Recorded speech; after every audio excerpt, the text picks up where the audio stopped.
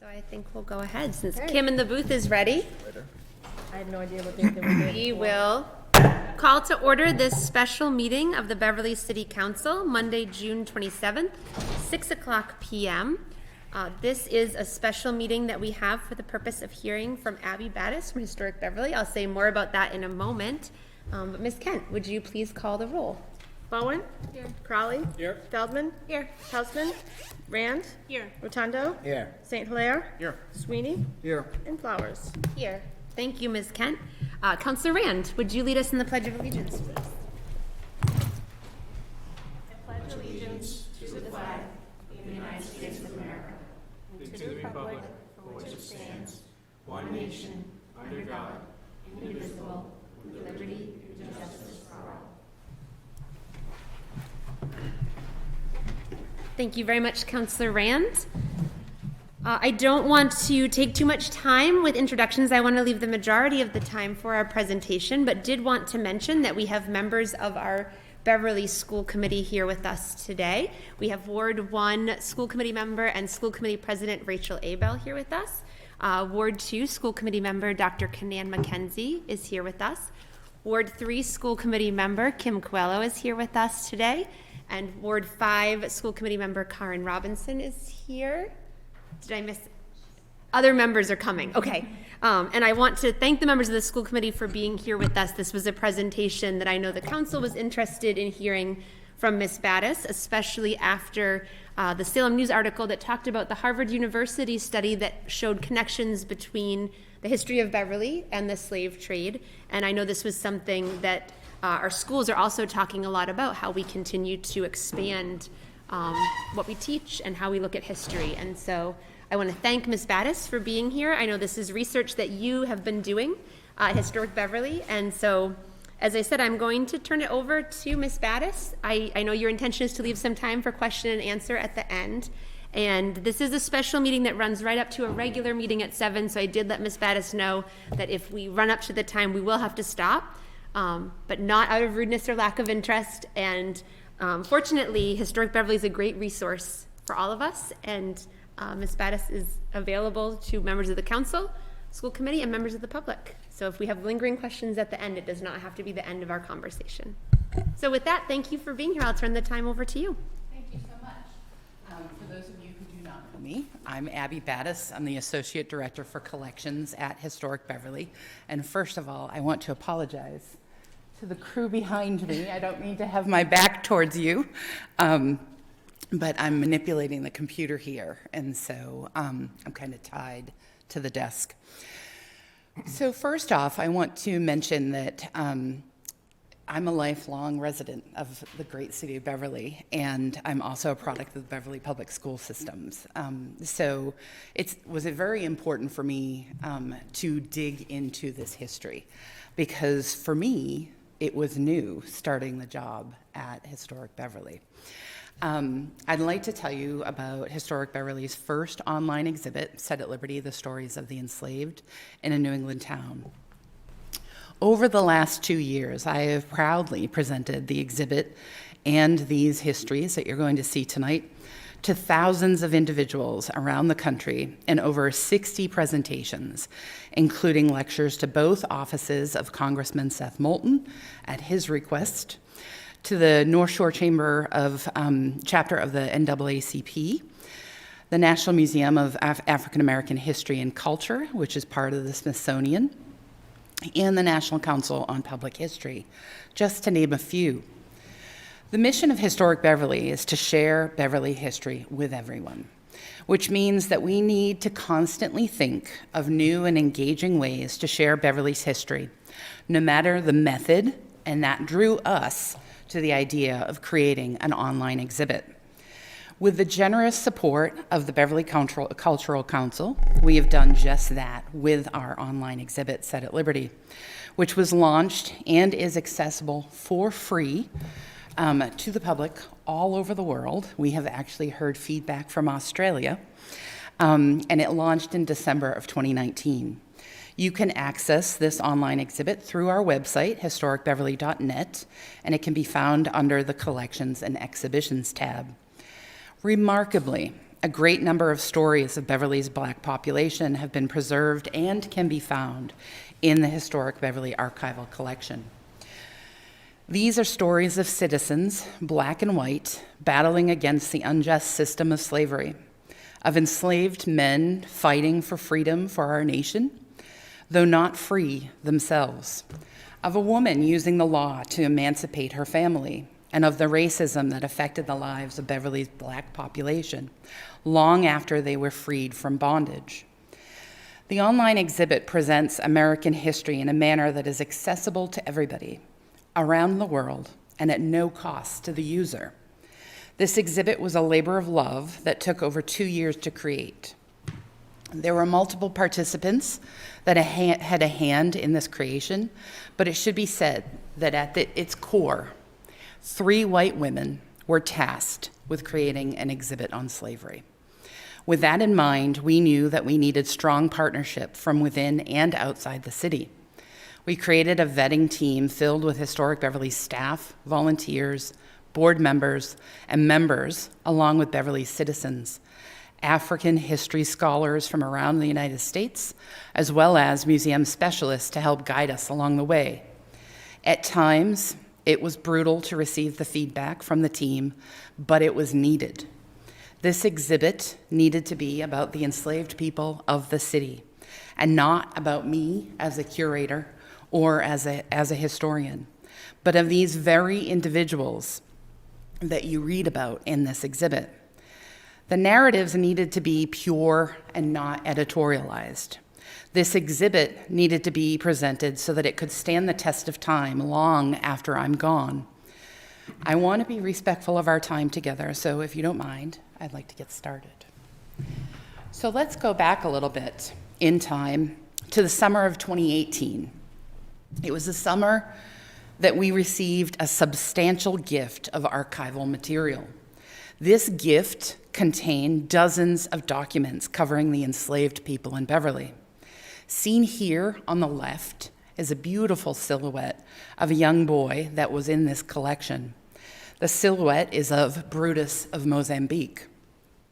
Also included in this gift are the passport, indenture papers, and images of Brutus Larkham, as well as the will and petition for freedom for an enslaved woman by the name of Juneau Larkham. It was this gift of archival material that was the seed of life for this online exhibit. And thankfully, this documentation didn't stop here. Fast forward a bit to the summer of 2019.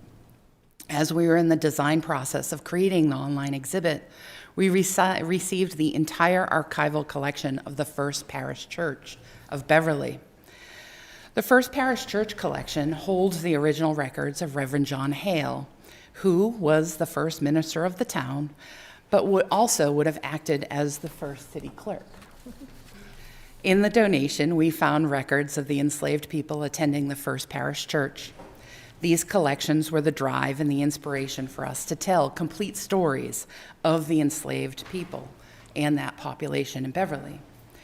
It's important to note that everything that you see for visuals in the Set at Liberty online exhibit is in the historic Beverly collection, except for only one image. That fact demonstrates how important our collection is to this topic of the enslaved population of Beverly. So let's take a look at some of the content used in the exhibit and how we were able to tell complete stories with our collection. The first story that was teased out was the story of Juneau Larkham. Years earlier, Historic Beverly had published a newsletter article on Juneau, so it was really important for us to include her story.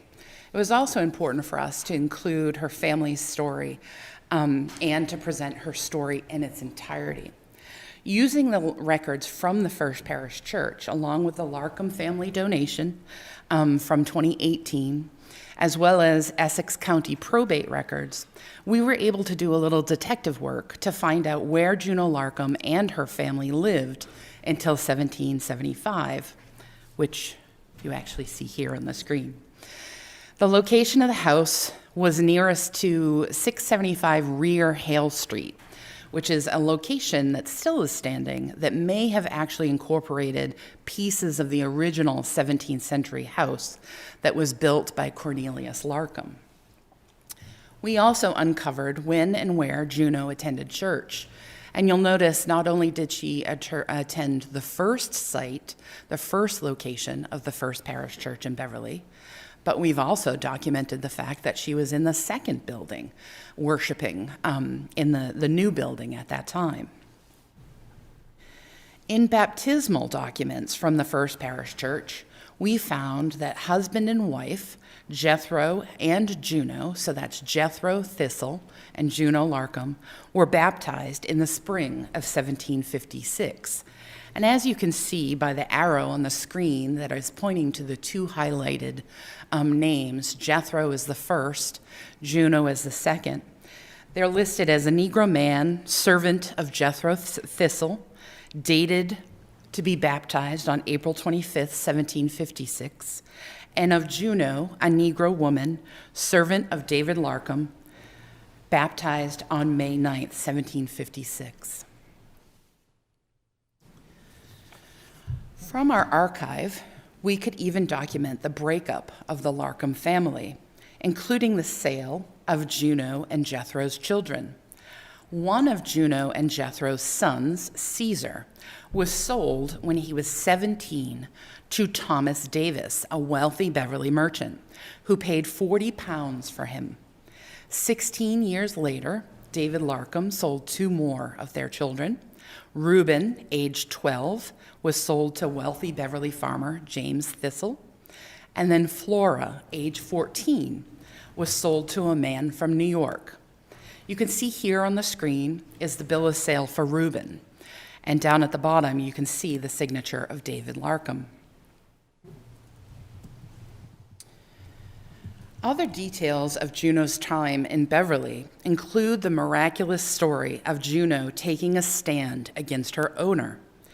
The breakup of Juneau's family and the prospect of more of her children being sold seems to have prompted her to take the unusual step of taking David Larkham to court. She charged him with trespass and assault, stating that she and her family were seized with force of arms and imprisonment, kept in slavery against her will. If Juneau's lawsuit succeeded, there was no way to be sure that they could find work to support themselves as free people.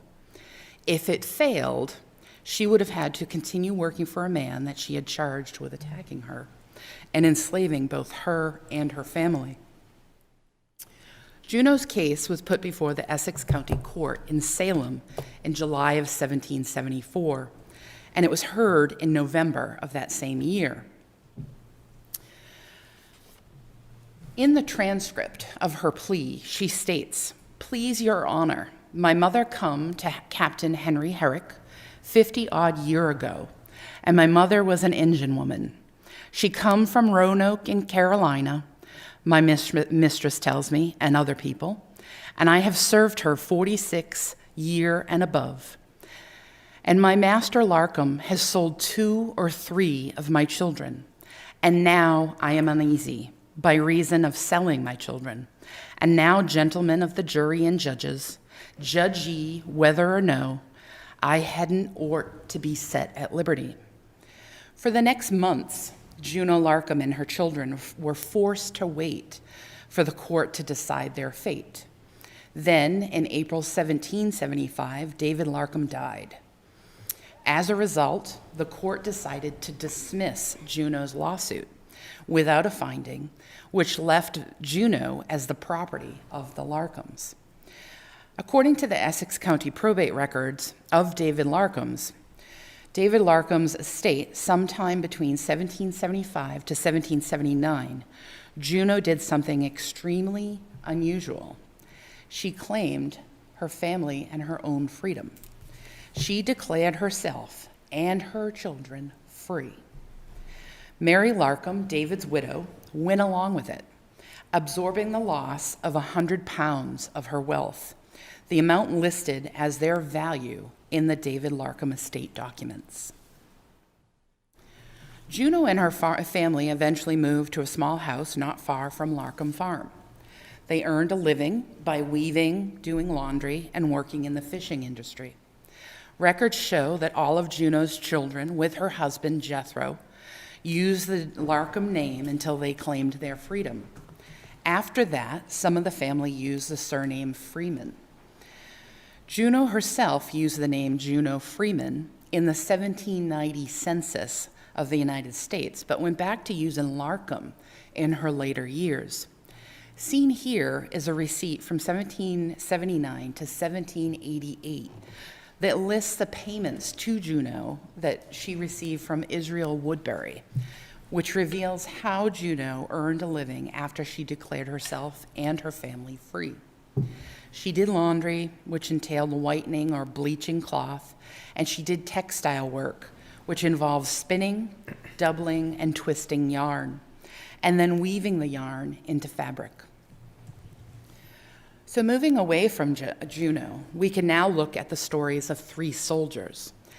By the time tensions erupted in 1775 at the Battle of Lexington and Concord, over 500,000 African Americans, mostly enslaved, were living in the American colonies.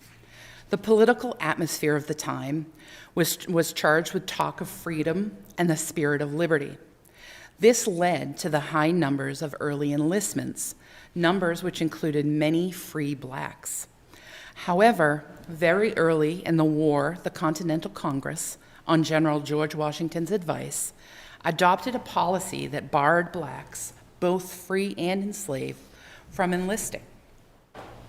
This response was a reaction to both the fear that arming blacks would lead to rebellions, as well as the refusal of white soldiers to fight alongside those they considered inferior. Free blacks who had already enlisted would be allowed to finish their terms, but would not be allowed to re-enlist. This changed in November of 1775 when Lord Dunmore, the royal governor of Virginia, issued a proclamation which promised freedom to slaves, who abandoned their rebel owners and joined the royal forces. Done for practical reasons rather than moral reasons, the British hoped this policy would not only bolster the size of their own army, but also cripple the Southern economy and renew the fear of slave uprisings. Coupled with declining enlistment, Dunmore's proclamation forced Washington's hand, and on December 20th, 1775, he wrote to Colonel Henry Lee. He said, "We must use the Negroes or run the risk of losing the war. Successes will depend on which side can arm the Negroes faster." With the policy rescinded, free blacks were once again able to enlist. The enslaved people were subject to the demands of their owners and were often given to the army in exchange for an enlistment bounty, or used as substitute for masters and their sons who did not want to serve. Based on a variety of sources, including documents in the Historic Beverly collection, we know the story of three soldiers from Beverly who participated in the war: Private Aesop Hale, Private Jethro Thistle, and Private Caesar Russell. When he was a boy, Aesop Hale was owned by Colonel Robert Hale of Beverly. Hale's estate, which you see the listing on the screen, was appraised on May 14th, 1767, and it included, quote, 2 old Negroes named Caesar and Rose, and 2 boys named Hector and Aesop, end quote. You can also see the other detailed list of items in Hale's inventory. When Colonel Hale died, he willed Aesop to his son-in-law, Joseph Gilman. There's no evidence whatsoever that Aesop was ever given his freedom. In 1775, he married Dinah Larkham, the daughter of former enslaved Juneau Larkham and Jethro Thistle, and they had 1 son. In February of 1776, Aesop joined Colonel John Glover's 14th Regiment, serving in Captain Moses Brown's company of Beverly. The town of Beverly, fearing an attack from the enemy, petitioned George Washington to send soldiers. Because the port of Beverly served as the base for the fleet of privateers who were capturing British ships and providing vital supplies to the Americans, the general complied and sent Glover's 14th Regiment. In addition to keeping the British at bay, the men trained intensively to prepare for the battles ahead. On July 17th, 1776, the regiment was called together to hear their commandeer read the Declaration of Independence at what is now Independence Park on Lothrop Street. Aesop Hale, his fellow soldiers and citizens of the town, were among the first of Massachusetts to hear the formal statement by the 13th colonies establishing their right to form their own government. These men actually heard it before Boston did. Just a little tidbit. Aesop finished his military service in August of 1776, soon after Glover's 14th Regiment left Beverly to join General Washington in New York. Aesop Hale died in 1778. Private Hale appears on this list of soldiers that you see on the screen from the 14th Regiment, who were paid wages and traveling expenses for their services during the Revolutionary War. Seen here is the payment document for Hale's wages, and you can see that Aesop Hale is highlighted as the last entry on the list, and you can see that he actually has signed his signature there. Uncommon for an enslaved individual. So now earlier, when I was talking about Juneau Larkham, I also was mentioning Jethro Thistle, her husband. Born in 1725, Jethro Thistle was sold 3 times in his life. When he was sold to the Thistle family of Beverly, he was just 2 years old. His name at that time changed from Matthew to Jethro. Enslaved people were usually given first names taken from the Bible or from ancient Rome. They often, like I had mentioned earlier, would use the last name of their owners. And after slavery was abolished, many took the name Freeman. As I had stated earlier, most of Jethro and Juneau's children had claimed that name. At the advanced age of 52, Jethro joined the Continental Army in March of 1777 to fill the quota for his hometown, Beverly. But instead, he served with the 15th Regiment out of Danvers. For months, he and his fellow soldiers, Minutemen from Massachusetts and New Hampshire, fought for military control of the Hudson River Valley in what came to be known as the battles of Saratoga, eventually winning the conflict and turning the war in favor of the American patriots. During the brutally cold winter of 77 and 1778, the 15th Regiment camped at Valley Forge, where the government failed to supply the Army with food, clothing, and shelter. An estimated 2,000 soldiers wintering there died from disease, hunger, and cold. Among them was Private Jethro Thistle. Records show that he died on February 28, 1778, leaving his wife Juneau and their many sons and daughters. Men of all ages joined the Army, and Caesar Russell of Andover was certainly one of the younger ones to do so. Just 16 when he enlisted in 1781, he stood only 5 feet 4 inches tall, according to his service records.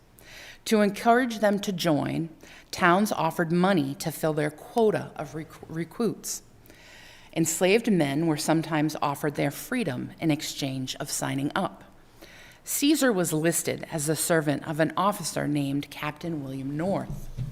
The word servant was often a synonym for slave, but he might also have been a free man who did work as a servant for Captain North. North was the aide-de-camp to Major General Frederick von Steuben, a member of General George Washington's staff who played an important role in improving camp conditions at Valley Forge and developing and implementing military training for the troops. At 19, Caesar Russell finished his service in the Continental Army as a private. He and his wife Sally moved to Beverly after the war, where their 5 daughters were born. They lived here for the next 20 years, during which time Caesar supported his family by working as a cook on trading vessels, one of which was the ship Mary. What you see here on the screen, again, is another fantastic signature. This is by the hand of Caesar Russell. Now, as some of you may know, the enslaved were not educated, so they would not have learned to read or write. So to see handwritten names of the enslaved people I'm mentioning is absolutely amazing. So to see the hand of Caesar Russell and his penmanship is pretty dynamic. So this brings us full circle back to Brutus. In 1750, David Larkham married the widow Mary Herrick West, who brought to her marriage an enslaved woman by the name of Juneau, whose story we reviewed earlier. It was at this time that Juneau became known as Juneau Larkham, establishing the Black Larkham family of Beverly. A generation later, Brutus of Mozambique came to the Larkham family as an enslaved African boy purchased by Captain Henry Larkham.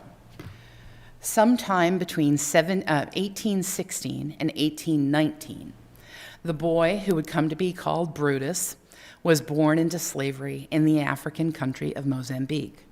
By 1825, he was living in Brazil, where he was purchased by Captain Larkham. Larkham was a Beverly sea captain on a trading voyage to Brazil. Captain Larkham and his wife Fanny, who later renamed the boy Julius Caesar, planned to train the boy as an indentured house servant. Brutus lived in Beverly for about 6 years with Henry Larkham's family, learning the trade of being a house servant and attending school. The last record of Brutus that we have shows him at age 16 on the crew list of the ship Catherine, sailing for the Pacific Ocean. At present, there is no information indicating why Brutus stopped being a house servant and went to sea instead. In a letter written to his wife and his daughter while he was in Brazil, Captain Larkham noted that Brutus would be freed and would learn to be a house servant, cleaning Captain Larkham's boots and doing other small jobs. He says, "I shall not come alone, but bring a N period, E period, G period, R period, O period." Very odd. Boy by the name of Brutus, to clean my boots and other small jobs. He's born in Africa and is a slave, but will be free at the moment that he treads on the United States soil, the soil of our country. 10 doubloons was paid for him, about one for every year of his age. "I suppose that you will scowl, my dear, but never mind. We hold all men are born free and equal." Indenture papers or apprentice papers were written for Brutus. This was a contract stating that Brutus would remain a servant of the Larkhams for the next 15 years, learning his trade. In addition, he would be taught to read and write. When Brutus finished his indenture, Captain Larkham promised to provide him with 2 suits of clothing, at least one which would be new. This was a standard indenture contract for a child. Adults were indentured for shorter periods of time, usually between 3 to 10 years. Apparently, Brutus did not live long enough to complete his indenture. Unfortunately, I will not be able to walk through all of the stories that the online exhibit covers, which should speak volumes to the stories that we can tell with our collection. Stories of Chloe Turner and Caesar Larkham Davis remain left for you to explore in the exhibit. But it's important to note that there are even more stories left to be told outside of this exhibit. Since the launch of this exhibit in December of 2019, right in time for COVID, we have continued our research on the enslaved people of Beverly. We know of references in our collection of at least 26 other named and unnamed enslaved people in prominent Beverly homes whose narratives are not in the exhibit. And those include a slave named Gove, Copper, who was listed as John Stanley's unnamed Negro, the Negro man valued for 95 pounds owned by John Balch, son of Benjamin, Porcius, a 10-year-old girl sold to Captain William Bartlett in 1769, whose bill of sale you will see here on the screen. Then there's Kate, who was owned by John Lovett III in 1764, and Maria, who was owned by Benjamin Cleaves in 1768. We have most recently finished inventorying our maritime records to identify enslaved individuals that were part of the triangle trade and who were from Beverly as part of this activity.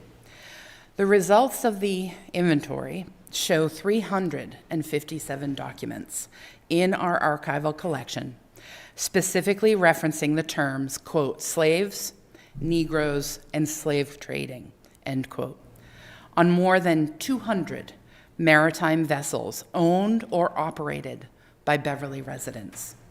These documents date from as early as 1704 through 1868. That's the colonial period to well into the 19th century. Beverly residents, including Moses Brown and Israel Thorndike, co-owned the schooner Two Friends together, and you see them up on the screen.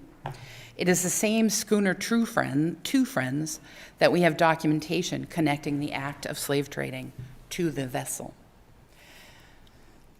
as well as Andrew, George, and John Cabot, who were part owners of 40 privateer vessels sailing from the Cabot Wharf, of which we have documentation of slave trading on some of those vessels as well. John Cabot was the owner of the Cabot House, in which I currently work, and Andrew Cabot owned the building in which we currently sit. But I don't want to lose sight of the stories of the enslaved individuals in Beverly. And I want to tell you that our work is never finished at Historic Beverly. We've been working with a professor at Endicott College to document the history of Robin Mingo, a Black man enslaved by Thomas Woodbury, whose tale of seeking freedom has been that of legend until now. This is the same Mingo of the beach that now bears his name. I also don't want to lose sight of the enslaved individuals whose burial records we just came across 2 weeks ago, located in the back of a sermon book of the First Parish Church, dating to 1774. It's chock full of burial dates for enslaved Beverly residents, including Sarah, a Negro woman belonging to Captain Thomas Davis, another Mingo, so popular name. This Mingo was an individual enslaved by Captain Nicholas Thorndike, and Cora, a Negro woman belonging to the widow Priscilla Corning. These are the histories waiting to be told, and these are the histories that will no longer be silenced. I want to thank you all so much for having me tonight. It has been an honor. Out of everything that I've done, it's been an honor to present to all of you. So, questions? Thank you very much, Ms. Battis, for your presentation and for helping us to just sort of enter into, as you're alluding to, just enter into what the stories are of the people of this community and also people who were brought to this community against their will. And I think that's an important piece of what you're really helping us to reflect on. And it seems extremely timely, given that our race equity audit has been received by the city. This council will be hearing a presentation from the firm that helped us to work on that in the fall, so that we can really think about how we might dig in and help to be part of continuing to work on thinking about, talking about our history, and then where we go from here as we continue to build a more just and open society. So thank you for being here. It feels really timely. I do want to mention, before I open up to questions for Ms. Battis, as President Abel promised, another school committee member did come in during that time. I want to acknowledge Ward 6 school committee member Lorinda Visnick. You're back in your usual seat. Welcome back. Hope you're feeling better. I also wanted to just acknowledge that His Honor the Mayor, Mike Cahill, is here with us. And I should have initially also said the Mayor's Chief of Staff, Jocelyn Rell-Kursker, is here with us. But as so often happens to me, we were in a bad sight line, Ms. Kursker. I'm so sorry. And Fire Chief Peter O'Connor also has come in during this time. So thank you all for being here. Are there questions for Ms. Battis? Oh, I'm sorry. Councilor St. Hilaire. Thank you, and thank you, Ms. Battis. I thought that was an incredible presentation. I learned an awful lot, and I guess my question is, what is the status of your project? What are you up to next with this? Is there more to come? That's a great question. Should I go over to the podium, do you think? Oh, sure. That would be great. So that I can address all of you. Thank you.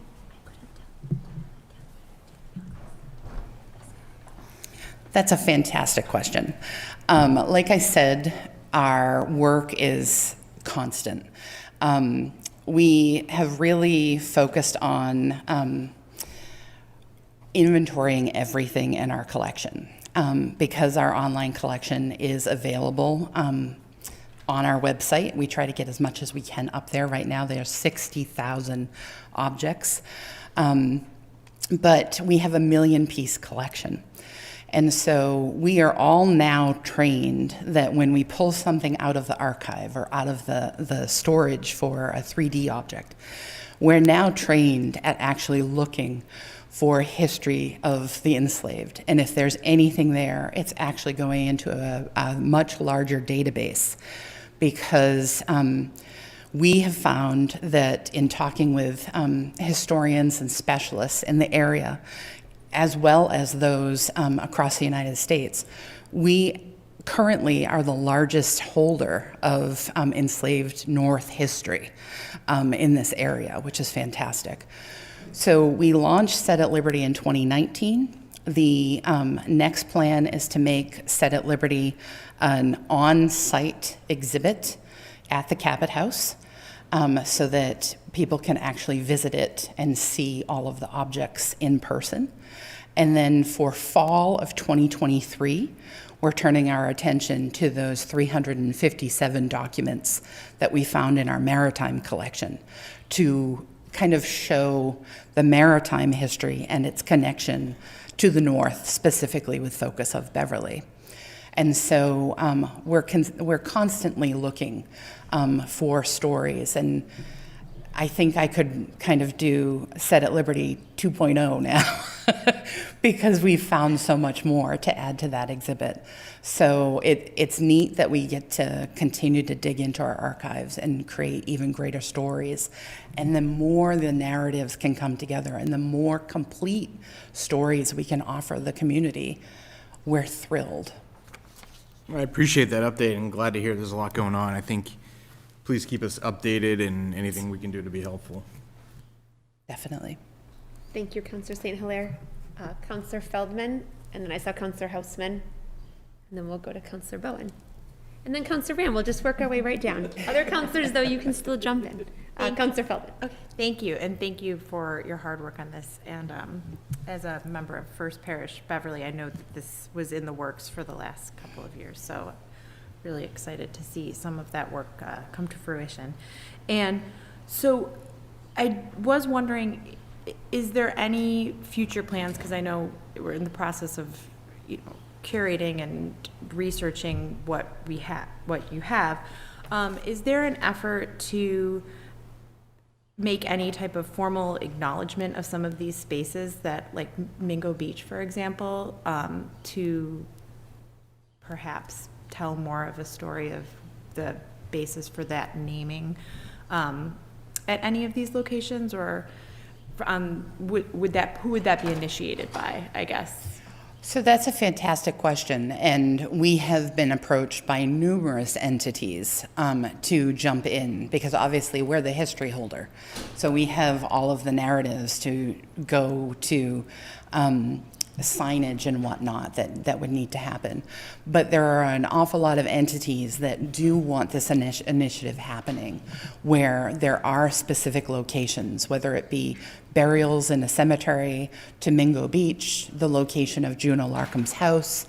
I think that in the long run, Historic Beverly would love to see a Black History walking tour that has signage, but also has a kind of like an audio component to it, whether it's a dial-in walking tour or something like that, which obviously we'd be a major part of.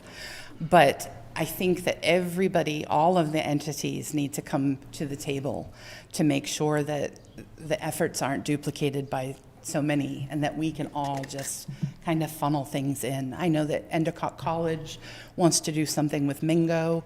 I know that the city has reached out to do something within the cemeteries. So there's an awful lot that can be done. I just think that, and we learned this the hard way, so definitely follow our path. It's a very large topic, and it's daunting, because you want to make sure that it is done well. And so I think that we just all need to come to the table to really tease out what could be done successfully, respectfully, and is useful to everybody, from school-age kids all the way up to, the community members. Great. Thank you. All set, Councillor Feldman? Thank you. Councillor Hostman? Yes, thank you. Good evening. Good to see you. Good to see you. Yeah, I guess I really have a question for you, but I want to respond first to Councillor Feldman's question, in part because, as you talked about, there are numerous parties who are all interested in this subject, and one of the things that you and I have talked about, but that I'm excited is before the council tonight, is the mayor's proposal for a transfer from free cash for a master plan for Central Cemetery. So there is evidence that some of Juneau Larkham's family may be buried at Central Cemetery, and part of my notion for a master plan for Central Cemetery and our other cemeteries is to sort of partner with fellow travelers, if you will, and incorporate as part of a master plan planning for our cemeteries the incorporation of the information that Historic Beverly is coming up with, that the research the professor at Endicott College is coming up with, because in addition to the documentary evidence that we have tangible, tangible physical representations of our history in our cemeteries in the form of the gravestones, which presently are in a state where they're not really being conserved and preserved in the way they can be. So the master plan process is part of an opportunity to sort of incorporate and hopefully remove the silos and build partnerships with various different entities who are all have this sort of similar interest. I've been inspired by the story of Juneau Larkham in particular and set at Liberty. It's just an amazing story. So my question to you, Abby, is I know you've had an opportunity and very much have reflected on the significance of what you're doing and what can be done. I'm curious about sort of your reflections on the meaning of what we're finding in relationship to how we as Beverly residents might think of Beverly history. I've been particularly excited about the idea of, like you referenced a Black history walking trail, and having, part of what I'd love to see would be plaques or some kind of markers along that trail, including at the cemetery or Independence Park and so forth, right, to help people reflect. But I know you are immersed in this, and so I'm curious about your own sort of reflections, if you might share some about the significance of what this means for you as a Beverly, for us as Beverly residents. I have two perspectives. One is as a professional in the museum field.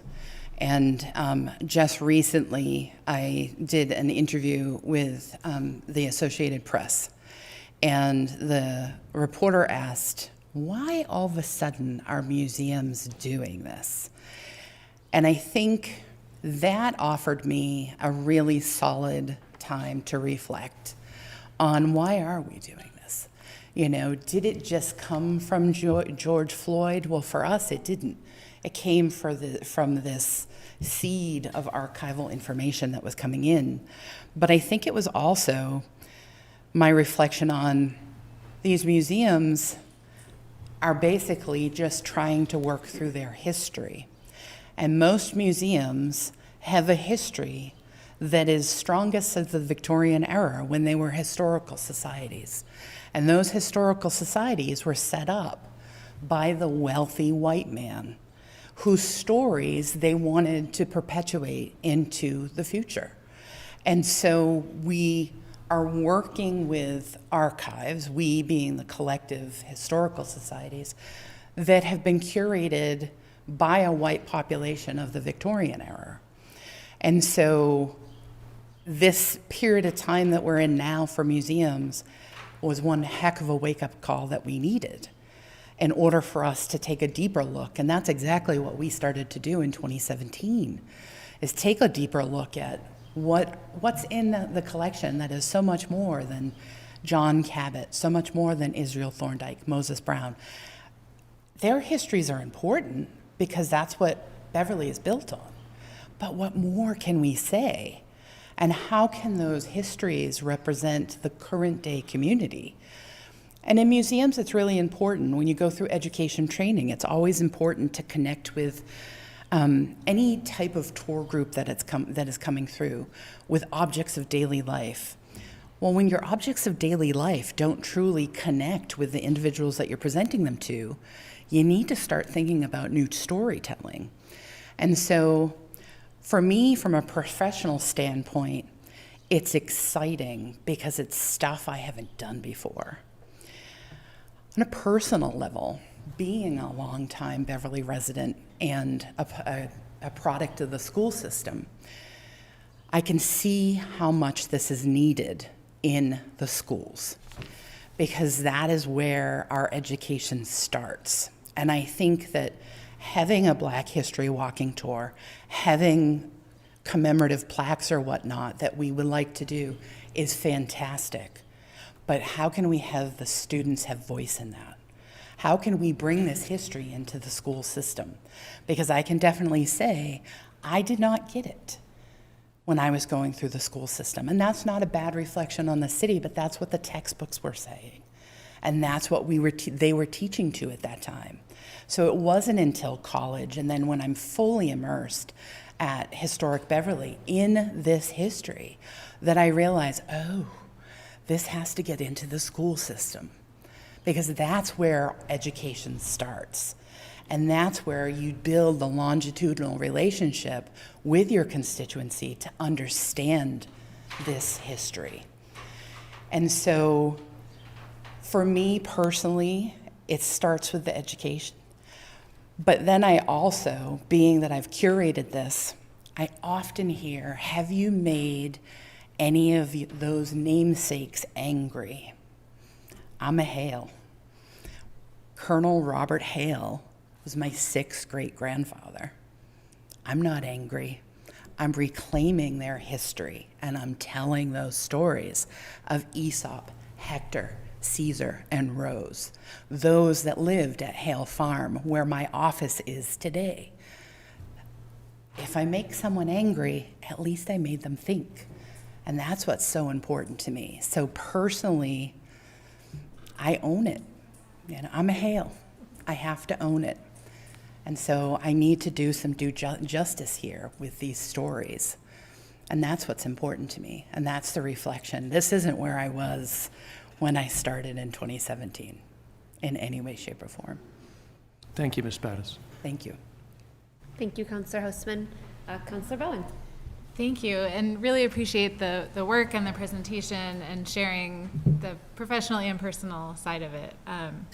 The only other question I had that wasn't already covered was just with the anniversary coming up in a couple of years of the establishment of Beverly as Beverly. I'm curious how you're thinking about looking at 400 years of history and drawing out some stories that maybe weren't told at past anniversaries or weren't documented in the way that you have since documented them, and what we might do to support in the planning leading up to those commemorations and celebrations of history. I think that's a great question. We actually are starting to think about that, and we're starting to tease out the stories that will be part of a much larger exhibit that is going to be at the Cabot House, and it's called Beverly, an American Story. And what we're hoping is that the in-person iteration launches next summer, with the online iteration launching in the fall or winter, and we keep rotating it out. With 1 million pieces, we have thousands of stories to tell. And so we can do this Beverly, an American Story on repeat through the anniversary of the city, as well as we also have Rev 250, Revolutionary War 250, in mind that we're going to have to embrace as well, because that anniversary is coming down the pike. So our exhibit planning usually is about 2 to 3 years out. So, because I have to think that far ahead. So, but great question. Thank you, Councilor Bowen. Councilor Rand. Thank you. Thank you so much for presenting your research.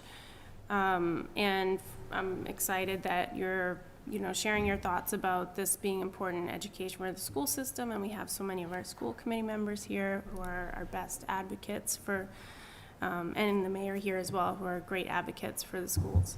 I guess I just wanted to thank counselors for their questions and your answers, because a lot of what I was thinking about has come up, but I just wanted to also share how just completely devastating some of the perspective you're forced to sort of see in your research shares. That I really was struck by how the stories being told are still sort of told from even just to say enslaved people, sort of, to me, sounds like a little bit like the story is still being told from a white perspective, and that's not a criticism of your presentation, but a sort of an observation about how the documentation is still missing the personal, like the firsthand documentation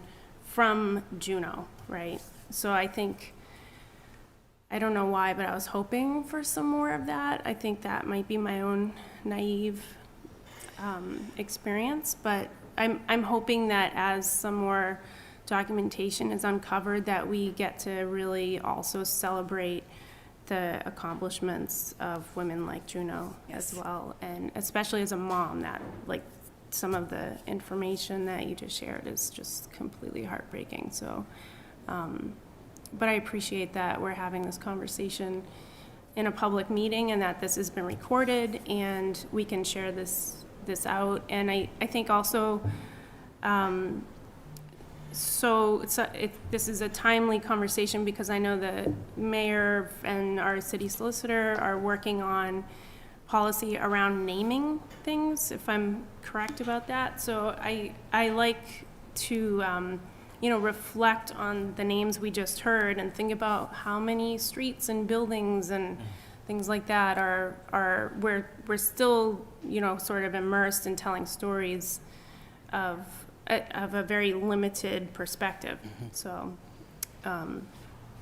It's less of a question, more of a reflection. I appreciate you all joining me with that. But well, I think that's I needed to hear that, especially today, because this past month I've been censored for what I say in regard to Set at Liberty. One was at a conference where they didn't want me to read the primary source materials on the screen. They didn't want me to say the word Negro. And they asked me before I presented if they could actually put a sensor screen up saying that I would be mentioning those words. I backed out of the presentation. It's history, but I have found that with the 60-plus presentations that I've given, there's a fine line I have to walk. I think the exhibit does it so much better than I can articulate here. And it reminds me of the one moment that I had with one of Gwen Rosemond of Salem State, who is a former professor of African American history there. I had a great conversation with her, and she said, you know, you just need to move away from wanting to be a curator, wanting to be the historian, wanting to editorialize this. Read this sentence. And she had me read the sentence that said, Jethro Thistle was sold for the first time at the age of 2. And she had me read it again. And she had me read it again. It spoke for itself. None of my voice was in that sentence. And I basically took that sentence and went back and reworked the whole entire exhibit, reminding myself that it wasn't about me, that it was about the individuals whose history I was just trying to tell the story. And so remember that Jethro Thistle was sold for the first time at the age of 2. So. Thank you, Councillor Rand. And that's a great point and a great reminder to us that the voices that are recorded still are so often the voices of the white people who recorded history or wrote it down. And so you're offering us an important reminder that we're still looking to elevate the voices that aren't being heard. Are there other questions for Ms. Battis in our last few moments? Well, Ms. Battis, thank you for being here with us. Thank you for your presentation. And as I said when we started, this is obviously not an end of a conversation. This is, as you said, work that's ongoing, and it's ongoing not only for Historic Beverly, but for all of us. As Councillor St. Hilaire said, that there's work for all of us to do.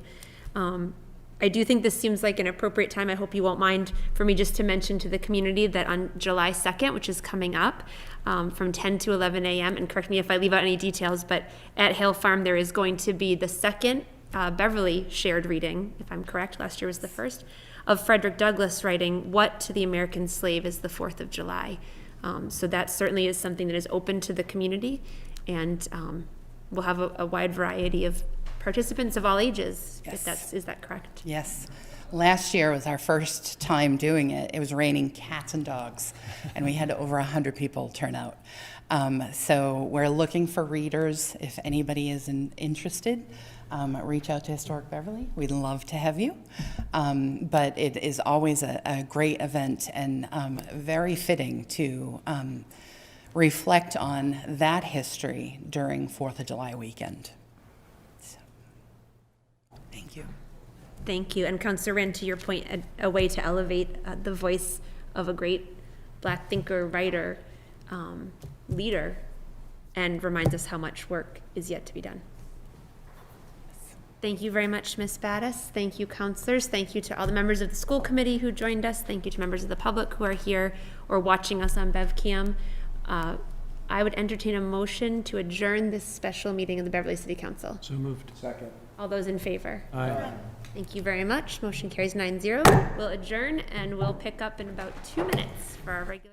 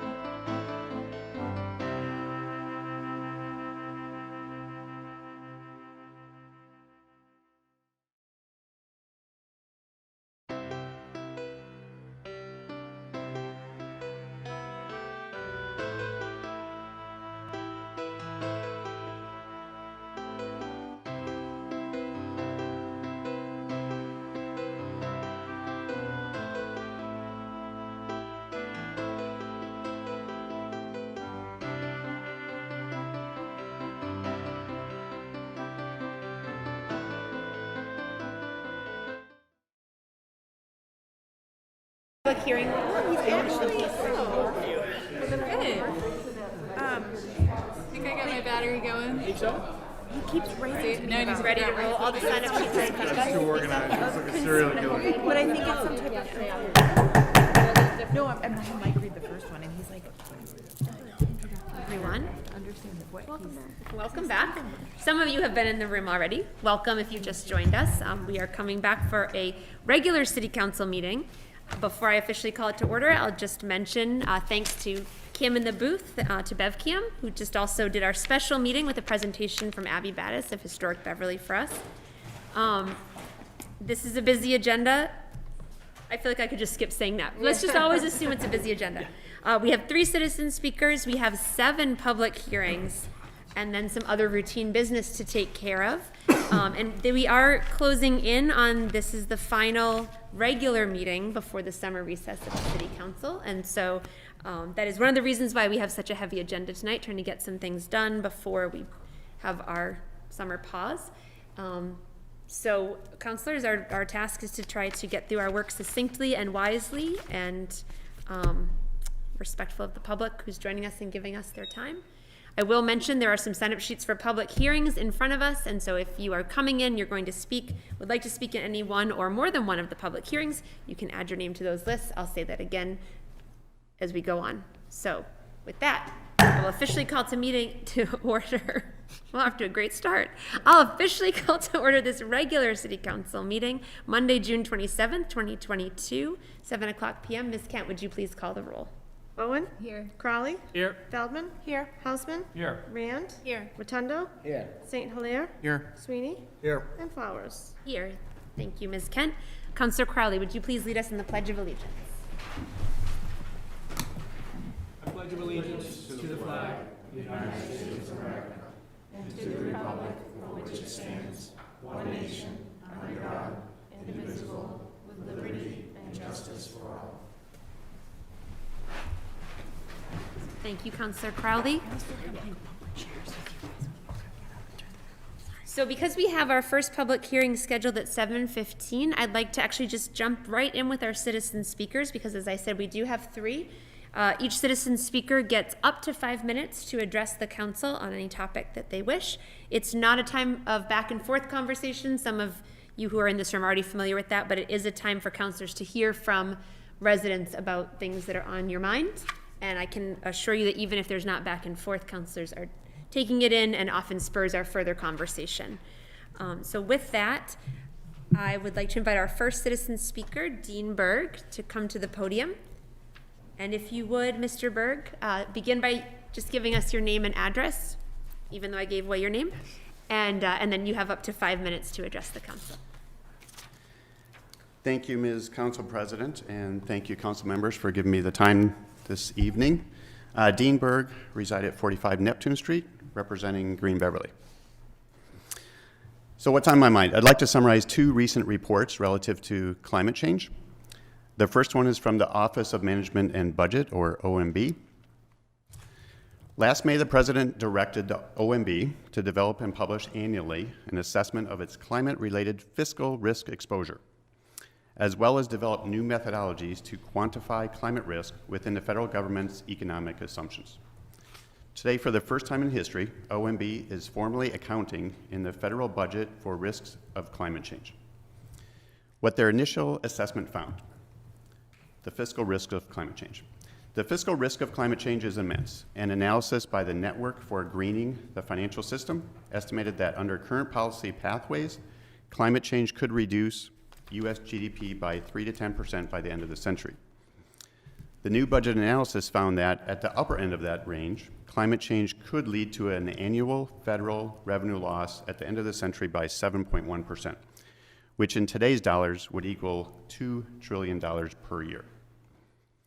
Furthermore, the analysis found that the federal government could spend between an additional $25 billion to $128 billion annually on just 6 types of federal expenditure, those being coastal disaster relief, flood insurance, crop insurance, healthcare insurance, wildland fire suppression, and flooding at federal facilities. And they had many examples of those. I won't go into those in the interest of time. The second report that I'd like to summarize is from the Greater Boston Research Advisory Group. Greater Boston typically has between 8 and 10 days per year with temperatures over 90 degrees. I think we're still waiting for that this year. Knock on wood. But a new report from the group at the University of Massachusetts Boston says that number could rise to as many 90 days per year by the end of the century. The report by the Greater Boston Research Advisory Group was published Wednesday as a 5-year update to previous climate research. It details projected changes in temperature, precipitation, sea level, and more over the next 100 years. Temperatures are not the only measures on the rise, according to the report. The relative sea level along the Massachusetts shoreline is rising faster than the global average. By the year 2100, the sea level around Boston will likely be about 3.4 feet higher than it was in the year 2000. But it could rise as much as 15.6 feet under the worst circumstances, the report found. Each year, Boston will likely have more nuisance flooding days, or days in which the local flood threshold is exceeded for at least an hour, if greenhouse gas emissions keep rising.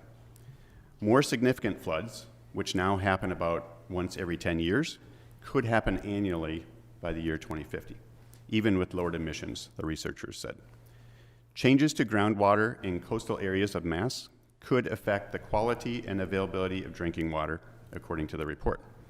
Over the next 50 years, groundwater will likely fluctuate with the seasons each year, but decrease overall by the end of the century. The change could mean less available drinking water. The report's findings underscore the importance of reaching net zero emissions by 2050, both in Boston and globally, to prevent catastrophic levels of warming and sea level rise. Thank you, council members. Thank you very much, Mr. Berg. Thank you for being here with us, and thank you for your time. Our second citizen speaker tonight is Keisha Johnson. So similarly, if you would begin with your name and address for the record, and then you have up to 5 minutes. Thank you, Madam President and councilors. Keisha Johnson, here just as a chairperson of the Human Rights Committee. And I feel really grateful, especially grateful tonight to be fortunate enough to use my voice and to be present. As we gather here in this place, we acknowledge and honor the original indigenous inhabitants of this land, the Namkeg and Pawtucket bands of the Massachusetts tribal nation, which continues today through the membership of the Massachusetts tribe. We acknowledge their ancestral and continued connection to this land. We also recognize our obligations to this land, to better environmental care and stewardship, to which the indigenous people who care for it have long called us. As we work toward diversity, equity, and inclusion, we acknowledge the importance of lifting up and inviting in many voices, including those of indigenous people, and of including those voices and perspectives in our discourse, in our decision-making, and in our actions. And tonight, I'd like to ask council members and Madam President that we are advocating for our community as a whole, and asking that. We know that we recently had an equity audit that was released. We've seen the results. We know that we have a vacant DEI director position. I also have recently resigned as the HRC chairperson. I'm sort of carrying it over until September. I look forward to meeting who comes next and a new vision and person and ideas. But I think it's important that we're all intentional and that whatever we can do, when we can do it, and referencing Neil Levine's comments that he made on May 16th, that we're using those platforms in any way that we can to be sure that we are all doing the work, showing up and listening to everyone, and especially voices that aren't able to be heard, especially. So thank you for doing that and for listening to members who are willing and able to be present here and that come to these meetings and say the things that mean the most to them. And, it's really about all of us in the community. And so as you sit in your position, I trust that you're utilizing your platform for everyone. Thank you. Thank you very much, Ms. Johnson. Thank you for being here and for giving your time and speaking with us. Thank you. And our third citizen speaker signed up for this evening is Robert Gates. Thank you, Mr. Gates. Hi, so if your hearing starts in 2 minutes, should I cut myself off in 2 minutes, or how do you want to handle that? Why don't you go ahead, if you don't mind, you can start with your name and address for the record, and then if we get to that point and you aren't quite finished, what I'll do is I'll just pause you, open the hearing, and then we'll recess it by just a few minutes to make sure you get your full up to 5 minutes. Fair enough. Break me up when you need to. Robert Gates, 61 Trask Street, and if anyone who knows me, I am not short of words, so I actually set a little timer on my wrist to keep myself honest here. So that's why I was asking. I'm here because of an experience I had last week regarding the Zoning Board of Appeals, and I wanted to bring this to light because of your function as both the confirmation and confirming, I believe, of the mayor's appointments through all of the land use boards, as well as your just general fiduciary responsibility to the well-being of the city and your oversight of the zoning ordinance. And obviously the zoning ordinance sets an incredible tone for this city about what type of development in terms of commercial, residential, and what kind of businesses live here and what kind of people are attracted to living here and stuff. So that's kind of the overarching, why am I here? The particular incident in question revolves, and there's nothing wrong necessarily with what happened, I'm just bringing to light the circumstances to you folks, is that my neighborhood abuts industrially zoned property, and there is quite a bit of development, as you folks may be aware, in the San Fonso Park of the last few years. And there's not a lot of instances in this city where you have residentially zoned property directly abutting industrial property. This is R45 district, so the minimum lot size is 45,000 square feet, which is just over an acre. Mine happened to be on 11,000, and I took a look at the GIS a few days ago, and there's only about 4 or 5 houses in that neighborhood that are 1 acre or larger. So we now have a situation where the industrial development is getting close to a residence. And I just wanted to raise the issue of kind of the inequity of that battle when it comes to the zoning board. You have basically every applicant, if they get counsel, is represented by 1 of 2 attorneys in the city. And they're well-known, established families and names and stuff. And they do anywhere from 1 to 5 applications a meeting. And then you have my little neighbors who directly abut this industrial property. And they're they have licensed site professionals, they have engineers, traffic people, attorneys, and stuff. And they're just they're sitting on a gold mine, because everyone who owns property right now in Beverly is sitting on a gold mine. But they just got hit with the 401k and stuff, probably going down. And they're just thinking, oh my gosh, there's this industrial creep, and no one's going to want to buy my house, and how am I going to retire and stuff. And I'm the youngest person pretty much on the street. And so these people are looking towards cashing out and making use of that. And they're up against, high-powered folks who are, have a business, and then, they're getting paid to be there. And then my little neighbors are just keep this away so that I can sell my house. And I just wanted to bring that to your attention. I just want to call the attention to 2 examples. Both at the district attorney, they have the victim witness advocate. So for example, I'm driving home from here and I get hit by a drunk driver tonight, and I don't know what courtroom to appear in, and I don't know how to report my injuries, or the government gives me someone to help, and you guys have your budget analysts too, and they're helping you again into foreign territory. If I get drawn into the legal system, I may not know anything about the system, and that's where that victim witness advocate comes in. You guys might not be able to understand municipal finances. That's when you turn to your budget analyst. So I'm just thinking that you might be able to look for a way to navigate. I'm sorry, am I overrunning your hearing? I'm sorry. Anyways, my alarm's going off anyways. But I just wanted to just throw this idea out to you.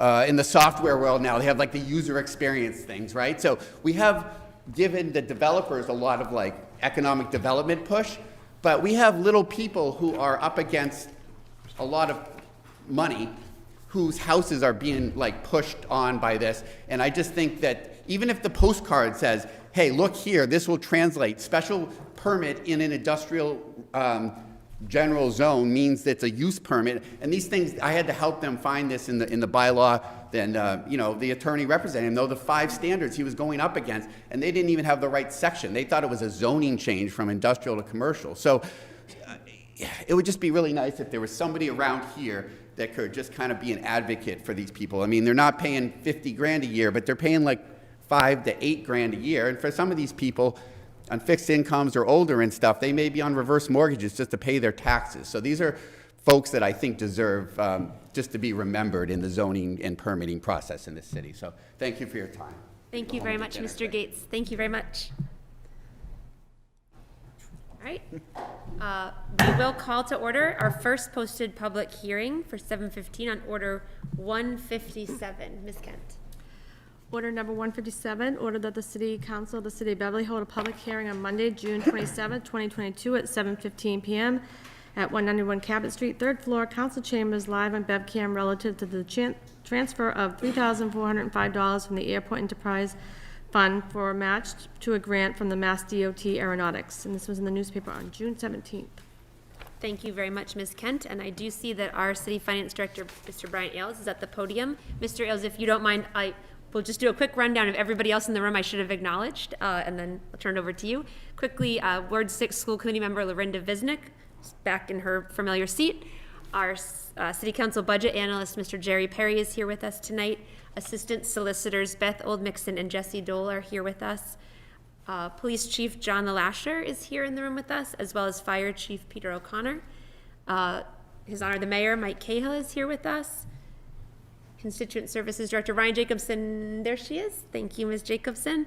Also, Mayor's Chief of Staff, Ms. Jocelyn Grill-Kursker, is here with us. And did I get everyone? Am I very fast doing that? Jesse, I got. Check. All right. Thank you. Mr. Ailes. Thank you, Madam President. Good evening, councilors. I'll be brief. I know we have a few of these this evening. The one before you this evening is effectively it's a grant request to accept a grant from Mass DOT related to some work up at the airport dealing with stormwater management plan and prevention, spill prevention and control plans. The way these grants work is there tends to be a match in many cases. This particular grant is 95% funded through Massachusetts Department of Transportation Aviation Division, and we as a city, the airport in particular, would be looking to match the additional 5%, which would be a transfer from the enterprise fund balance of $3,405. Thank you, Mr. Ailes. I want to just mention again, folks are watching and planning to come down for one of our public hearings or here in the room. The sheets to sign up to speak are on the table in front of me, and you can come up at any point and sign up for any of the public hearings. In a moment, Ms. Kent, you maybe can hop down and get the one for this, but we'll give people a moment. Councilors, are there any questions for Mr. Ailes on Order 157? Are there any members of the public who would like to speak in the public hearing on Order 157? All right. Mr. Perry, was there anything that you would like to add to what Mr. Ailes had talked about? Yeah, very quickly, Madam President. Good evening, everybody. The retained earnings was approved by the state at $497,000. If you pass this tonight, based upon 3 other transfers you already done, you'll have $297,661 in the fund balance. I think that's sufficient enough. As you know, I wrote you a memo last week on this and many others. I would recommend adoption of the mayor's proposal. Thank you very much, Mr. Perry. With that, we'll close this public hearing and refer it back to the Subcommittee on Finance and Property for that subcommittee to be able to take action on that matter tonight. We have 3 minutes before our next public hearing, so let's go to acceptance of minutes of previous meetings. We have 8 sets of minutes to approve. which seems right for the year that we're having. There is a special city council meeting April 19th, 2022, a regular city council meeting from April 19th, 2022, the Committee on Finance and Property Committee of the Whole for May 31st, Committee on Finance and Property Committee of the Whole for June 1st, Committee on Finance and Property Committee of the Whole for June 13th, special city council meeting June 15th, special city council meeting June 21st, and the 8th set of minutes is the Committee on Finance and Property Committee of the Whole for June 22nd. Is there a motion to accept these minutes? So moved. Second. Oh, Make a Councilor quick Bowen. amendment? Yes, please. Thank you. I noticed that April 19th minutes have the same heading as others, but I think we had that one in the middle school because that's the only room that's currently equipped for hybrid meetings. So was hoping we could amend the note of the location for the April 19th meetings. I would accept the friendly amendment. Thank you. Is there a second? Thank you. Thank you, Councilor Rand, right on that. And Councilor Bowen, thank you for catching that. That's true. We were in a different location for the city council on that meeting. I'm sorry. We have a motion and a second on Councilor Bowen's amendment. All those in favor? Aye. Any opposed? All right, thank you. Is there now a motion to accept the sets of minutes as amended for April 19th by Councilor Bowen? So moved. Second. All those in favor? Aye. Thank you. Motion carries 9-0. Ms. Kent, let's go to communications from His Honor the Mayor and see if we can get through Order 182. Order number 182. Dear Honorable City Council, I am pleased to inform you that the City of Beverly was awarded a Mass Department of Mental Health Jail Arrest Diversion Program grant for fiscal year 2023 to continue funding to co-responding clinicians to support the Beverly Police Department's Community Impact Unit. The grant is for $200,000 for a one-year period. Specifically, this grant funding will be used to fund the co-responder clinician positions that assistant police staff on call for individuals who need mental health and/or substance use support. The Jail Arrest Diversion Program grant is a regional collaborative effort between the Beverly, Essex, Gloucester, Ipswich, Manchester, and Rockport Police Department. Mass General Law, Chapter 44, Section 53A requires both City Council and Mayor approval before any grant, donation, earmark, or gift to the city can be extended for their prescribed purpose. I therefore request the City Council approve this grant by acting on this matter at your upcoming meeting on June 27th. Thank you. Sincerely yours, Michael P. Cahill, Mayor. Thank you, Ms. Kent. Let's refer that to the Committee on Finance and Property. And that brings us to 7:25. So we will open our posted public hearing on order number 158. Order number 158, ordered that the City Council of the City of Beverly hold a public hearing on Monday, June 27, 2022 at 7:25 PM at 191 Cabot Street, 3rd floor. Council chambers live on BevCam relative to the end of year, fiscal year 2022, realigning funding within the city's operating budget to property accounts for costs through June 30th. And this was in the newspaper on June 17th. Thank you very much, Ms. Kent. Mr. Ailes. Thank you again. As Ms. Kent stated, this is a request to realign some existing funds within the FY22 budget. As we approach the end of the fiscal year, we're looking to realign some cost centers so that we don't show deficits at the end of the year. It's somewhat of a housekeeping exercise that we do at the end of every fiscal year. Some things I'd like to point out to you in terms of uses. They were also noted in Mr. Perry's memo to you, but we're looking to reallocate $395,436 for the following purposes.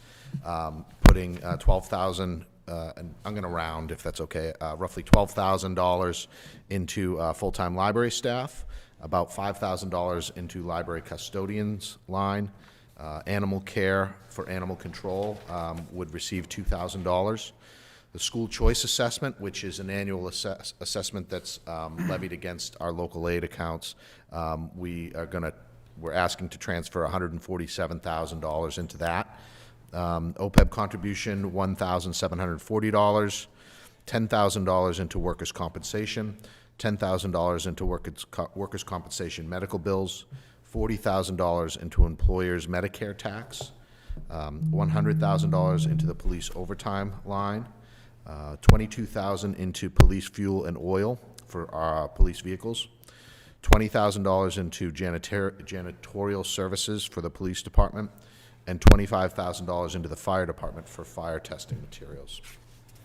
The funds that would support these additional expenditures would come from primarily three areas. The reserve for unforeseen for $65,000. The public safety dispatch section of the budget would account for about $265,000 of this, and then an additional $65,000 will be transferred from the short-term interest line within the budget.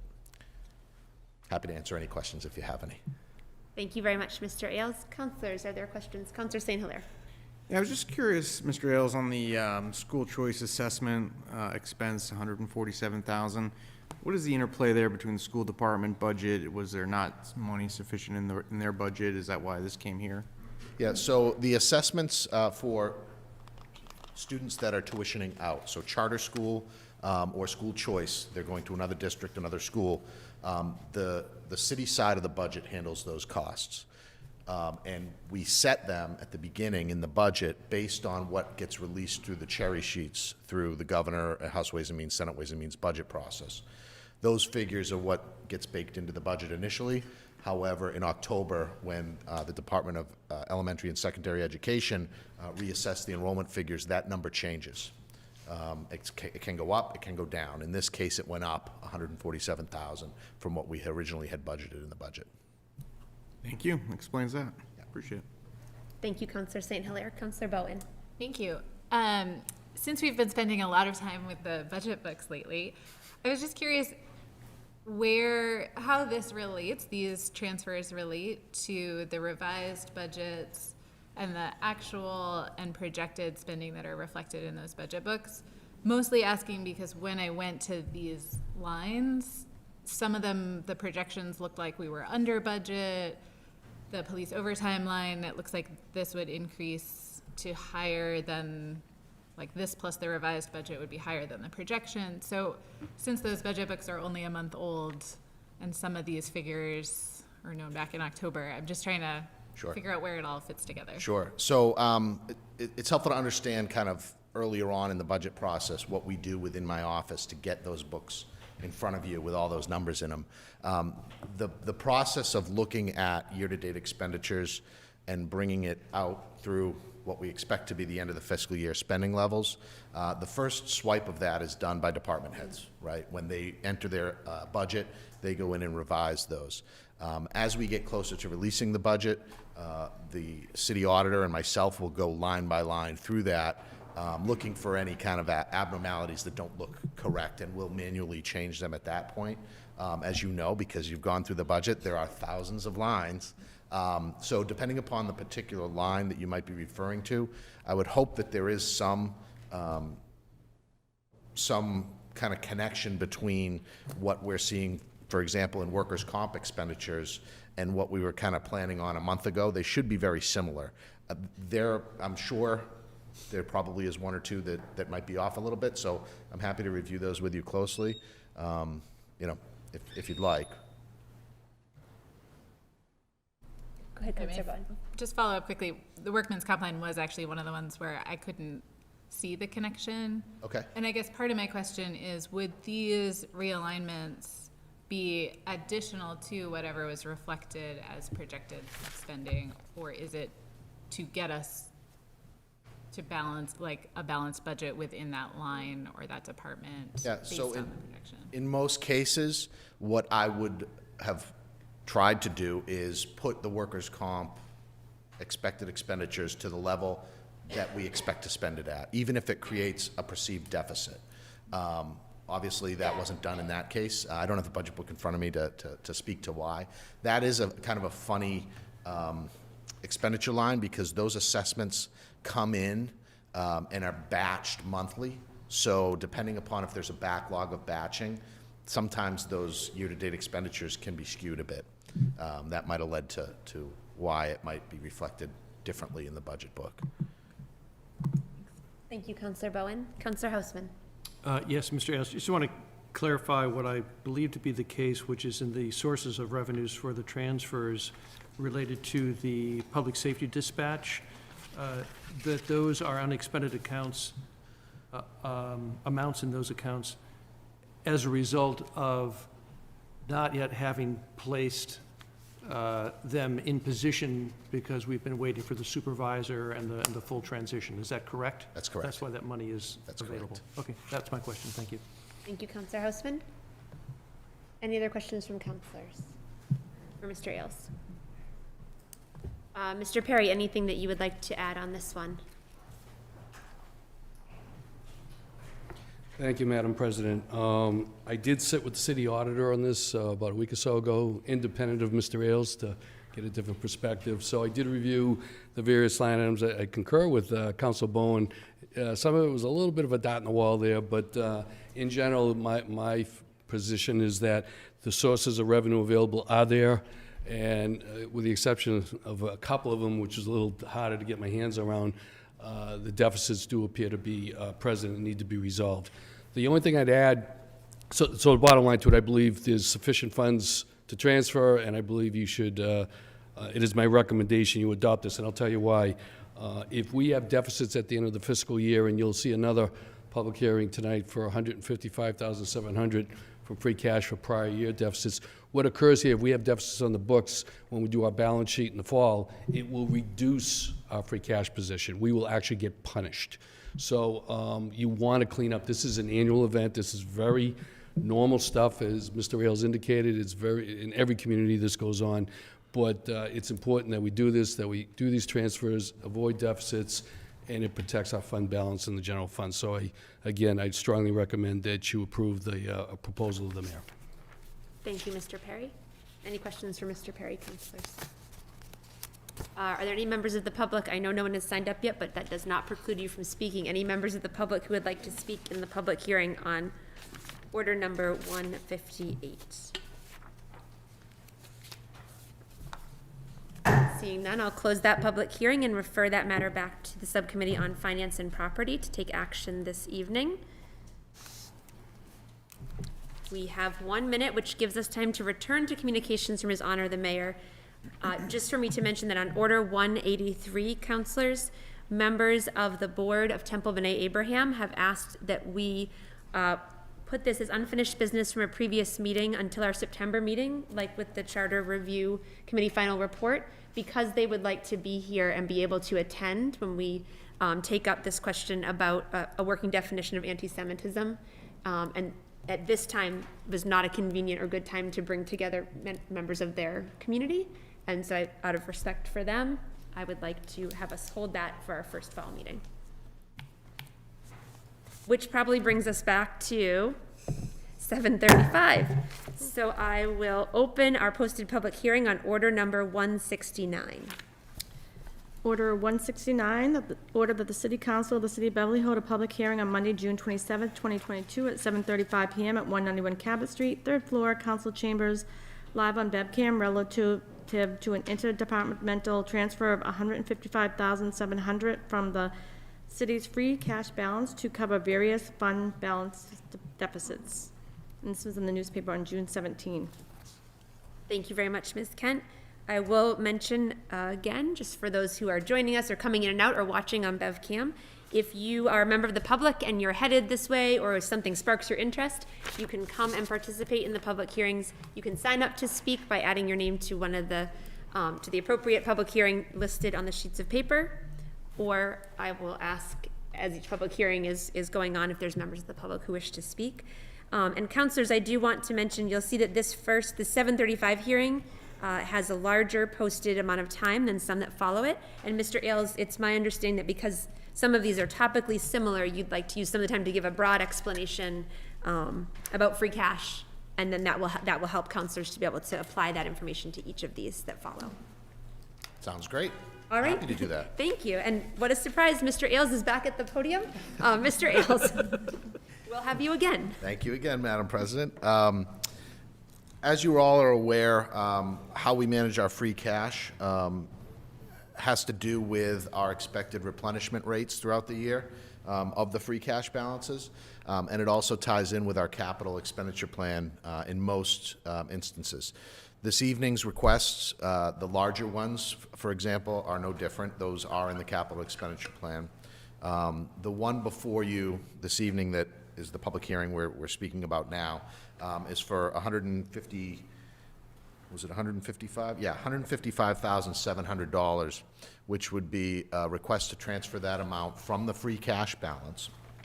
Now, back on June 30th of 2021, the city's free cash balance was certified at $11.2 million. Subsequent to that, we have approved, this council has approved transfers in the amount of about, I'm going to round here because I don't have the exact number. 3.8. Thank you, Mr. Perry. 3.8, leaving 7.4 million left in free cash. Now, this is the time of the year where we look at our revenues. We are fortunate on the timing of this because we're almost to the end of the fiscal year, so we can be fairly certain with what replenishment will occur between now and the end of the fiscal year. So even with the requests that are before you this evening, we're fairly confident that if these requests are approved, the free cash balance would go down to just a hair under $4 million, and we expect that to be replenished back up to the $9 million level through three things. One, through estimated positive revenue variances. Through the second one is estimated positive expenditure turnbacks. And then the third is the elimination of deficits, which is what the order is before you right now. So this $155,000 transfer is to cover deficits that existed as of June 30th, 2021. Because they existed at the end of the fiscal year, our free cash certification level was reduced by those amounts. So that 11.2 million that was certified was net of these deficits. So now if we take some of this free cash, 155,000 of it, and put it over to eliminate those deficits, the certification for free cash this coming year will go up by that amount. So it's effectively a net zero accounting adjustment that eliminates these deficits. Many of these accounts that we're seeking to eliminate have been on the books for a long time, and Mr. Perry can speak to that, I'm sure, even predated me being here. We've looked into them to try to figure out what caused most of these, and we've determined that they need to be funded through the general fund to eliminate the deficits. The major ones that we're looking to support, and I'll just touch on the big ones, have to do with the hazard flood mitigation grant that we had been doing over the last few years at the end of the Bass River, the Cummings property area, and some culverts on that property. And it was determined by the engineering agency, the granting agency, that our in-kind matches were not allowable as in-kind. So our staff time, our engineering work that we did on the projects were not deemed as matches, so we need to actually fund the cash match portion of those grants. And so that's why that created a deficit. The other large one had to do with some older trust fund accounts that predated me. There's been no activity on these accounts for over a decade, and so we're looking to just clean up those deficits. It's just a shifting of cash again. And those are really the big ones. Happy to answer any specific questions you might have about any particular fund or the process. Thank you very much, Mr. Ailes. Councilors, are there questions on Order 169? Councilor Houseman. Yes, can you elaborate on what the Alice Cook Fund is and why it shows up here? Well, it's one of our many trust funds. The specifics of it I don't have in front of me here. We've got about 40 some odd trust funds, somewhere in that range. So I don't know the specifics about that particular one. It does have a deficit balance of about $7,800 that we're looking to clean up. Okay, yeah, I know we have, as you alluded, I've sort of gone with Mr. Perry over the list of those trust funds. A lot of them, I don't want to belabor the point, but a lot of them really need cleaning up. They are sort of what I'd call stranded trust funds. From my point of view, where the initial purpose of those funds could be described as not really existing anymore. They're sort of either obsolete or sort of off the point. And while it certainly wouldn't be high on probably anyone's list, I think it bears attention by the solicitor's office and your office to try to maybe address address some of those by going to probate court and having those trust funds by court order reallocated to a similar purpose. There's a whole process for doing that. It's not a large dollar figure, so it wouldn't be, I don't think, a high priority, but it is something that I would put on the list of things that sort of eventually need cleaning up. So, Thank you. thank you. Thank you, Councillor Hausman. Councillor Bowen. Thank you. I have a question about this and then a sort of broader question about all the free cash requests. So my understanding is this is essentially the sort of thing we're trying to avoid by the transfers proposed in the last public hearing. Is that right? Similar. And is this the sort of thing, you mentioned some of these have been around for years. Is this the sort of thing that the audit is referencing in terms of investigating old account balances, or is this something different that came to light a different way? Yeah, so we've known they've existed because every year we report on our fund balances for all of our funds. We've got probably about, I'd say probably 500 different funds within the city. And some of them ebb and flow year over year. Some of them remain static. And the ones we're trying to address here are static. The audit firms did include a management comment a couple years ago about investigating old fund balances. So we put some effort and energy into clearing some of those up last year. These are some additional ones which didn't rise to that higher threshold level. And so we're just trying to, over time, clean these up as best we can. But I'm a little hesitant to just fund it. I need to understand what it is. I need to understand that maybe there isn't an answer of, is it reconcilable? And so until we do all that legwork, and some of these can be very labor intensive because they go back decades, that's where I get a little hesitant. And I know my colleague over here, Mr. Perry, says, fund them, just get them done. But there's part of me that needs to understand exactly kind of what's causing it to make sure that it's not a procedural issue or a process issue that needs to be fixed. Thank you. If I may ask the sort of broader question on the free cash requests, I've been very happy to see them come through and to see a set of requests come through that are in line with what was discussed in the capital expenditure plan and sort of already in that broader conversation. I'm just curious, given some shifts over the last couple of weeks, whether there has been any discussion about either pulling back some of these requests now or shifting to address space in the budget for any mitigation of the Hall-Whitaker bridge closure, or if there's any thought to sort of, since several of these projects we're tucking away money now to be able to launch work in the next couple of years, whether there's any discussion of sort of shifting to use the immediate money that's available now in a different way.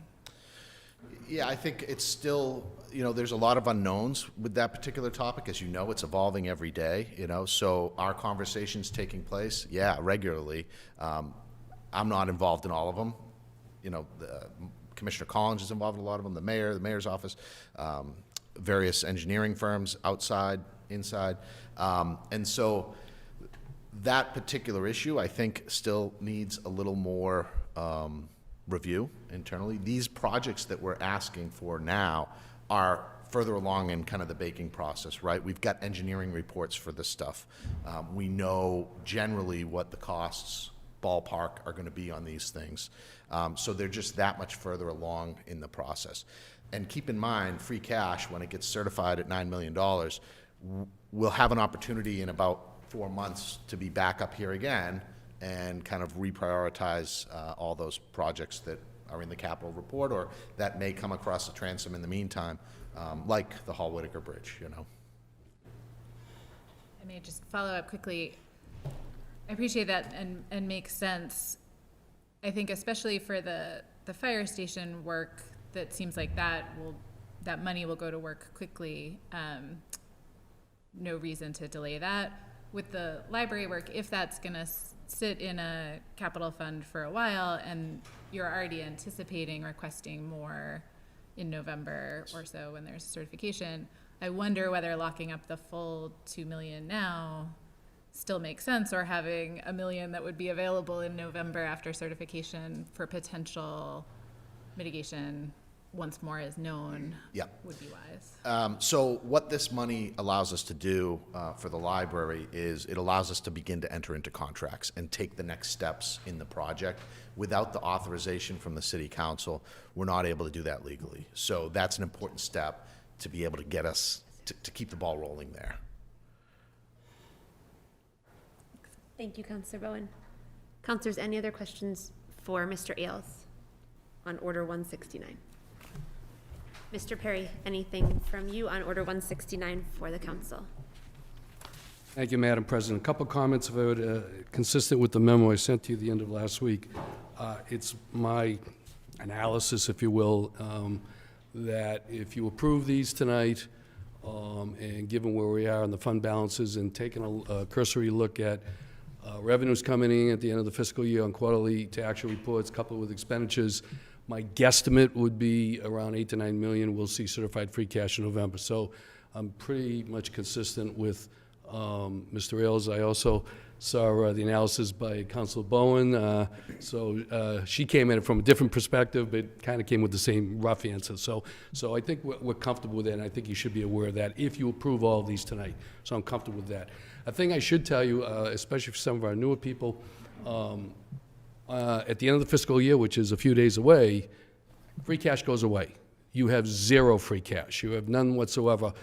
So you have the opportunity to spend some money tonight if you so desire to do so, but we have zero free cash until it's recertified again in November, and then you can go back to the whole concept of approving for transfers.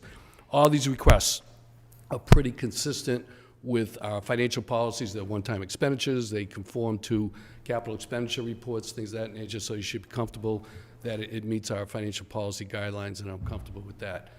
With regard to this specific, I am recommending all of them from a financial perspective be adopted. That's certainly up to you, but financially I'm extremely comfortable we can afford this. I'm comfortable the fund balance will be okay, and so strictly from a fiduciary perspective, you're comfortable with it.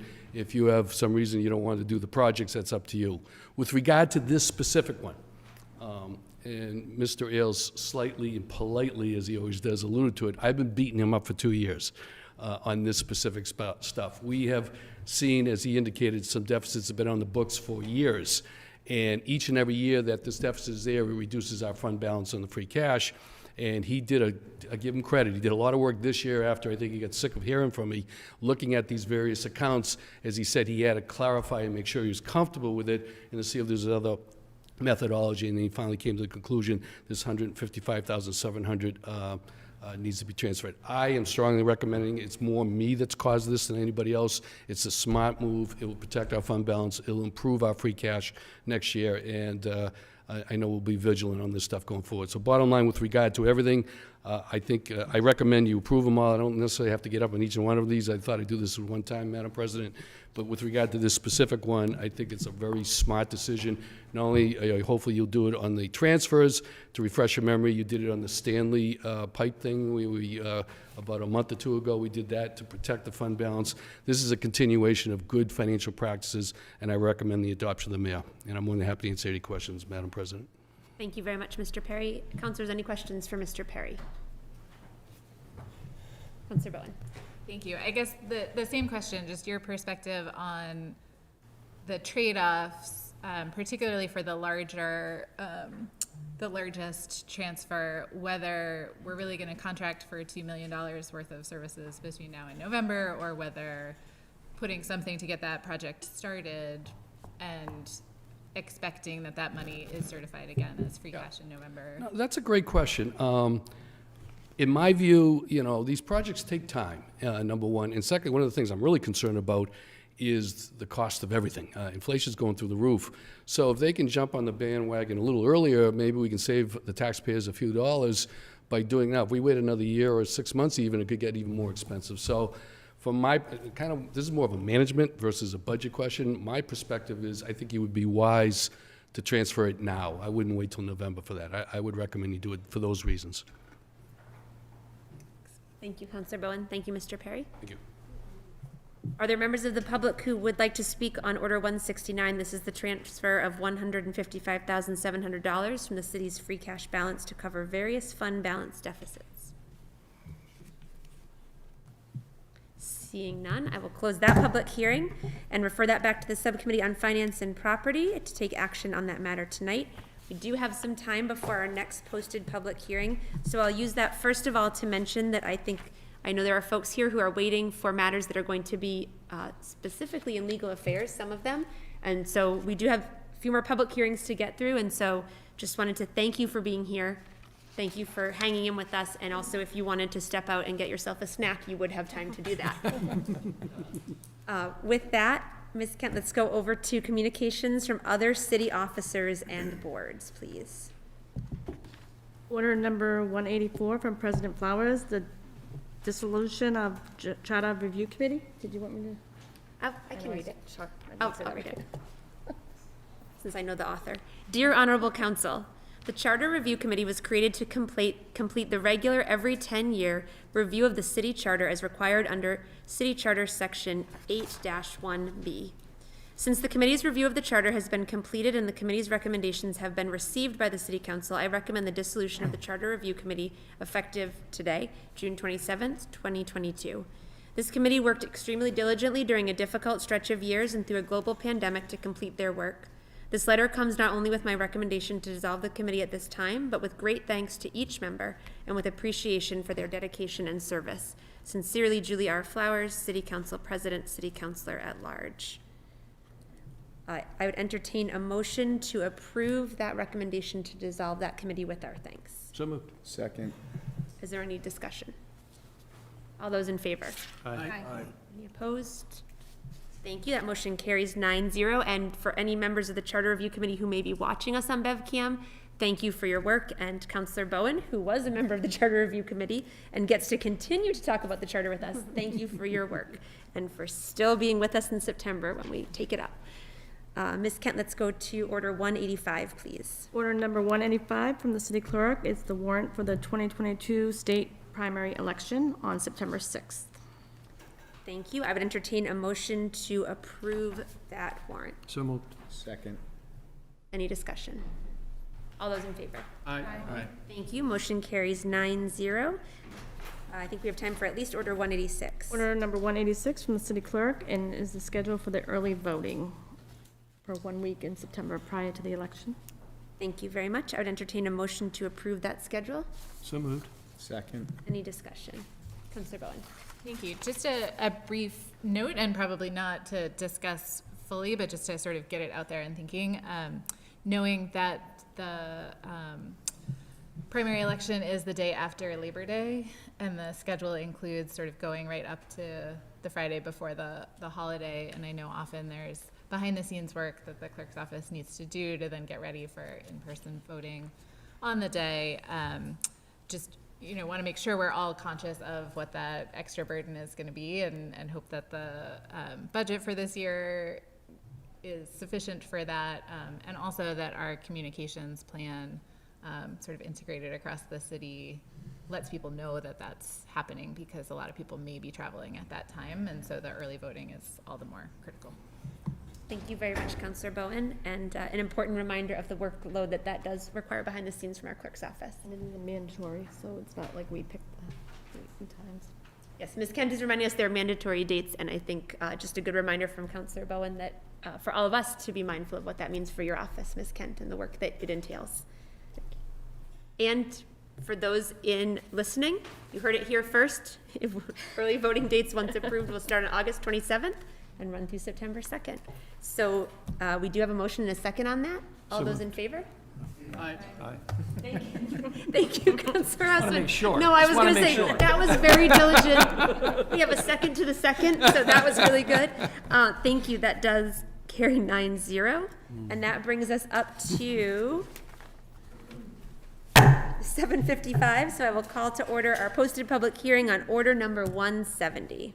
Order number 170, order that the City Council of the City of Beverly hold a public hearing on Monday, June 27, 2022 at 7:55 p.m. at 191 Cabot Street, 3rd floor, Council Chambers, live on BevCam relative to an interdepartmental transfer of $2 million from the city's free cash balance to begin work associated with the renovation of the main library heating and cooling systems. And this was in the newspaper on June 17th. Thank you very much, Ms. Kent. And I do note that we have, in addition to Mr. Ailes back at the podium, and I will go to you in 1 second, Mr. Ailes, we also have our library director, Allison Babin, is here with us this evening. Thank you, Ms. Babin. And our sustainability coordinator, Arena Keefe, has just joined us. Thank you, Ms. Keefe, for being here. And I want to note, counselors, what's being passed around to you is information from Ms. Keefe to help us with this conversation. I'm going to turn it over to Mrs. Keefe very briefly. Just want to point out the very specific request that the mayor's asking is to actually transfer $2 million from the city's free cash into a separate fund to handle the first components of this project. So Thank you, Mr. Ailes.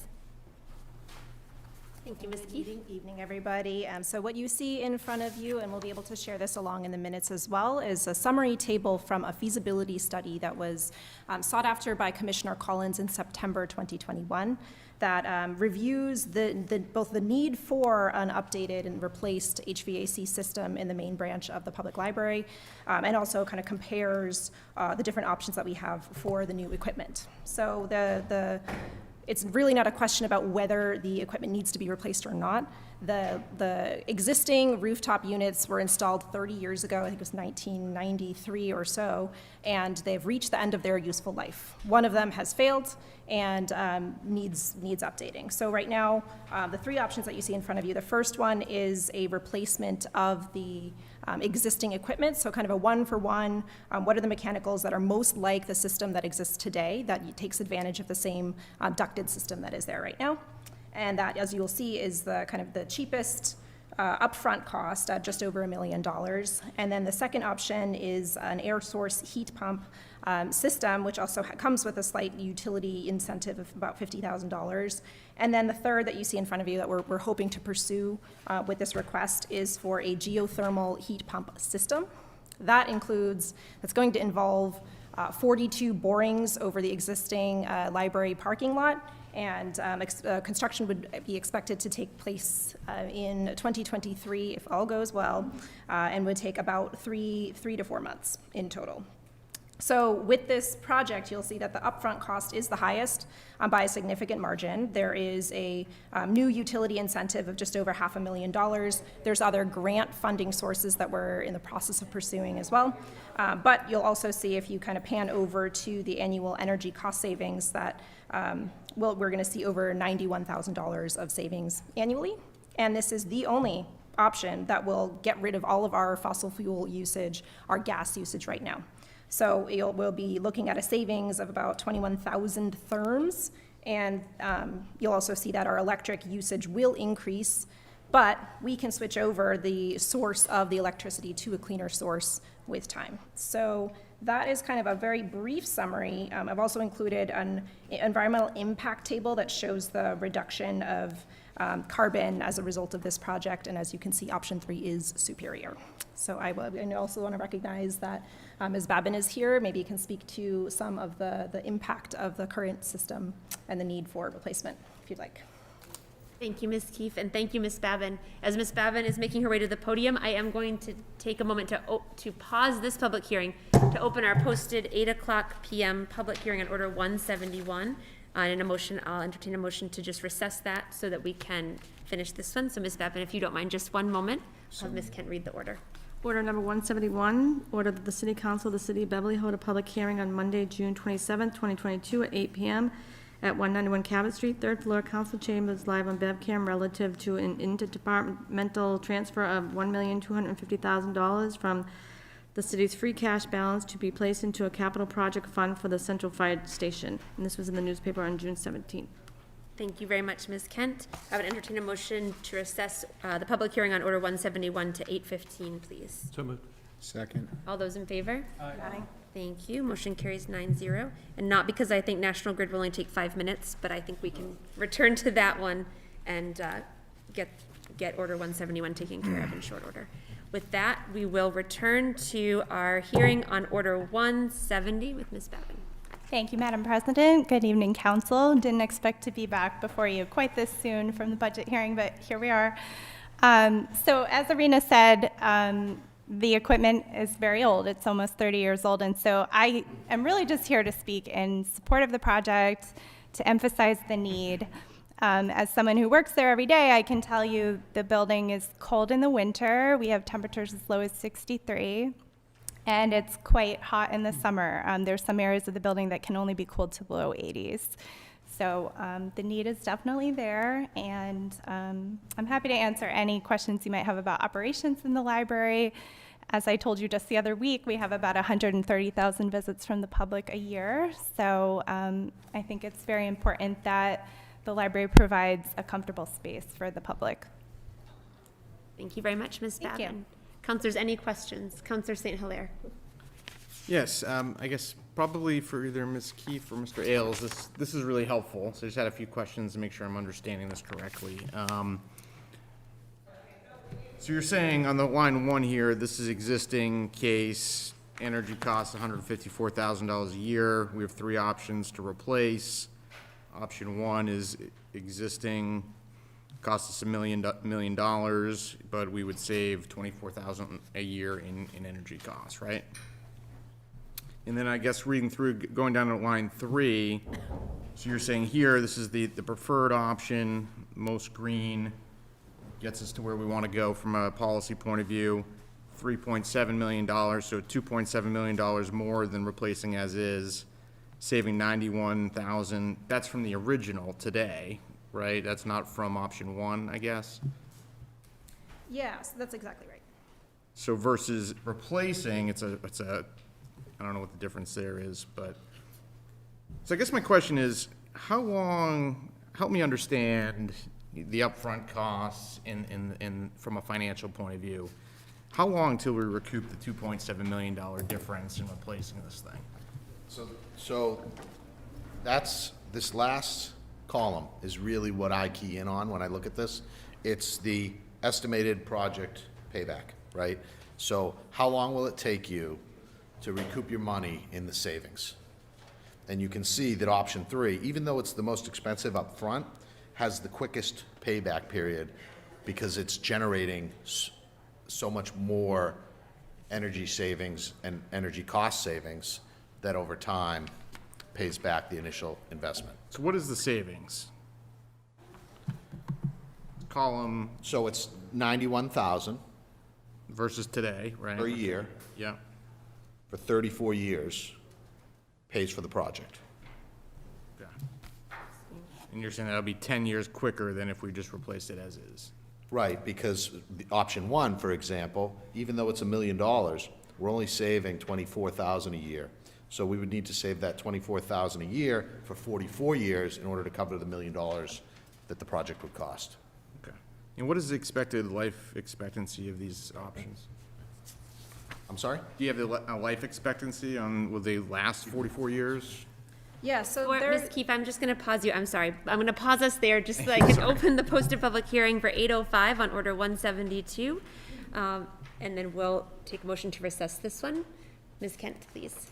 Order number 172, order that the City Council of the City of Beverly hold a public hearing on Monday, June 27th at 8:05 PM at 191 Cabot Street, 3rd floor, Council Chambers, live on BevCam, relative to an interdepartmental transfer of $50,000 from the city's free cash balance to perform an array of work seeking to evaluate, plan, and document various aspects of our cemeteries. And this was in the newspaper on June 17th. Thank you very much, Ms. Kent. I would entertain a motion to recess this public hearing on Order 172 to 8:20 PM. So moved. second. All those in favor? Aye. Thank you. So we'll recess that public hearing to 8:20 PM, and we will resume our public hearing on Order number 170. Ms. Keefe, I apologize. Thank you. So the life expectancy for the geothermal project is 50 years. That said, there is no geothermal system in place that has been around for that long. The expectation is that the system would last longer than any of the other options. So as you know, the rooftop units right now, one has already failed, the other one is, on its way out of its useful life. So the useful life is a lot longer, possibly expected to be something like 75 years, since the materials are primarily made out of PVC pipe. Okay, thank you. And I will also note in the payback period, I'm just adding on to what Bryant had mentioned, that These costs were generated last summer. It was summer of 2021. And there's a note there in this file that mentions that the costs have kind of increased across the board for equipment and for labor costs. So that's just something to keep in mind as an adjustment on the projected payback across all three options. All set, Councillor St. Hilaire? Yes, thank you. Thank you. Let's go to Councillor Feldman. And Councillor Feldman, I may or may not have to pause you, but I will if I do. I think it's a quick question. Okay. Thank you. In terms of looking at the net projected cost and the note that it does not include grants or other funding sources, is what types of grants are possibly available? Is the net projected cost inclusive of the possibility of grants? Or would that total net project cost be reduced based on, and what types of grants, just ballpark, what are we looking at in terms of possibility? So the net project cost only takes into account the utility incentive there, and that's a new utility incentive as of February of this year, $544,000. What is not mentioned is the $300,000 earmark from our state legislature, which we have secured already, and then there's also a $500,000 grant opportunity through the Green Communities program from the state, that we suspect this is going to be a very strong project. They want to see the type of transformational work beyond what we've done so far at our schools, which has typically been things like energy controls, new lighting, that kind of work. So if we were to apply for a larger sum of funds this year, $500,000, then we wouldn't be able to apply for Green Communities in the next 2 years. Okay. Mayor Cahill, would you like to add more? The earmark is not final until the budget is final. Thank you, Mayor. But there could be up to $800,000 more. Okay. And that's just what we've explored so far. Great. And do any of these other options come with any type of incentives or grants like that? We could use a Green Communities funds of up to, I think we're eligible now for $150,000 each year. And the second option, which is the air source heat pump, also comes with a $48,000 incentive from National Grid. But nothing close to that? No. Big fund. Okay.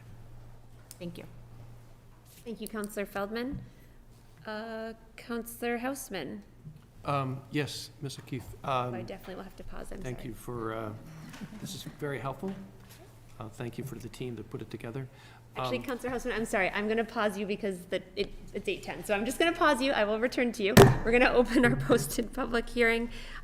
This is a continued posted public hearing on order number 65. This is National Grid New England Power Company petition for transmission line franchise, continued from March 1st, April 4th, April 19th, June 16th,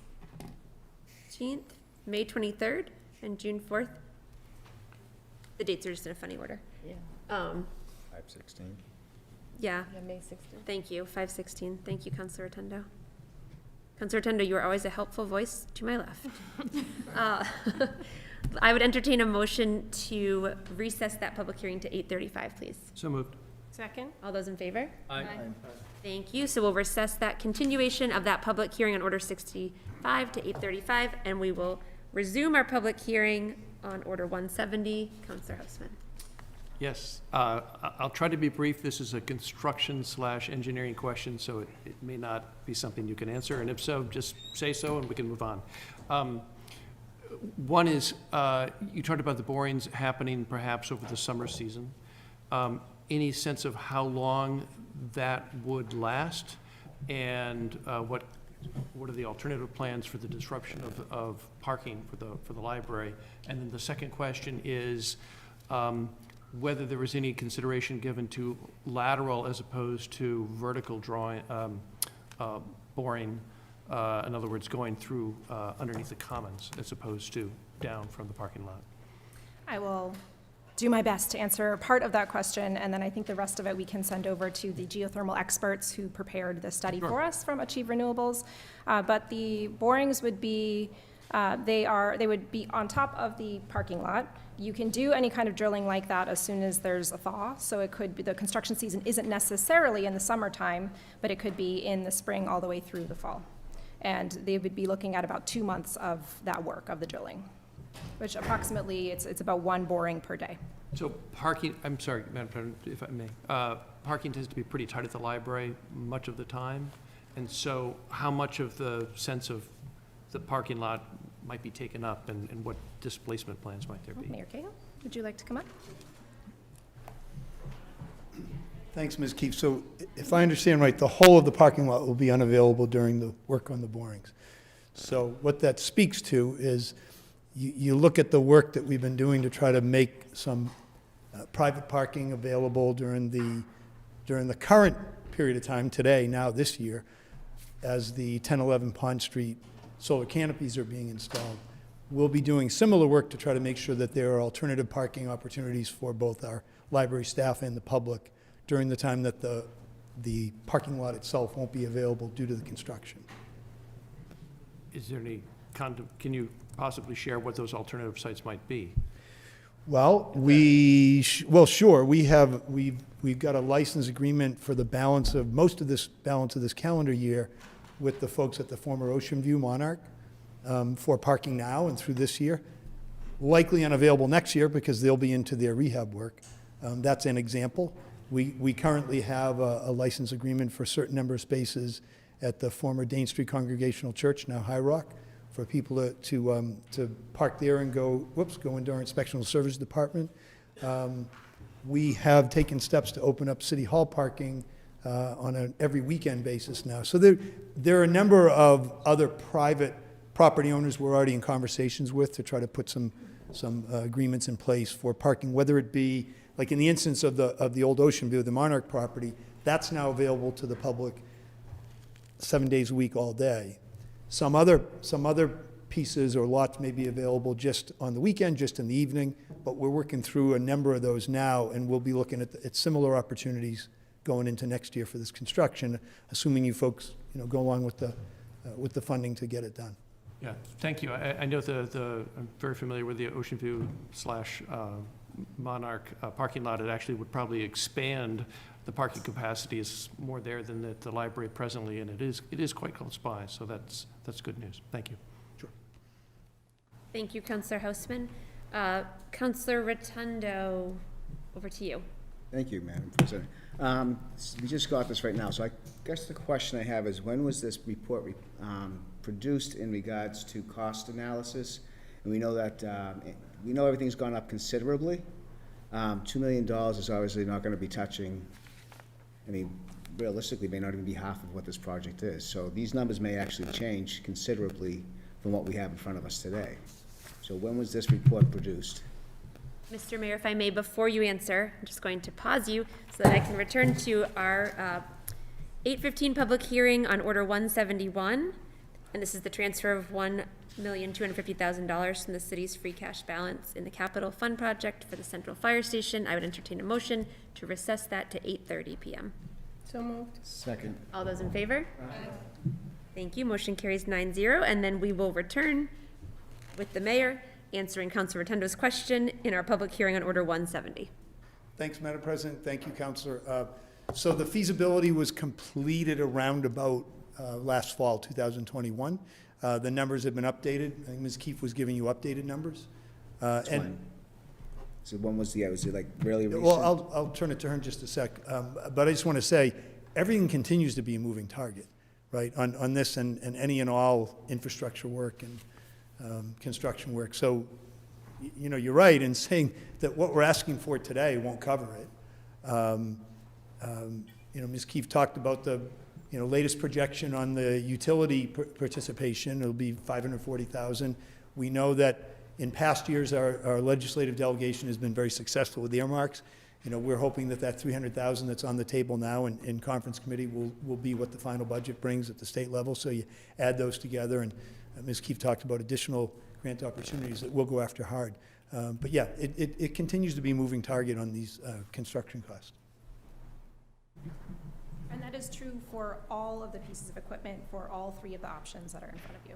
Just wanted to add that. The costs themselves, they were based on summer equipment costs that were provided by vendors and then compiled by the group that prepared this study, that's B2Q and Achieve Renewables. So this updated chart that you see is really just taking into account the utility incentive from National Grid. So I guess, when was the actual report done then? I mean, how recent is, I guess is what I'm trying to... September 2021. So it was last year still, so it really isn't that really up to date per se, it's still 9 months in difference. Okay, that's all I was wondering, thank you. Thank you, Councilor Rotundo. Councilor Bowen. Thank you. I guess I'm still not totally clear on what phase this project is at. It had been my impression from past discussions that the Central Fire Station work was sort of shovel-ready, and that there is additional work there that needs to be scoped out and priced out, but that the portion that was shovel-ready is what's in front of us. And that for the library, there had been some general discussions, but not specific costing. So it's great to see that there was a study done. I guess my question is the $2 million, which contracts would be signed within the next 6 months to a year for which portions of this work? Is it to bring on a project manager? Is it to bring on engineering design work? How do you break down the $2 million into actual costs? All of the above, Counselor. The RFP for the owner's project manager is noticed and will be on the street Wednesday of this week. There was a period of time where we were investigating whether to try to project manage ourselves, but the decision was made to go out for that. So over the coming months, there'll be the owner's project manager contract, the design contract, the construction contract, all coming on as fast a track as those processes allow, with the goal of being in the ground by the beginning of next construction season. That would be as soon as the winter yields to spring and allows. Okay, if I could just, to clarify, how much ballpark is each of those, like, order of magnitude? I know we've had some other discussions about, the McPherson Youth Center. The initial seed funding, just to get the OPM on board, was a couple $100,000. For City Hall, the seed money was $1.5 million. And we had a discussion then about the urgency of that funding, how many steps along the way we would get updates. This is an even higher figure. So I'm, again, 100% supportive of this project and love the return that we're going to get for this strategy. It's about timing, and particularly how we use free cash, which I think requires a little more scrutiny from us. So what you have in front of you clearly is this request. Generally, in a construction project like this, the most money goes into the construction, the second most into the design, and the least goes into the project management. I think it's our goal that all three of these contracts will be out, selected, and signed, help me out, by later this calendar year. All three. Okay. So I think whether we're as successful as an optimistic view or a little more time, it'll be over the course of the next several months that we will have all three parties on board: project manager, designer, and construction manager.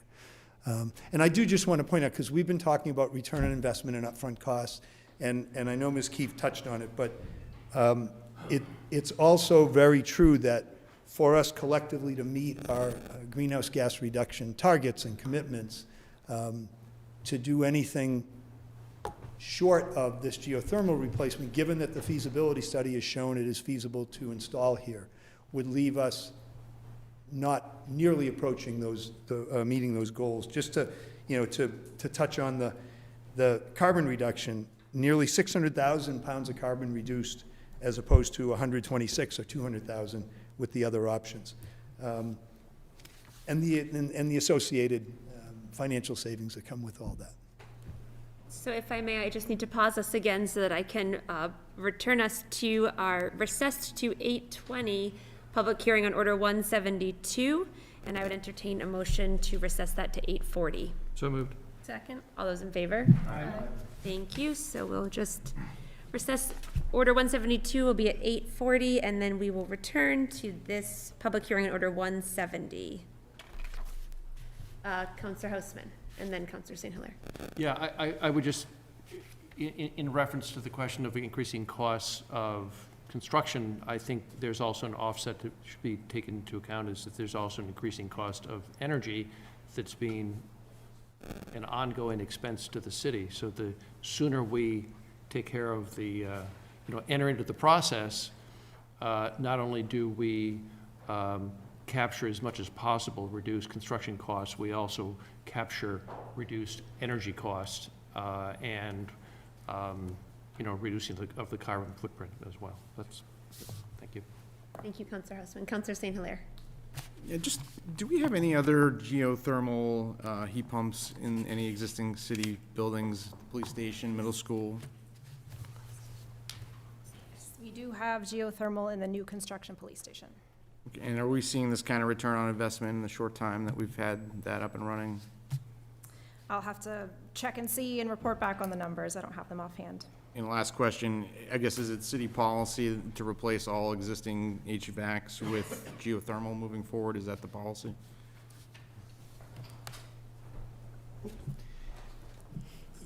You need to have the right amounts and types of soils, the right real estate to actually install a geothermal system. That was where the feasibility study on, as far as that option, focused.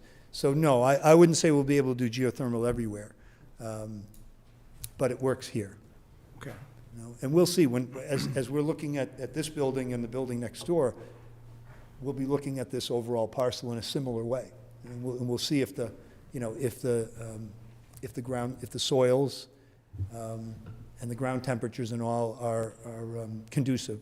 So yeah, I mean, it's a best case in terms of the greatest decrease in emissions. And as we're able to, like in the case of the police station, the electric that's coming, the solar that's coming, will help provide a lot of that electricity on site.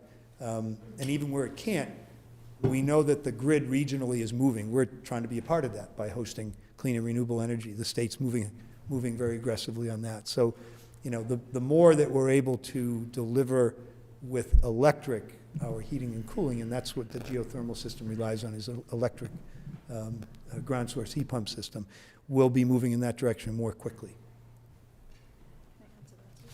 I just wanted to add also that we're not the only municipality that's considering geothermal as an option. So there's been a lot of buzz around geothermal retrofits for public facilities, and I think maybe Acton and a few other communities are also considering the same. Thank you, Counselor St. Hilaire. Any other questions from counselors? Are there members of the public that would like to speak on Order 170? This is the transfer of $2 million to begin work associated with the renovation of the main library heating and cooling system. Seeing none, I'll close that public hearing and refer that matter back to the Subcommittee on Finance and Property to be able to take action on that tonight. Okay, so we have about 5 minutes. Let's pick up again. Where were we, Ms. Kent? Communications from other city officers and boards. We were at Order 187, I believe. Order number 187 from the city clerk, and this is for a hawkers and peddlers license for Nicole Borrelli on Joe's on a Roll at 61 Federal Street. Thank you, Ms. Kent. Let's refer that to the Committee on Legal Affairs. And I would entertain a motion to accept a late file from the Community Preservation Committee on Order 189. So moved. Second. All those in favor? Aye. Thank you. Ms. Kent.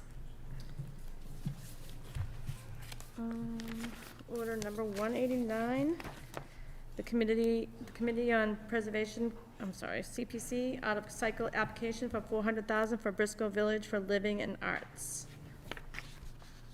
Thank you. And councilors, we do need to set a public hearing for this. As you know, Ms. Kent's been polling the council for a quorum for a special meeting. We don't yet have all the answers from everybody, so I would like to, Ms. Kent, if we could put this on unfinished business from a previous meeting for our meeting tomorrow to give us time to poll the council, and we'll set that public hearing. Sure. Let's go to communications, applications, and petitions, please. Order number 188 from Beverly Main Street, a request to waive city ordinance, chapter 113-2 regarding alcohol on a public way for community block party. Thank you very much. Let's refer that to the Subcommittee on Legal Affairs. And I do want to mention, I noticed Beverly Main Street's Director, Rachel Borgatti, is here with us. Thank you, Ms. Borgatti, for being here. And thank you in advance for hanging in with us. And we'll have you in front of Councilor Rand and the Legal Affairs Committee tonight. Thanks for being here. That brings us to the unfinished business? Yes, I was gonna say, in the 3 minutes, let's see if we can get an update. Under unfinished business for a previous meeting, Order 130, we had a review of the Class 2 motor vehicle license of Alba Auto. And we had invited them to come back, and also the police chief to come back with any update on the matter. Chief Lasher, I don't know if you have an update for us. I do see folks from Alba Auto are here as well. Thank you for being here.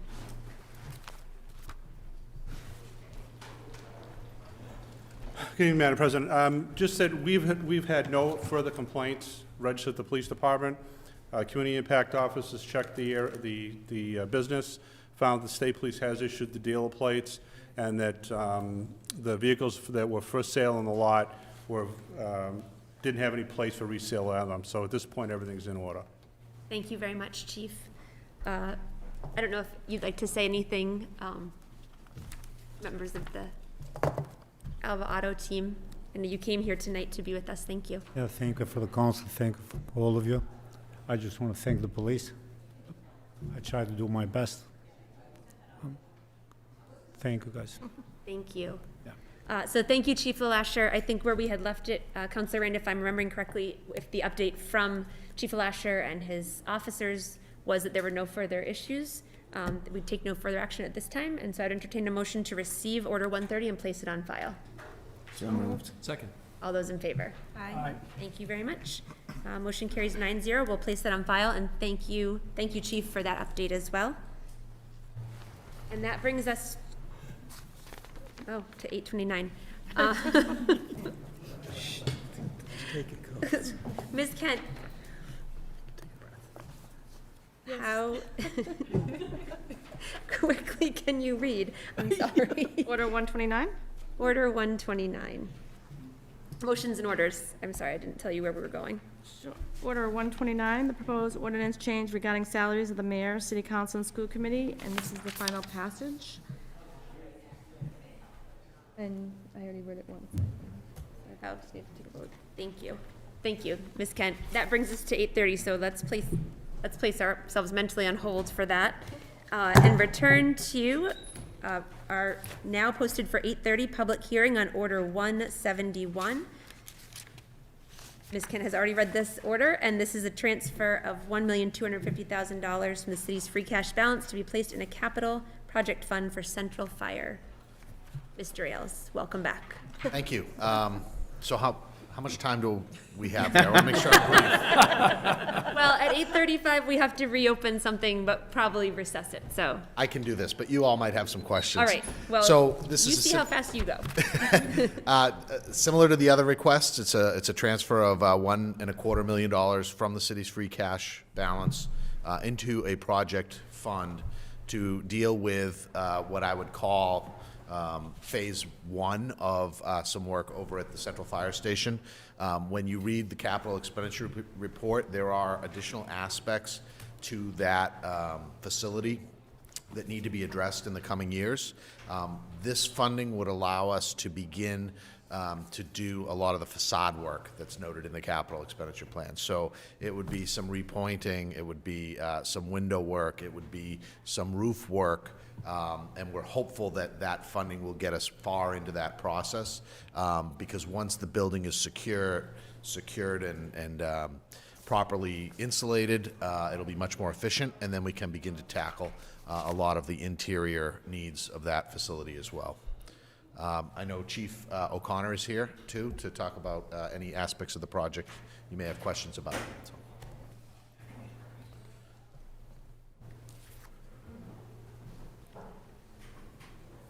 Good evening. Thank you. Willing to answer any questions that I can. Obviously, I think pretty much everybody's been through the building now, so you see what the conditions are. So we're looking forward to get at least this part of the project going. Thank you very much, Chief. Councillor Sweeney.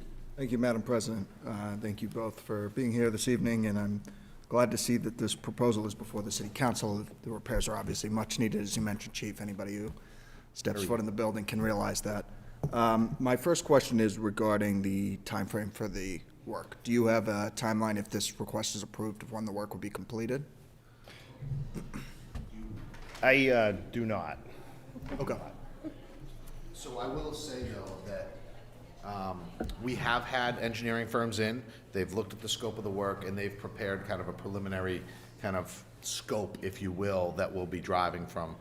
So the work, with this money, we can get this work going fairly quickly in terms of the additional design work. And hopefully, within the construction season, we begin to start doing some of the work.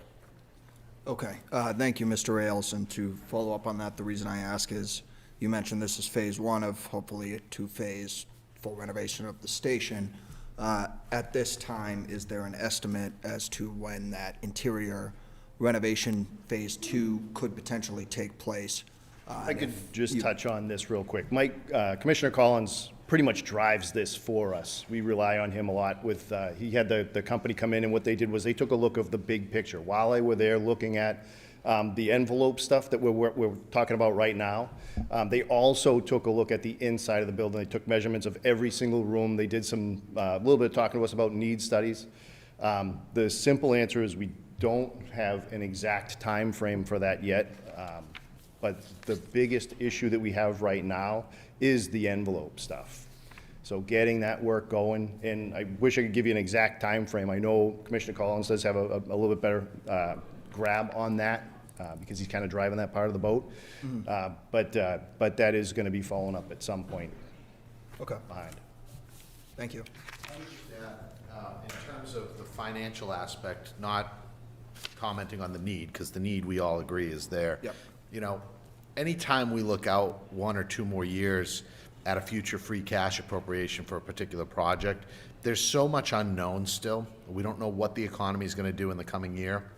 And what we're really talking about for that next phase of funding would come from the next fiscal year's operating, you know, whatever happens in terms of revenues and expenditures for next year, and possibly even the year after. So there's just so many unknowns that that's going to have a lot to do with how quickly we might be able to expedite the next phase, as opposed to, you know, might be a year or two before we get to it.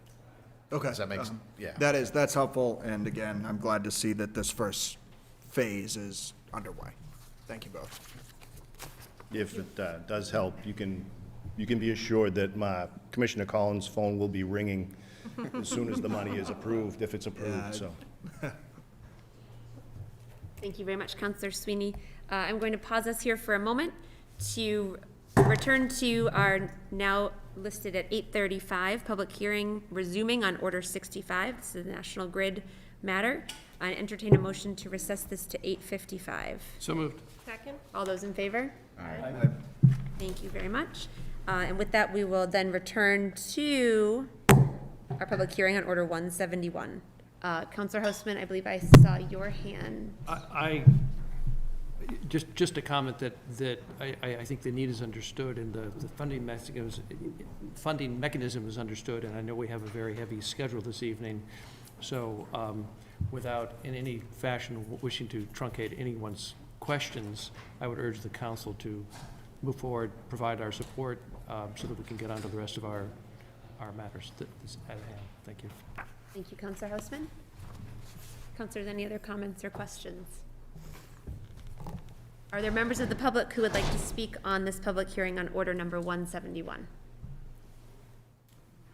Seeing none, I will close that public hearing and refer that back to the Committee on Finance and Property to take action tonight. Thank you very much, Chief O'Connor, for being here, and thank you for keeping us informed along the way. We certainly have understood, thanks to you and your predecessor, the needs at Central Fire Station. Now I'm lost in my own schedule. Oh. Councilor Rotundo reminds me that under unfinished business from a previous meeting, I should have mentioned that Order 75, the Charter Review Committee final report, was something that we are going to be picking up at our first meeting in September, so that will remain under unfinished business. So anyone following along. Mr. Perry, would you like to promise to be extremely brief. Just so you know, to bring you up to date, and I see the solicitor was here. Any event, the city solicitor has received the report from the Collins Center. It's her intention, she's informed me, to get that out to you all sometime in early August, so hopefully that will happen. The other thing that's occurred is I've worked with Mr. Ailes and his staff to upgrade. We have to redo the Collins Center contract. We have them under, as soon as we get the budget done, we will extend the contract to the end of September to keep them on board. So my recommendation to the council, now that you've dissolved the committee, with your thanks to them, my strong recommendation, Madam President, and we can talk about this at another time, is that we take this up sometime before the end of September and get it through. So that's my recommendation. I just want to briefly comment about that. Thank you. Thank you very much, Mr. Perry, and I think that recommendation matches our inclination as well to pick that up first thing in September and be able to wrap this up. Certainly has been an important process, and as we know, working through the pandemic made that certainly more challenging for the Charter Review Committee, and I would say for the council as well, and so we're appreciative and ready to get to work on that in September. So I think that brings us back over to motions and orders. We were at Order 129, which is for final passage this evening. So is there a motion on Order 129, the proposed ordinance change regarding salaries of the mayor, city council, and school committee? Is there a motion to approve? So moved. Is there a second? Second. Is there any discussion? Councilor St. Hilaire. Just to be clear, we're voting on the entire order as is, correct? Yes. I've stated my opposition previously, so I don't have further to say. Are there other hands, other discussion from councilors? Councilor Houseman. Yeah, I guess I have very mixed feelings about this proposal. And unfortunately, I do not have it in front of me, so I don't have the exact numbers, and I guess for purpose of clarity, if I could have a copy of it so I could take a quick peek, I'd appreciate it. As I recall, if I may, ask a couple of questions to Councilor Rotundo through you, Madam President, related to the numbers. You may. I will just say in 1 minute we'll pick up with our next public hearing, but yes. Why don't you pose your first question? The proposed order is to increase the city council's salary to $14,000 and council president to $15,000 effective January 2024. Correct. The order for the mayor and school committee members establishes a framework for proactive review of salaries and increases the mayor's salary to $145,000 and members of the school committee to $8,000 and the school council committee to $9,000. Also all effective January 1st, 2024. Councilor, I'm here to help you. The answer is yes to all those questions. You have it correct. Thank you very much. Help you. I'm repeating for the record so that the councilors who, like myself, may not have it in front of them, know exactly what we're voting on. I guess I'm not really comfortable with the proposed numbers that are here.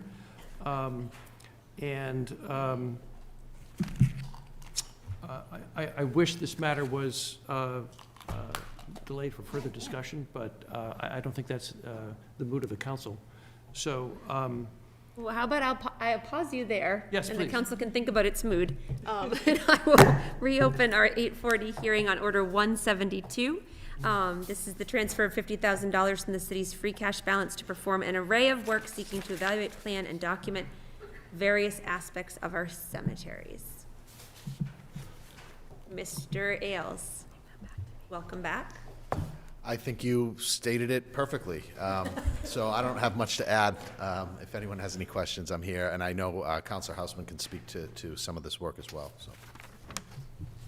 Thank you. And I want to note, I noticed our veterans agent, David Parenchief, is here. I don't want to be presumptuous, but I'm wondering if this is something that you would like to speak on at all. I know that's been some work that you and your team have been doing for veterans' graves. Yes, I was here at the request of Councilman Houseman, just to bring up, the importance of this. It's, the cemetery should be looked at as almost like a park. And obviously, we do need the finances that the mayor and Brian have talked about setting aside to begin the proper work to essentially do the first echelon maintenance, which these cemeteries greatly need. It's beneficial to the town, it's beneficial to the people. There's a lot of stones that need a lot of work. We will be in more compliance with the Chapter 115, Section 9 regulations for the upkeep and maintenance of veterans' headstones, which is required. So these first steps, are going to be pretty significant, and also, people don't understand the scope of this work.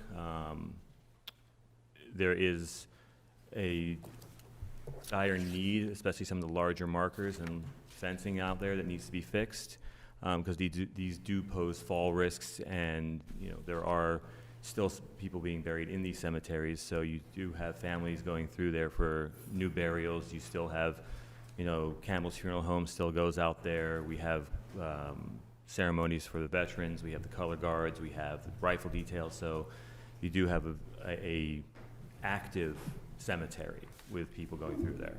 So if there's any questions on what we've been doing, I'm here. Thank you very much, Mr. Parent Chief. Thanks for being here, and thanks to you and your team for the work that you've been doing too. Councilor Hostman? Yes. I'd just like to read something that's submitted to the record for the city clerks. It's a brief letter from Phil Klemowitz, our forestry and grounds foreman, related to the master plan. If I may just read this into the record. Please. Dear Honorable Council, and I would point out that Mr. Klemowitz would be here this evening, but wise man, he thought that on his 30th wedding anniversary, it probably was better to go out with his wife this evening than show up here. As a husband, I can appreciate that. Dear Honorable Council, I fully endorse the idea put forth to create a master plan for Central Cemetery. Speaking for the trees, it is more important than ever to establish a strategic plan to invest long-term in the many majestic trees now struggling to survive. With increasing impacts to trees due to things like climate change, insects, and diseases, these trees will continue to decline and die. I strongly feel a plan to invest in their care is needed. The trees of Central Cemetery benefit all residents of Beverly. This valuable green space improves air quality, cools the climate, benefits wildlife, and just plainly reduces stress and improves moods. Each tree is an asset worth thousands of dollars. These trees are worth saving. In the coming years, it is inevitable that trees will be lost. Having a plan to manage and/or replace them is critical if this valuable asset is to be preserved. Respectfully submitted, Phil Klemowitz, Forestry and Grounds Foreman. So I just want to thank the administration for supporting the initiative to put together a master plan, and look forward to working with the administration on the many opportunities that are there, including the ones that we discussed earlier this evening. I know Abby Battis had to leave due to the ongoing postponement of the public hearing. I believe she was here to speak in favor of this, although I don't want to speak for her. There's a lot of opportunity for good work to be done there, and so I just hope my fellow councilors would support this order. Thank you. Thank you, Councilor Hostman. Other questions from the City Council on this order, number 172? Are there members of the public who would like to speak on Order 172? All right, seeing none, I will close this public hearing and refer that back to the Subcommittee on Finance and Property to take action this evening.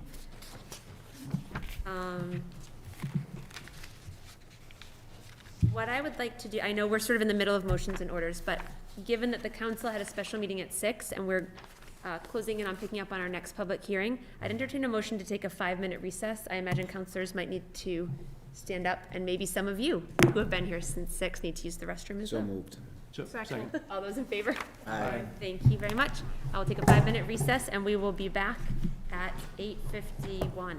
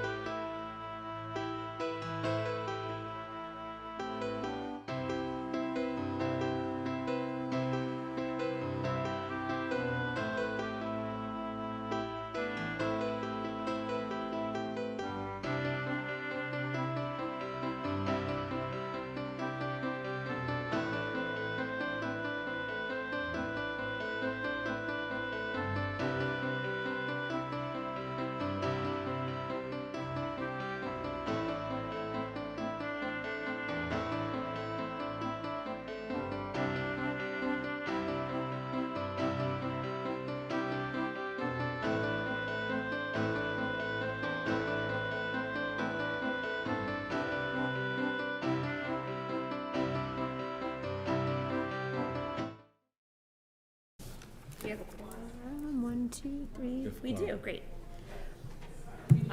Thank you, everyone. We're back. So we have just a few minutes before we pick up with our public hearing for 8:55. So I would like to go over to motions and orders, but I'm going to ask Ms. Kent if we can go to order 147. I think in the time we have remaining, we should be able to hopefully take care of this one. So order number 147, amendment to include a handicap parking spot at City Ordinance Section 270-49, 11 Larkham Street, and this is final passage, final vote. Thank you. Is there a motion to approve order 147? So moved. Is there Second. Thank you. All those in favor? Aye. Any opposed? Motion carries 8-0. Thank you very much. Councillor Houseman, I know it's kind of an awkward amount of time, but we have about 2 minutes. I don't know if you wanted to pick back up. You were in sort of the middle of a thought about order 129. It's my opinion that the mayor's salary ought to be higher than what is proposed, and that the school committee's salaries ought to be higher than what is proposed. However, there is a need for finality, and we have a lot of business before us, so I'm going to withdraw my perhaps monologue. On the subject and stick to my knitting, as it were. So I'm done, and I'm ready to vote. Thank you, Councillor Houseman. Mr. Perry, I observed that you were at the podium. Did you want to comment on this? Hopefully, for the last time, Madam President, I just want to reiterate my opinion and my recommendation to you. I think you should adopt this proposal. I remind you, there are 3 ordinances. People are hung up on the salaries of the various elected officials, but the 3rd ordinance calls for every 2 years for your budget analyst, whoever he or she may be in the future, to give a recommendation to you all to not get into this area, hopefully, of going 27 years without a salary modification. So, again, I just want to reiterate my recommendation to you. I think you should do it. I think it's good for the city, it's good for the institutions, and I hope that the city council will adopt it. Thank you, Mr. Perry. Councillor Bowen. One very quick comment. When I was crunching the numbers, as I am apparently want to do, was encouraged to see that the numbers as proposed increase the mayor's salary, as many colleagues have said they feel is necessary, closes the gap between the school committee stipends, salaries, and the city council, which many people said was a high priority. And the lowest percentage increase is for city council members ourselves, which makes me more comfortable as well. And as I stated before, is still a barrier to entry for others who are not seated among us right now, but could be in the future. Thank you, Councillor Bowen. Councillor Feldman with 1 minute. Very quick, I just wanted to, tagging on to what Councillor Bowen has stated, that I do view this as, not for me personally, but as a barrier to those that might not be having a seat at the table, with just a slight increase. 27 years is, from a business perspective, if you're gonna run the government like a successful business, it's too long to go without any type of review of that type of compensation. And I just wonder who is not able to make that jump, to make it financially feasible for their families to have a seat at the table, maybe to have a little bit more for those. And I personally, I know it's awkward to vote on your own compensation in some ways, but I would be more than happy to not receive the raise. It's not about me, it's about the future of the city of Beverly, and so that is why I am supporting this increase. Thank you, Councillor Feldman. Councillor Rotundo tells me 1 second. I promise, Madam President, thank you. I just want to remind everyone, last session when this was first brought to us, we had 4 councils that were here that are no longer with us that would have voted in for this council. Ward 6 had 3 councils in it itself. We had 1 council who was here for 1 term and 2 councils that were here for a long term. So I just want to remind that even though we are voting it, it's not necessarily for ourselves, it's for the future council. Thank you. Thank you, Councillor Rotundo. Well, local government fans, this will be an exciting cliffhanger until we pick back up on this, because it's 8:55. Oh, sorry, Councillor St. Hilaire, do you have your hand up? Yeah, I just wanted to comment quickly. I just want to correct the record. The mayor's salary was raised recently, and it has been looked at in the past in terms of the council and the school committee. and it's been voted down. So I want to say that it has been looked at. It's not like it's been ignored, and previous councils have voted against it. Thank you, Councillor St. Hilaire. So that seems like a particularly good cliffhanger for us to leave off and return to this after our public hearing, which we will pick up now. This is the continuation of the public hearing on order number 65, and so we'll reopen that now. I just would like to take a moment to acknowledge that our city solicitor Stephanie Williams is here. Assistant Solicitor Beth Oldmixon is still here with us. Mr. Dole is not here. But our outside counsel, Mr. Ray Miares and Brian Bertram are here with us. Thank you for being here. And we do have members of the public who are here with us, as well as members of the National Grid team, all of whom have been with us working on this for some time. I also do just want to mention that I know for members of the public, this is obviously a significant investment of time to be here for late evening meetings. It is for all of us who are in the room, but members of the public have come from their day jobs. And so just wanted to mention that I do know that there are many members of the public also watching. There's great interest in this, so watching us on BevCam. So just reminding us that there are many ways to participate in what's happening in our city council chambers. And so those who are here and those who are watching on BevCam, thank you for investing this time and for being so involved.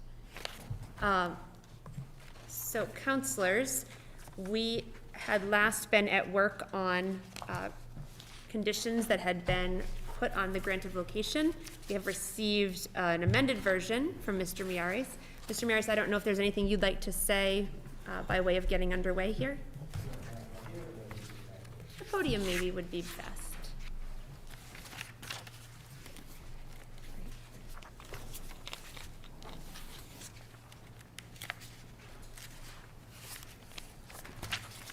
Good evening.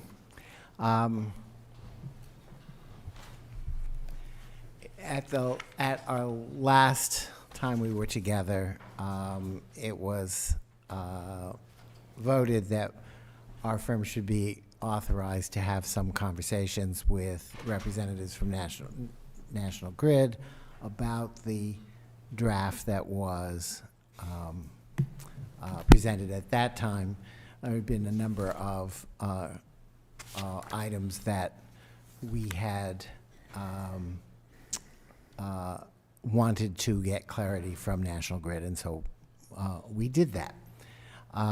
We also, in the last couple weeks, received some additional comments through the city solicitor from some staff people, notably the Commissioner of Public Services, and we therefore produced a new draft, which we submitted to you. I guess it was Friday. We missed the the council packet, but I think we submitted it on Friday. And we gave you two versions. We gave you a clean version and one that was redlined against the last version. Are we okay? Yes. Okay. Sorry. Okay. And we also at that time shared that with representatives from National Grid. On Sunday, we received some further comments from National Grid requesting additional changes. And today we received comments from Councilor Hausman suggesting some changes, and a further request from National Grid representatives requesting an additional change. So I was hoping that the way we might be able to work through those, if the goal is to be done tonight, I was hoping that the way we might go through that is to take those suggestions one at a time and go through them, preferably on a document that we can all share. So I was hoping we have the technology here to take the draft document and to put it up on the screen. Do we?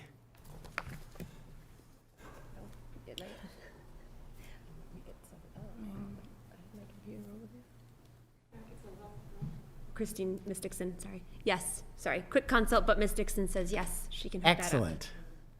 Excellent. Okay.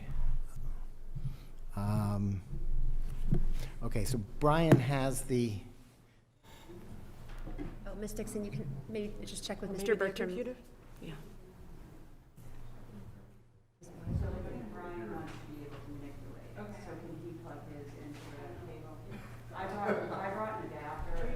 Counselors, I would entertain a motion to take a 5-minute recess for a technology set. So moved. All those in favor? Aye. All right.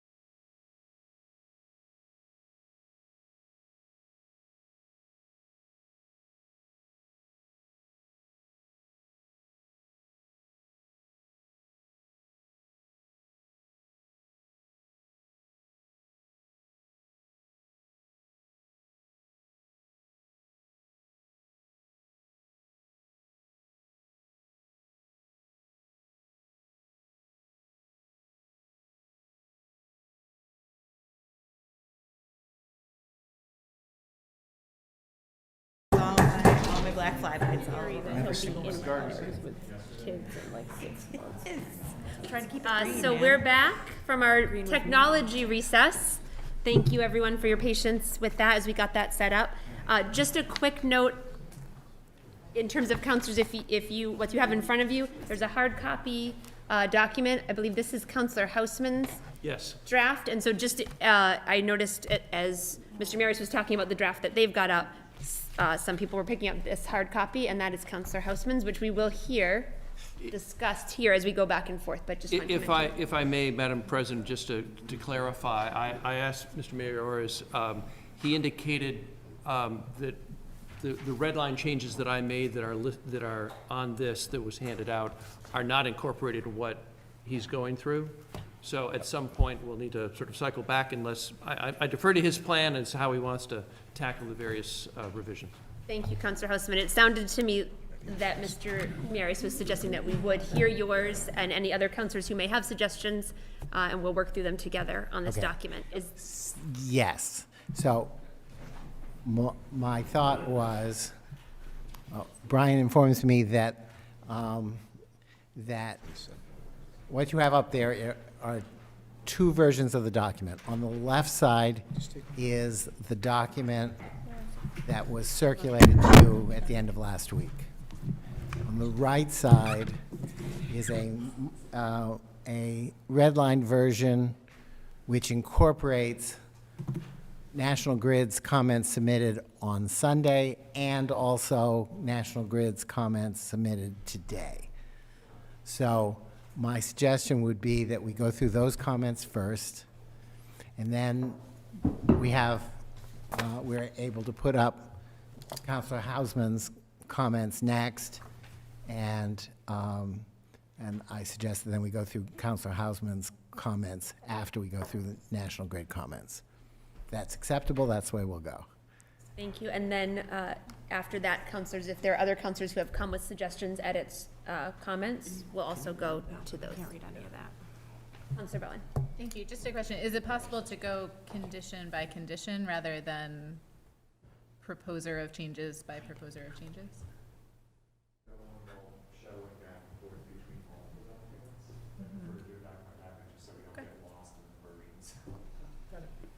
So we might edit the It's same thing certainly- more than once, but. Yeah, I don't think there's too many edits in the ones that we're gonna go through, but, just, it may take a little longer, I just don't want to lose something. Thank you. Good question, Councillor Bowen. Okay, so the first comment from National Grid pertains to condition number 7. My eyesight is not good enough to be able to tell whether that's what's up there. Okay. I'm sorry, is there one before 7? As I said, the first condition is on condition number 4. Okay.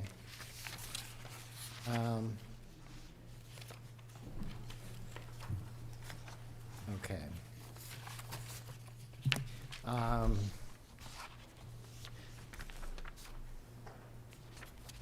So, in earlier comments, the National Grid asked us to make clear that when we say things like you must comply with all orders of the city, that is not intended to deprive National Grid from seeking to challenge the lawfulness of an order. We're not asking them to give up their due process rights. And so in a number of places, we had added the last sentence of condition 4, this condition is not intended and shall not serve as a waiver of NEP's rights to challenge any orders issued by the city that NEP believes to be unlawful. And the request was made to add to challenge any orders or decisions issued by the city or any city official.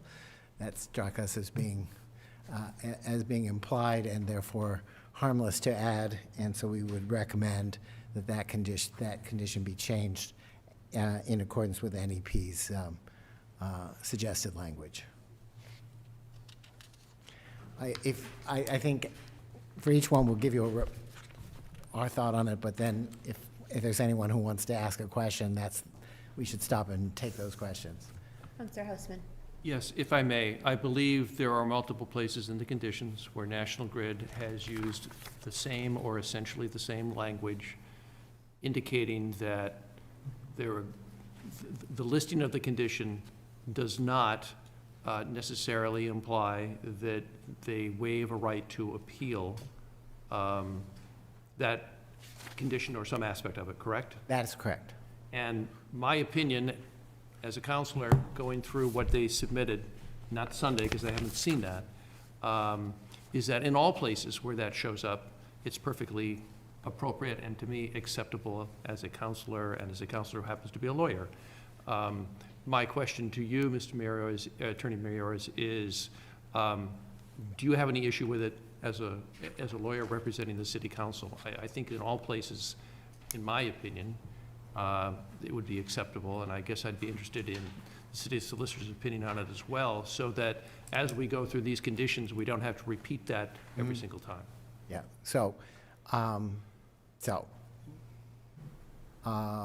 our opinion, and I'll let the city solicitor speak for herself if I misstate, but this is something that we discussed with the city solicitor. We absolutely agree that we're not asking NEP to give up any rights it may have to challenge something that an order that it deems to be unlawful. We're not likely to find any circumstances where this comes up, but it's perfectly appropriate to make that clear that the right to appeal an order, say there's some kind of a permitting order that comes up in the course of their project, and they need to seek permission, and it's denied for one reason or another. They certainly have the right to make that appeal. And so we think it's appropriate to add that language to condition 4, and then again at a couple other spots. Okay, yeah, no, I was looking for that last sentence. In conclusion, you agree it's fine as submitted in its various different iterations throughout the proposed revision. And I assume neither one of us want to speak for the city solicitor. If she could Williams. provide her. I agree with Attorney Miyares that it's appropriate to insert that language. Thank you very much. Thank you, solicitor. Okay. So condition 7 is the next place. Condition 7 deals with the requirement that the transmission line be at least 30 inches below grade, and that it be laid in a delta configuration.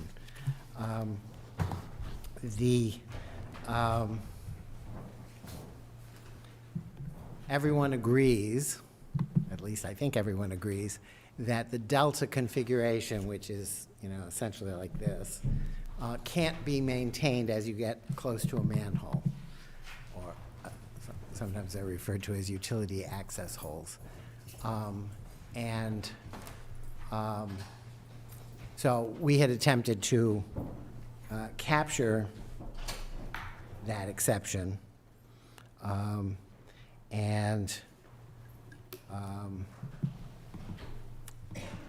we had originally used the word adjacent to manholes, and after some further discussion with NEP, we decided to change that to proximate to connections to manholes.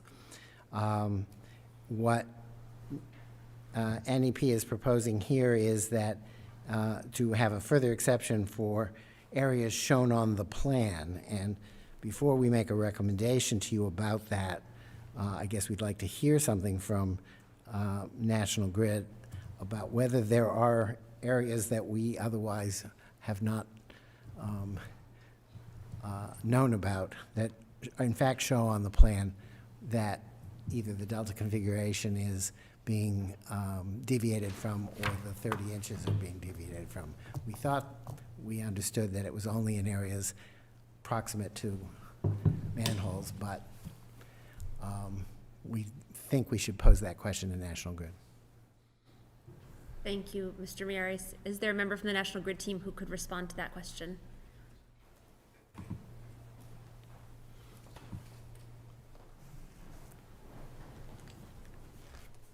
Good evening, Madam President, council members. I'd like to introduce myself as I've not been before this council.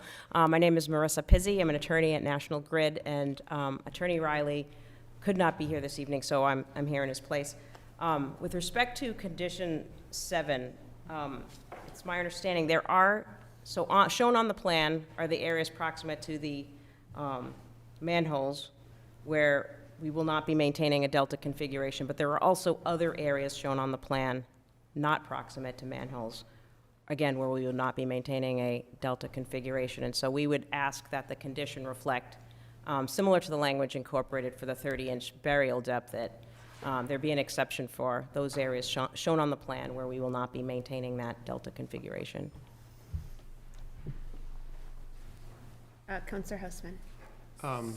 Can you identify the number and the proximate location of those exceptions to what we previously understood?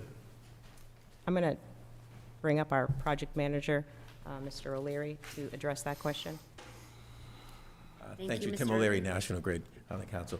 So the plans that have been in place that Commissioner Collins has does show location over on, right outside the River Street, Pleasant Street, going underneath the bridge of the, which we discussed in previous meetings.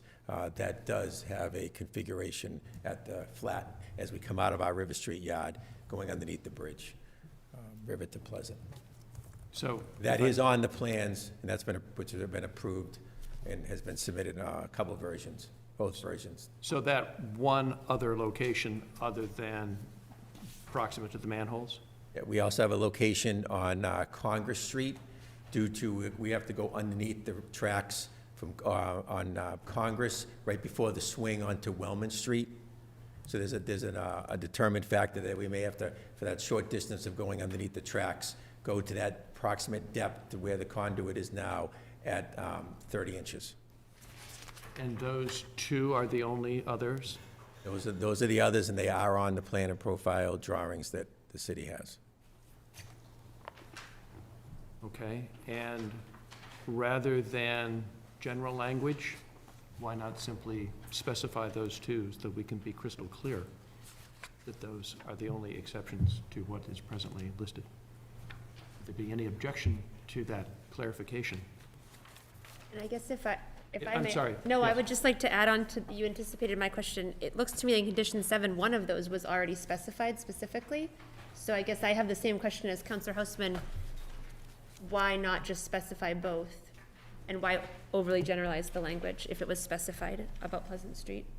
Maybe a further Councilor Bowen? clarification upon clarification. The condition refers to both the depth and the configuration.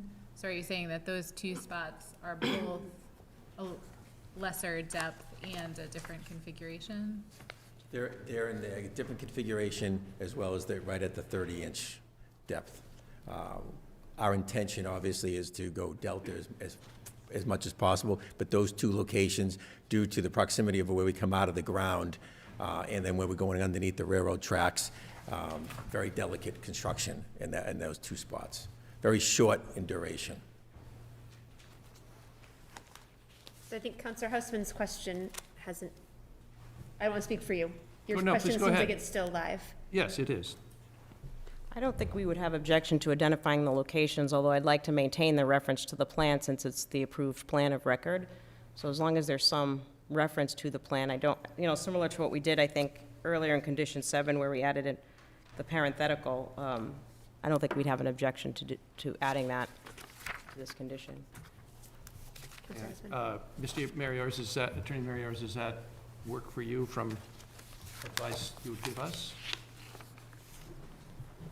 Well, we find ourselves in sort of an interesting situation where the plan has already been approved by the Energy Facility Siting Board. And so we're sort of obligated to to stick with what's shown on the plan anyway.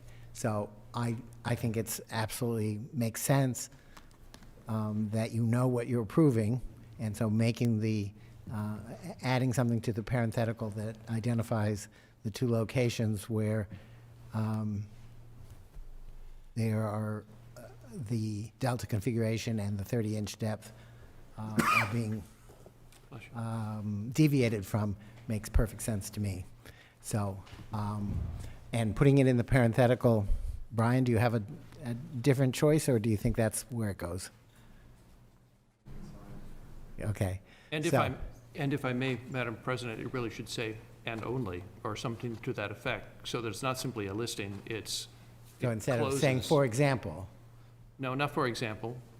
That's what it says right now. It says e.g. You're saying it, you don't want it to say "for example," you want it to say shown on the plan, and then just namely Pleasant Street and Congress Street. Yeah. Only the two locations at River Street and Congress Street as presently specified on the plans, or something to that effect. I'll leave it to Brian. I have to say presently specified on the plan because the plan is identified by name, and that's what we're approving. Can the plan be amended at some point down the road? It can be amended, but only with the approval of the commissioner. And Commissioner Collins? Yes. Okay, that's fine. To me. Thank you, Councilor Osman. Are there other comments or questions on this? Other councilors?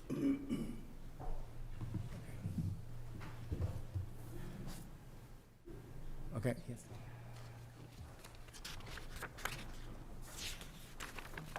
Yeah, I'm sorry, may I make one additional comment back to condition 7? I think Attorney Miara has raised a good point about, the plan has been approved by the Energy Facility Siting Board, and that's what we're obligated to construct to. And I guess I'm a little concerned that if we're being that stringent and saying only, as opposed to we did in the parenthetical, for example, that if there's some conflict, in our view, if there were to be some conflict, the plan controls. And so I'm not sure why we need to we're essentially summarizing what's in the plan, so the plan document should sort of speak for itself. I'm not really sure why we need to then paraphrase what the plan shows. And I'm concerned about there being conflict. Councilor Bowen. To the extent that there's no conflict and there's clarity on what controls, I think one of the purposes is for it to be clear to the public what we are agreeing to, because the plans, while they may show things, they show things in a schematic that an engineer can read easily, and not that a neighbor on one of those streets can read easily. So that's, to me, the purpose and extreme clarity in what we're putting down on paper. Thank you, Councilor Bowen. So I guess I can appreciate and understand that comment, and perhaps if we referenced it again parenthetically without saying only, I think that's maybe where my... Councilor Husman, this was your suggestion. I'd like to give you a chance to respond. Thank you. So the point of saying only, whether even if it is redundant, is to communicate that there are no further changes, and the council, as well, representing our constituents, can rely on the fact that there will be no further changes down the road. So that if there are changes, well, let's put it this way, it becomes a control, by using the word only, it becomes a control on changes that might happen without the council's knowledge. So I'm not an engineer, but theoretically, there might be other situations that come up, and maybe more than one, maybe two, maybe three, maybe four. Again, not speaking as an engineer, maybe that's a nonsensical statement from an engineering point of view, but from the public's point of view, knowing with specificity what the maximum amount is provides clarity and reassurance. Councilor St. Hilaire, you had your hand up as well. So I guess listening to this back and forth, it seems to me that the plan may change, and we may not be the ones involved in making those changes to the plan. So shouldn't this document reflect the fact that the plan may change, and I don't think we want a conflict between this document and the plan. I guess that would be my concern with the use of the word only, is that it might be too restrictive. I guess what happens when the plan changes? Do we have to change this document as well?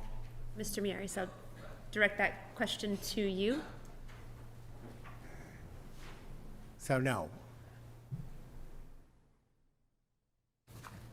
What you're likely to see in the course of the construction of this facility is that there will be deviations from the plan. Not that the plan itself will change, but that the commissioner will approve deviations from the plan. That's built right into this condition. It's necessary to have that kind of flexibility because once you start digging in the road, you discover things. Sewer pipes that are not where they're supposed to be or where we thought they were is an example. And so deviations may be required for one reason or another. And it's not appropriate or even feasible for this body to oversee those kinds of changes. So that's why we built into this a process for the commissioner to approve those things in writing. And so you're not likely to see the plan change. What you're going to see is deviations from the plan. So I personally have no problem with the use of the word only, precisely because the representatives from National Grid told you these are the only ones.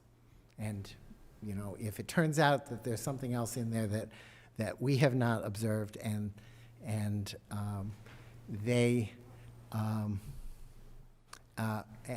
comes to light at some later time, I think you're better protected by having the word only in there. If I may just follow up, one of the changes which we have not gotten to that I feel pretty strongly about is that I don't have a problem if there's a change and it's presented to Commissioner Collins and Commissioner Collins signs off on it. One of the suggestions that I've made, although it's not included in condition 7 but could be easily enough, is that anytime Commissioner Collins signs off in writing on anything, a copy of that is provided to the council, so that the council is always aware of what's going on, so that if there were somehow, I don't want to cast aspersions, but you know, mischief or a something that raises an eyebrow, let me just put it that way, in terms of a multiplicity of all of a sudden we're changing this, we're changing here, we're changing it there, the council will become aware of it.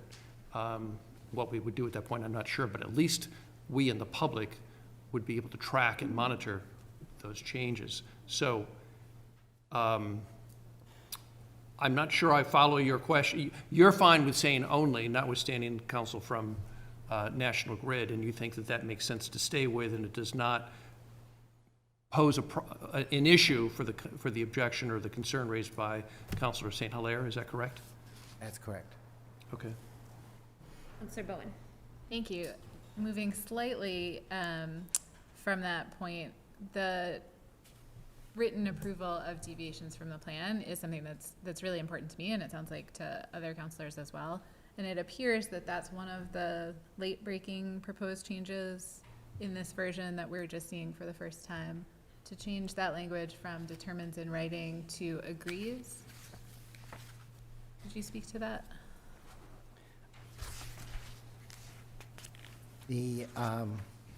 Yes, that is one of the late-breaking changes. Determines in writing is our recommendation. We don't recommend that you accept that suggestion from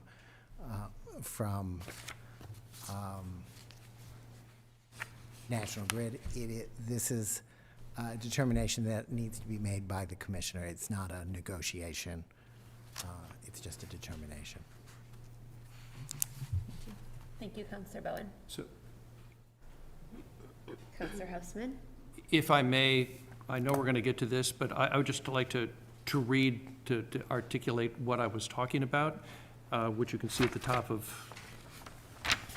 sheet 4, I guess, of my red line changes, I proposed an insertion of language as part of condition 6, which says, in all instances in which a determination or approval in writing is agreed to or issued by the commissioner, the city arborist, or any of their designees pursuant to a condition of this grant of location, a copy of that determination or approval shall promptly be filed with the city clerk for transmission to the city council, and no later than 5 business days following the date of the determination or approval. So, for purposes of my colleagues, that language, if adopted, would keep us in the know, would keep the public in the know, and provide to Mr. Collins and National Grid apparently, presumably, the flexibility to do what's necessary from an engineering point of view at the same time. So I would be comfortable with the track that we're following on, so long as that language is adopted. Thank you, Councilor Houseman. Are there other comments on condition 7? Let me just say 2 things. Thing number 1 is that if we're going to add a requirement that that the approval be submitted to the council, that requirement needs to be on NEP. You don't have the authority to require the executive branch to forward a copy of their determination to you. But you do have the power to require that NEP do it. So, so that's just a little bit of a technical thing. I also would suggest that if it's going to be submitted to you, it ought to be submitted to the advisory committee that you create in here. Submitted to, I'm sorry? The advisory committee that you created in here as well. The N192 Replacement Project Citizens Advisory Committee. If I may, I take both your points. Okay. That this agreement or this grant of conditions does not run to the city administration, it runs to NEP. No. That's right. So, point well taken. And I agree that the Citizens Committee also obviously ought to be looped in. I would say that because it's a matter of record going to the city clerk's office, it becomes public record, but I think that makes sense, include them in. Sure, it's just as a matter of process, transparency, and accountability. Having said that, one of the things that I also proposed here is that if there are any amendments to the MOA at any point, the administration has to provide those to the council as well, so that we don't find ourselves where we did with the original MOA. And again, when we get to that, when we get to that, I will suggest that that requirement, if you decide you want that, needs to be a requirement that NEP provide it, not that the executive branch provide it. So let me ask you, if I may, Madam President, as a matter of enforcement. But thank you for catching yourself. I won't hold it against you this time. The condition that they report, we have absolutely no way of knowing if they're complying or not complying. I somehow would feel more comfortable if I knew Commissioner Collins, who is, if you will, sort of within the purview of review by the council. There's some accountability there, so I'm open to suggestions in that regard as to how we establish that we're getting those. I mean, the administration could, on its own, through the solicitor's office or the mayor's office, agree just separately with the council, essentially, that, whenever the commissioner signs off, they let us know. That way, we can always expect that that would be voluntary on their part, but that way we could always know, as a matter of tracking, that we're getting what we expect to get from National Grid. Okay. Is that workable? Let me just say, I think that's outside my portfolio. I was going to say, Councilor Bone, do you have a... I do. To that point, I support the idea of writing the conditions in a way that National Grid sends us those documents as they are amended with the city side. But I believe per our charter, we as a council can schedule requests from department heads at any time for information, and we could plan amongst ourselves to send a request every 2 months or 3 months or however often we wanted from Commissioner Collins on whether any updates have been made that we have missed. If I may, Madam President, I would like it to be automatic. I don't think we should be in a position, we have no staff, we're part-time. We shouldn't be in a position where we're having to sort of routinely on some schedule call in. If the mayor's office and the mayor has indicated willingness to speak to it, if he's agreeable, we can move on. And Madam President and Councilor, thank you. Yeah, first off, I do want to say that I would not want to put Commissioner Collins in the position of agreeing to something without putting it in writing, right? And so, one, he's going to want to put anything into writing. You know, the plan has, to the best of my understanding, other than the proximate nature to the manholes, the approach and, you know, in and out from the manholes, other than that, there's only one place where they're talking about going less than 30 inches deep, and there are only 2 places where they're talking about not using delta configuration other than that. This plan that was submitted to the siting board by Grid and approved anticipates that they're going to go through ledge, that they're going to go very deep in a lot of places, and they're going to build the way they were approved. So I don't think there's going to be much in the way of departure from that. But if Commissioner Collins does determine there needs to be, you know, based on the language that you've got there, a change from the plan, I wouldn't expect him to do it without putting it in writing, and we absolutely would ask him to bring it to you folks. So, and so, yes, I commit right now to anything that he would deem needed to be changed, he would put in writing, we would share with you. Yeah. Thanks. Thank you. Mr. Husband, all set? Yes. Thank you. Thank you, Mr. Mayor. Okay, with that, I think it's appropriate. I don't know if you want to take. We've basically discussed Councilor Hausman's idea here. I think it's perfectly appropriate to add to the condition that NEP is required to notify the council and the advisory committee as well. So everything is as open and transparent as we possibly can make it. However, Brian, So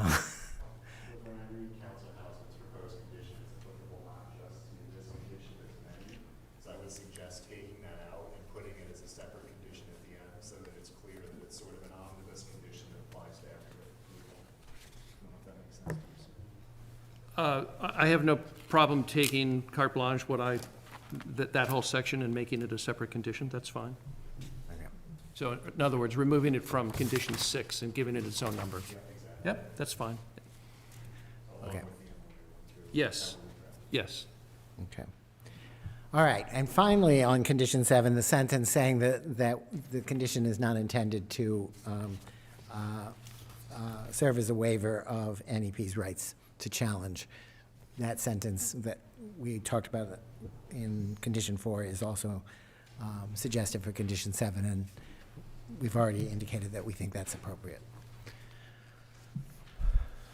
Okay. Mr. Miyares, if I may, am I correct that you're moving to the next condition with changes? I'm about to, yes. If I may, councilors, I'm looking at the room and I'm realizing that most of us in the room are here for this issue, which we want to spend time really working through. There are a few folks who I know are waiting for something in legal affairs. I would entertain a motion just to recess this public hearing and pick it up at 10 o'clock, take a break for committee work so that we could try to get some of the folks who aren't here for this issue out, and then we'll pick this back up because I don't think this will be resolving in the next 15 minutes. So moved. Second. All those in favor? Aye. Thank you, and now I'd entertain a motion to take a break for some committee work. Second. Second. All those in favor? Aye. Thank you. Let's keep finance and property Yes. here, legal affairs in the committee room, please, and public services, you are benched. This is recessed only till 10 o'clock, so subcommittee chairs, if you can, work through your agenda and get back in time to pick this back up, that would be wonderful. I have Lang's resume printed. I know.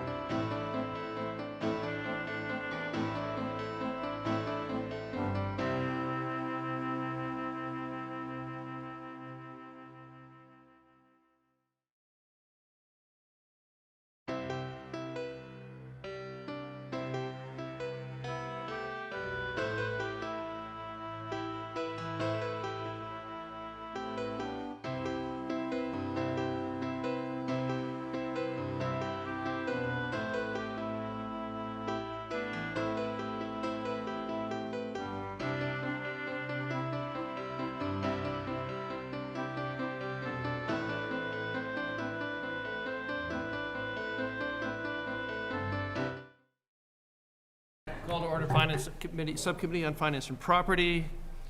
Gotta turn on the light so I can see what the heck I'm doing. Just as a reminder to us, we only recessed Do our we public have- hearing till 10, so We're gonna be done way before. I feel great about that. So these two do too. We're going to start with order number 157. This is a grant for the Mass Department of Transportation of Aeronautics for the Beverly Airport in the amount of 3405. 3405, as in $3,405. Spill prevention, good stuff, environmental compliance. Are there any questions from the subcommittee regarding this order? If not, I would take a motion in favor. So moved. Second. All those in favor? Aye. Motion carries. Council President? That's a yes? Yes. Yes? Yes. I'm a yes. I'm looking down, so I didn't, No, I didn't hear your raised I'm a hand. yes. So I recommend approve the request, Lisa? Is that- Yes, Okay. please. All righty. Next is order number 158. This is Funds 395,436. Transfers, yes. Oh, here we go.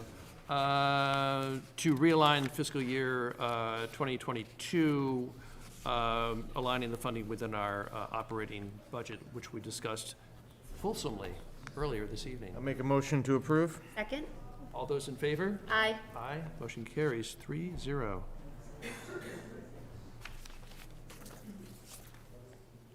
Order number 169, this is an order, for a transfer of $155,700 from the city's free cash to cover various fund balance deficiencies, which we also discussed fulsomely earlier this evening.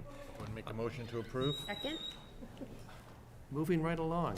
All those in favor? Aye. Aye, motion carries 3-0. Hardly call this moving right along. It's all relative, Counselor, it's all relative. Order number 170 is order for a transfer of $2 million from the city's free cash balance to begin work associated with renovation of the main library heating and cooling system, which we also discussed at great length this evening. If I hear no discussion, I'll accept a motion in favor. Why 2 million, Mr. Chair? Why 2 million? To Mr. Ailes. The full project's gonna be more than 2 million. It's really a question of how much we think we can replenish within free cash and still certify our fund balance at a reasonable level, right? If we went for the full amount now, we'd see potentially a larger dip in the unrestricted fund balance when we certify at the end of the year. If I may, you want to have enough running room, because you don't have free cash available until, what, November? Right. Yeah. Right. So you want to be able to make commitments on this construction project between now and November, which is a good long time. Yep. You don't want to tear it down too far. We're doing our darndest to get in the ground as early as we can to get as much of next summer with the new system. I mean, we could be constructing right into and through the summer, but the goal is to get these 3 steps of OPM design and construction manager all under contract and get us to where we're ready to start. And that will take all that money and more. I always seem to be looking this way, so please poke me or I will. speak up if I I will do both. miss your. Is that helpful, Counselor? Yeah, that's helpful. Okay. If there's no more discussion or questions, I would accept a motion from Councilor St. Hilaire in favor. I don't know if I want a motion to favor. I'll make a motion to approve. I will second the motion. All those in favor? Aye. Motion carries Oh, I'll approve it. 3-0. Not my favorite. Once it's in place, 75 to 100 years of benefits. We won't see it, but Bodie will. Bodie will thank me. As I said, moving right along. Order number 171. This is a transfer of $1,250,000 from the city's free cash balance placed into a capital project fund for the central fire station. That we Motion needed. to approve? Second?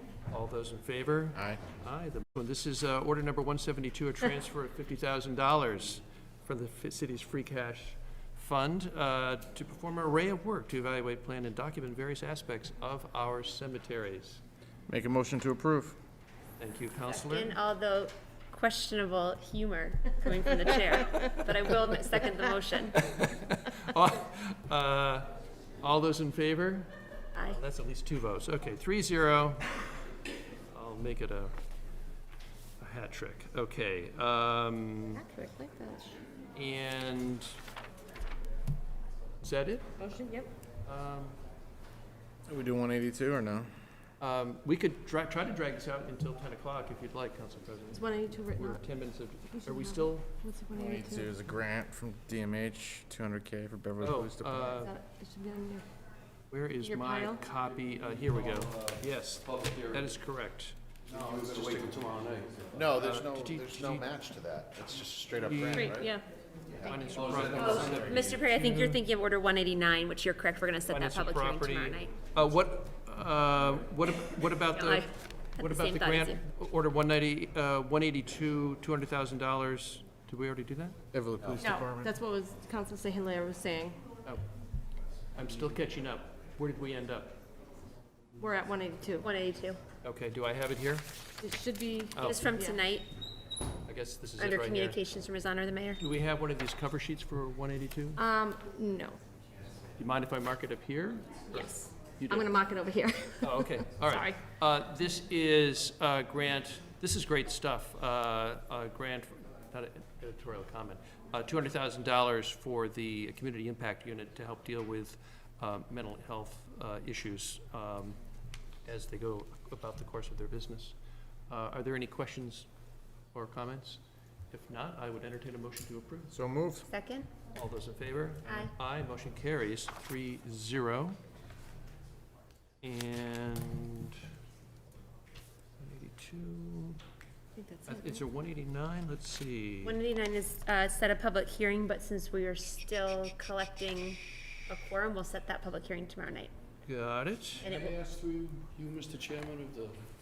Yes, you may. Time sensitive that you've got to get that done by I don't even know which one it is, I'm sorry. the I, one?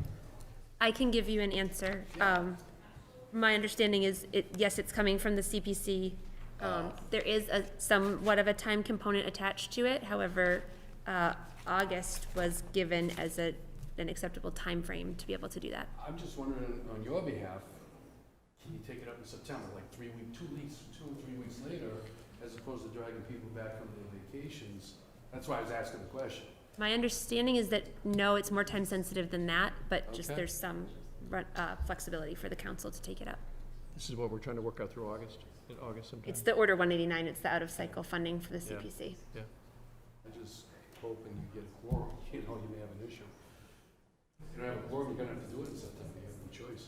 That is true. We're working on That's why it's going to show up, it will be on tomorrow night's agenda to set the hearing so that Ms. Kent has a little more time to hold That's the a council. to-be-determined status, and then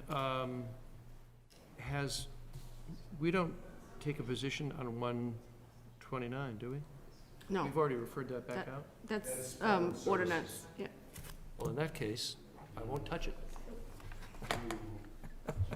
I believe that's everything. I believe so. Is there a desire to drag this out until 10 o'clock? or Nope, would we I like make a to- motion to adjourn finance and property. So moved.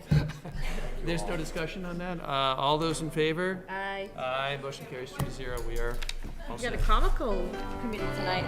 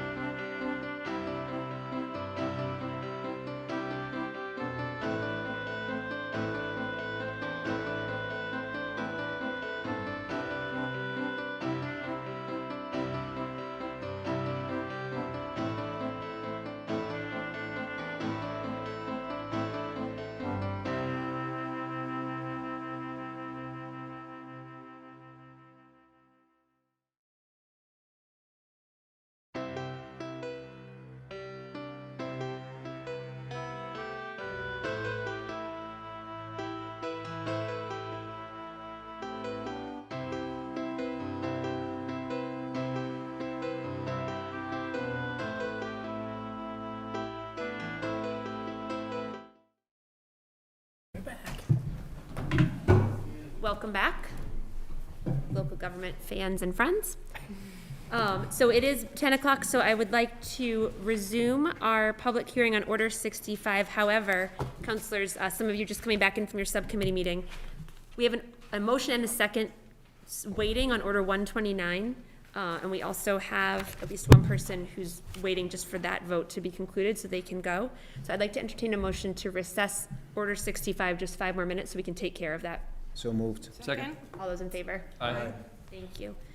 Motion carries 9-0, so we'll pick National Grid up in just 5 minutes. So as I said, we have from before in our meeting, a motion and a second on the floor for Order 129. This is the proposed ordinance change regarding salaries. And so at this point, I would say that we're ready to vote. So all those in favor of Order 129?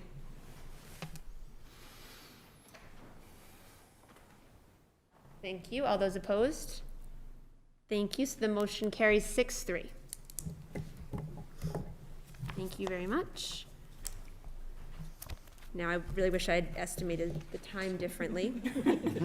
Ms. Kent, we just need a reading of Order 181, and then we do need a vote on this so that we can move it forward to take it up with the public at a public hearing on Wednesday. And this is a little bit unusual, the order. It is permissible to do it this way, and it does allow us to have the public hearing before the end of June. So, Ms. Kent, if you would read that in 3 minutes. Notice 181, City of Beverly ordered that the City Council of the City of Beverly hold a public hearing on Wednesday, June 29th, 2022 at 6:30 PM at 191 Cabot Street, 3rd floor, Council Chambers, live on BevCam, relative to the proposed amendments to Chapter 270 Vehicles and Traffic are summarized generally as follows. Clarifies the areas on Congress and Cabot Street in the vicinity of the Congress, Cabot, and public landing off-street parking lots where parking is permitted and where it is prohibited, Chapter 270, Section 41, 47, 66B2, and 67. Amends the fee for on-street parking regulations devices in the downtown Beverly Parking District from up to 75 cents per hour to up to $1 per hour, Chapter 270, Section 66B1B. Amends the area of on-street parking on Judson Street regulated by parking regulation devices from 115 feet from Cabot West to 70 feet from Cabot West. Also amends the area of Judson Street restricted to time-limited parking unless issued a valid resident parking permit from 115 feet west from Cabot to Chase Street to 70 feet west from Cabot to Chase Street, Chapter 270, Section 65B1C and 66B3A. Amends the hours of operations of off-street parking regulated in the Congress Street, Cabot, and public landing off-street parking lots to Monday through Saturday, 4 p.m. to 8 p.m. at the rate of up to $1 per hour, and Sundays and holidays are free. Also prohibits parking in the public landing off-street parking lot in excess of 2 hours in any spaces marked with such limitations, Chapter 270, Section 66B2. Prohibits non-electric vehicles from parking in spaces designated as electric vehicle charging stations in off-street parking lots, Chapter 270, Section 63 and 66B2. Amends the duration of time-limited parking from 4 to 2 hours between the hours of 8 a.m. and 8 p.m. unless issued a valid resident parking permit, Chapter 270, Section 66B3A. Permits parking on a portion of the west side of Summit Avenue, which is time-limited to a duration of 2 hours between the hours of 8 a.m. and 8 p.m. unless issued a valid resident parking permit, Chapter 270, Section 66B3A and 67.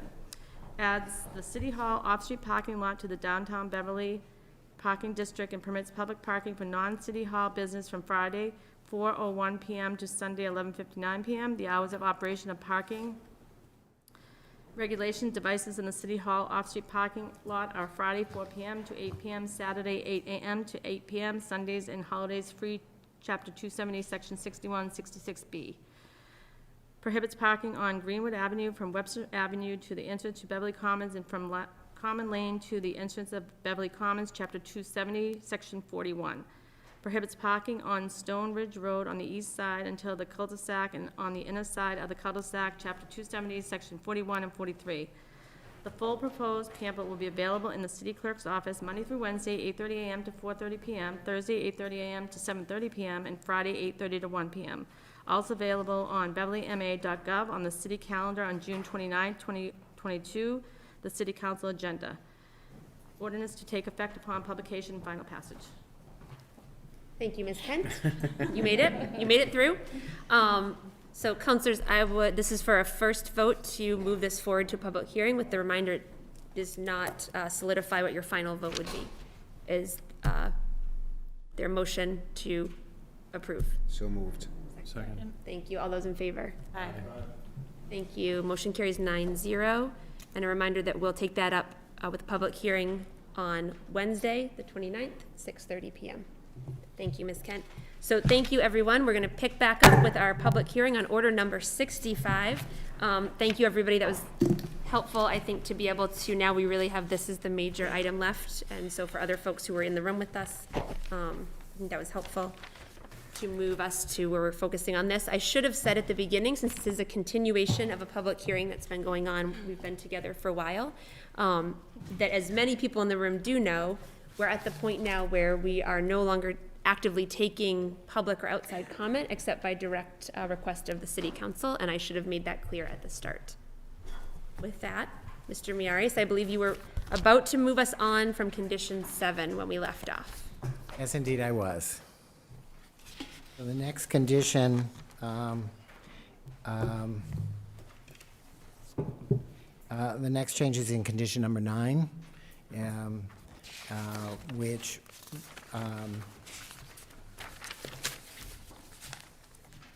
this is a condition to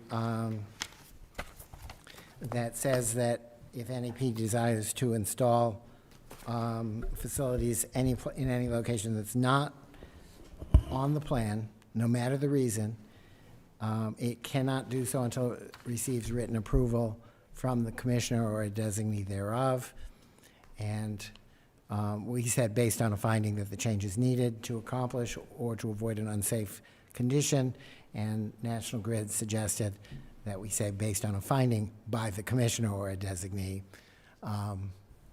That's completely benign, and we recommend that change be accepted. Any questions? Councillor Bowen. Thank you.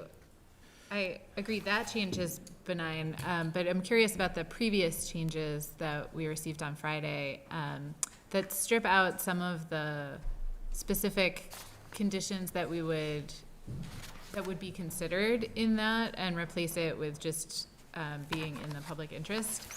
And I know we had talked previously about that being an important condition that highlighted that any changes not only were necessary, but were done in a way that protected public health, safety, and the environment, and wanted to know why that was weakened in this draft, and if we could re-strengthen it.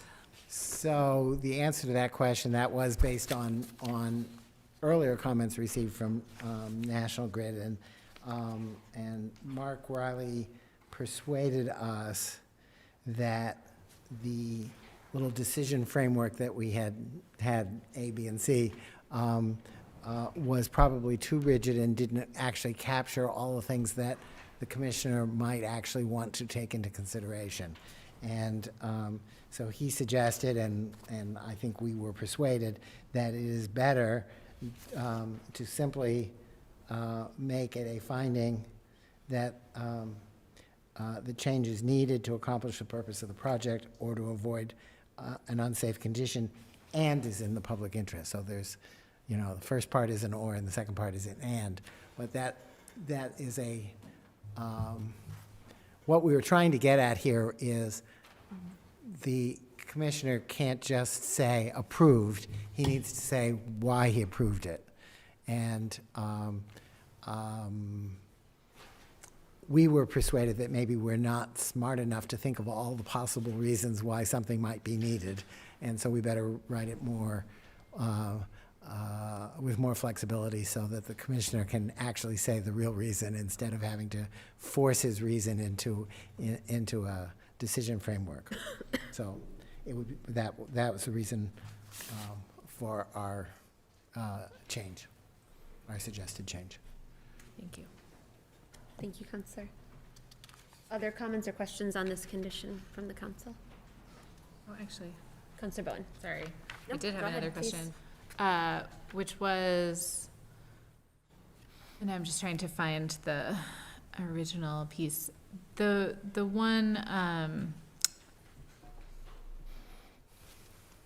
element that strict compliance with the plan would undermine the public interest specifically stood out to me as potentially worth building back in, that because it's a little different than saying a change needs to be made for whatever reason and the change is still in the public interest. I had liked the previous language that said we can't stick to the current plan because it is not in the public interest. Is there a way to include some more of that language in the shortened version? There's always a way. If that's what you want, we'll try to do it. would concur. Except for the technology problem. Right.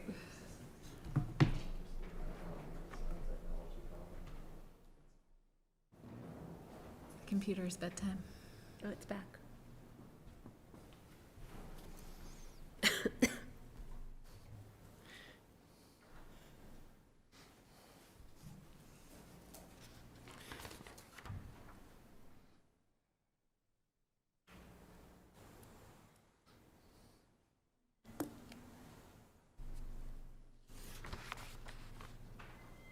So what you're suggesting is that, based on a finding by the commissioner or a designee,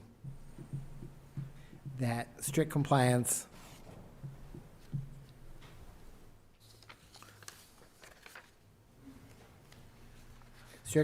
with the plan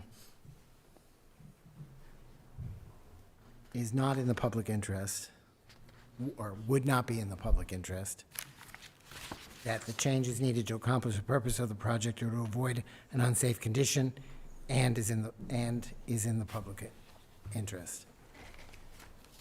That's not quite exactly the, Brian, you get that? Okay, so we're in condition 9, the last sentence, and she wants to add back.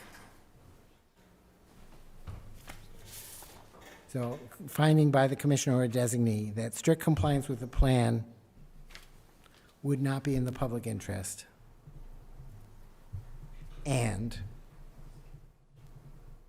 that the change is needed to accomplish the purpose of the project or to avoid an unsafe condition and is in the public interest.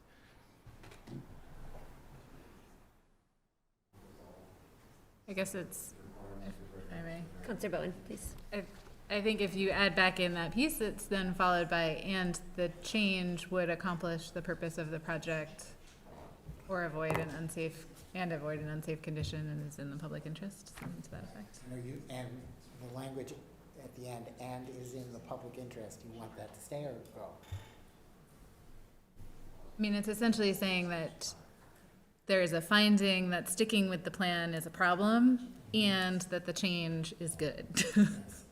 So you don't need the third part, the and in the public interest.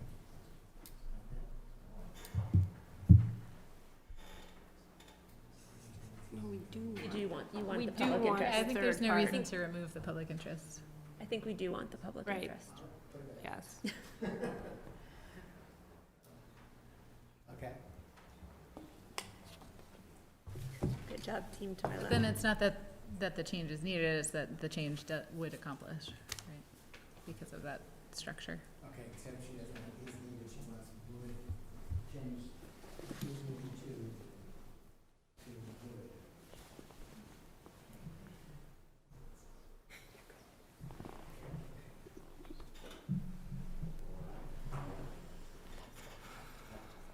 would. And essentially, my thinking there is it clarifies that the finding should be about the reason for the change and about the change itself meeting vague criteria. I think that language works beautifully. Thank you, Councilor Bowen. Anything else on condition 9, councilors?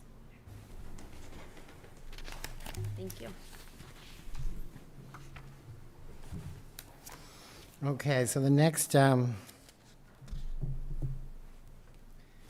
thing that was suggested was a change to condition 15. And I have to confess, I was a little frustrated with condition 15 because what I would have expected in this hearing would have been a proposal by National Grid. Here's where our laydown area is, and here is the route that we will use to get from the laydown area to the project. And we early in the process, we thought we had that, and then we've gone around and around. And although I encouraged Mark to come forward and just tell us where the laydown area is going to be, for one reason or another, they were unable to do that. So this provision, as we proposed it to you last week, is our recommendation. The NEP's proposed language leaves it to the commissioner to decide whether the laydown area is correct.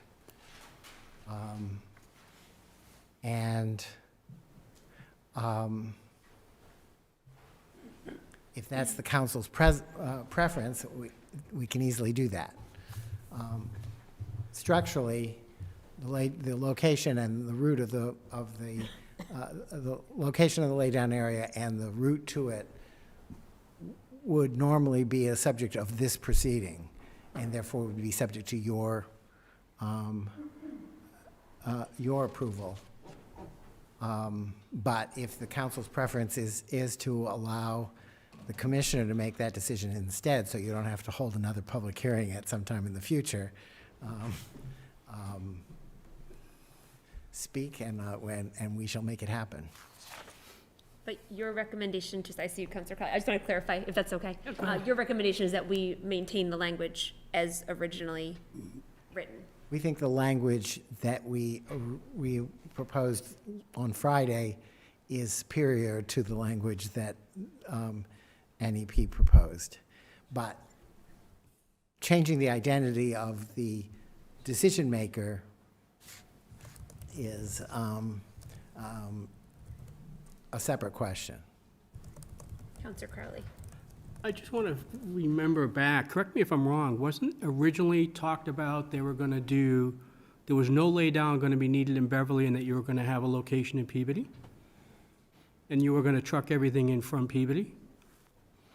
I was going to say, Mr. O'Leary. Actually, I think that was the second, the second iteration. From what I understand is through all of this all the way through until maybe lastly that they made the change, it was ultimate, no, we're not laying down anywhere in Beverly, this is where we're going to put it, and there wouldn't be a need. So if I could just take a moment to address the council's concerns. The need for flexibility in a construction project like this, some of the subcontractors are not even on board yet because we don't know when we're going to be starting the schedule.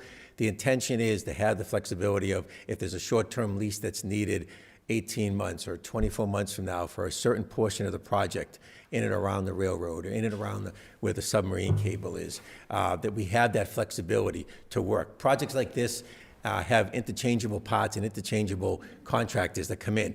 The contractors are obligated to secure the laydown site. Contractors may or may not have secured laydown sites at this point, not knowing when they're going to sign a lease and start spending money, when they're even going to start construction. Portions of this project are so delayed now that there'll be electrical contractors that won't be coming in for about 18 months. So we've been talking about the civil construction all along here with Ilgen Electric and McCourt Construction. We're in the process of laydown areas in Salem and Peabody. But that may not be the most sufficient and most economical sense. So we need to have some flexibility. Councilor Crowley. Not uncommon in projects of this size in any regard. I personally don't like the idea. I think because of what it seems like now you're making a change to what you talked about prior as far as this, and when we were talking about it from the beginning, that there was no need, because I think several of us asked, as the project was going along, are you going to need different areas? And it was told by us, by you, there was no explanation as far as electrical contractors or different contractors based on when they come in, based on when they don't come in, that we're going to have to change and you need the flexibility for that. My understanding is you have a secure location in Peabody and there was going to be no disruption on our streets, in the neighborhoods, in front of the houses. And as far as I'm concerned, I think that needs to be abided by. And that's what I have. Thank you, Councilor Crowley. Councilor Rand and then Councilor Feldman, I saw your hands as well. Thank you. I think just for the reasons that we just heard, I personally would support the recommended wording by Mr. Miaris, just just for the reasons that were just shared. The flexibility, if it's there, then kind of leaves us open for having contractors who are not familiar with the city or us, or maybe even National Grid coming in and laying down without any oversight by the council. So I would support keeping the language as proposed by Mr. Miyares. Councillor Feldman. I am going to piggyback on that and agree with the preferred wording by Mr. Miyares, because I do remember specifically the original laydown was to be on Otis Road in Ward 5, which is my ward. And if that is back on the table, I would have liked to have revisited that, because I was told at that meeting that it was not going to be in Ward 5 at Peabody. So if it would be helpful to have more oversight and clarity moving forward, because if that was my only option and then it all of a sudden reverts to that, I would be remiss in representing my constituents and not having that information for them in advance. So I would agree with my fellow councilors. Councillor Houseman. My question is, I have heard relative to claims up to this date that your contractor was going to be McCord. And now I'm hearing you talk about various different contractors. You don't even know who they're necessarily going to be.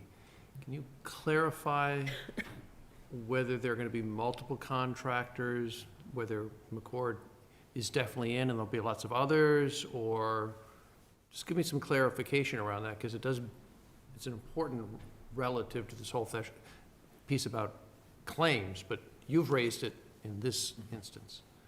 Yeah, the contract for the N192 is with a prime vendor called Ilgen Electric Company. McCourt is the main subcontractor doing all the civil construction work.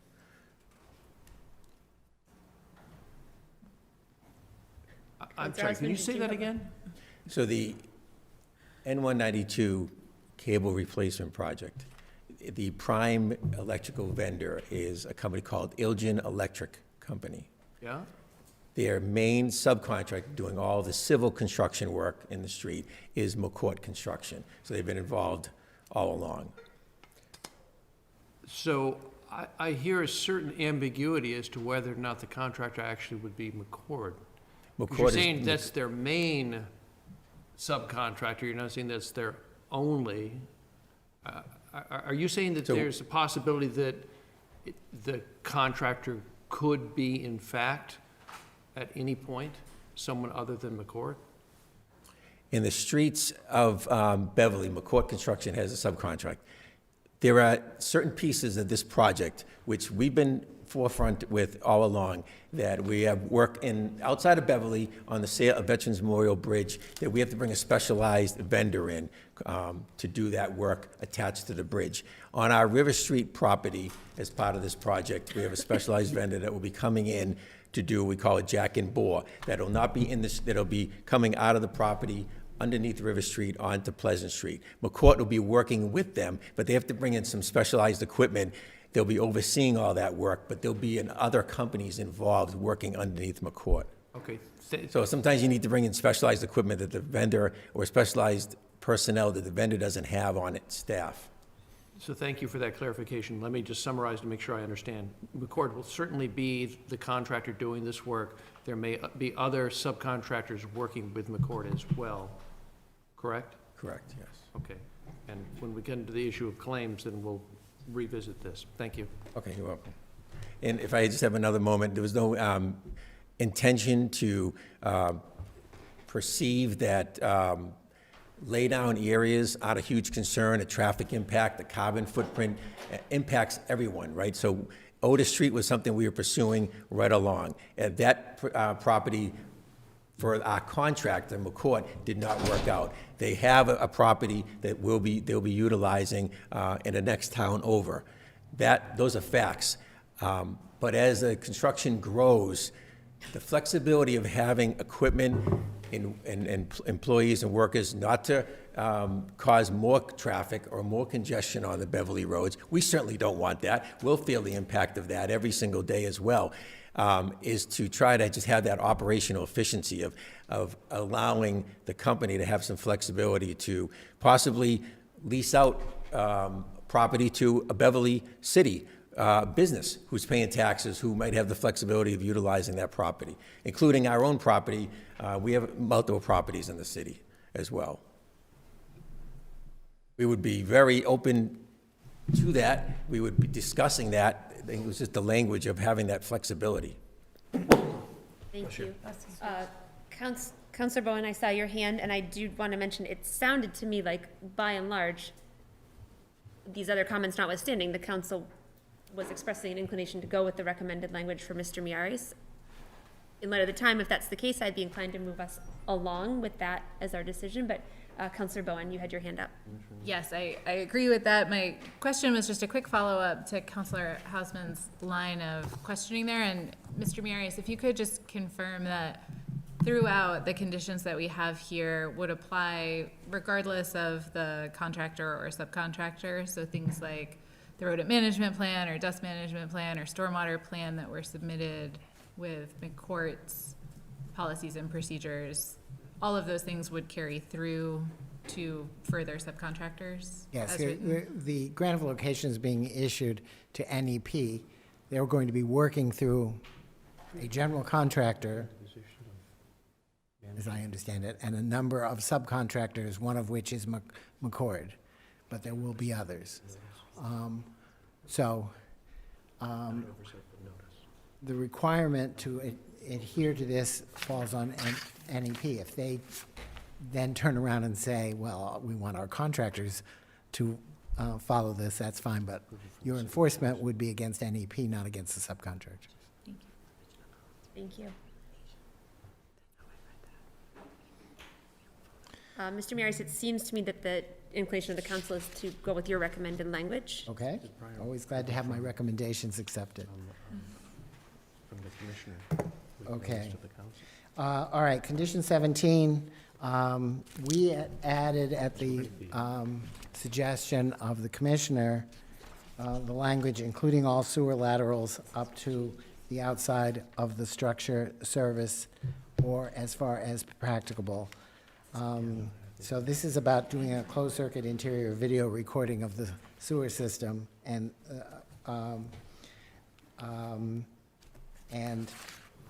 then, of course, requiring it to do that prior to commencing of the construction, and again after it. The original language did not include a reference to laterals. We added it at the suggestion of the commissioner, and NEP has expressed the desire to take it out.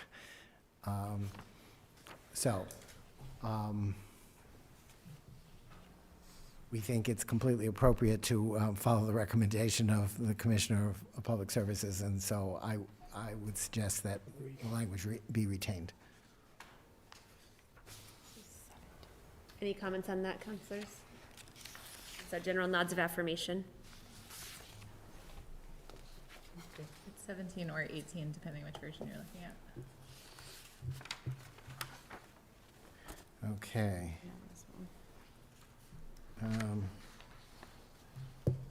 All right, so then now we're up to 18.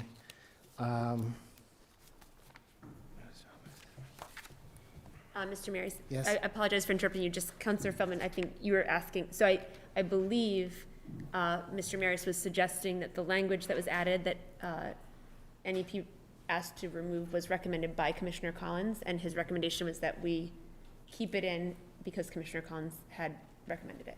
Okay, understood. Got it. Is that helpful? That is helpful. Thank you. I apologize for interrupting. Okay.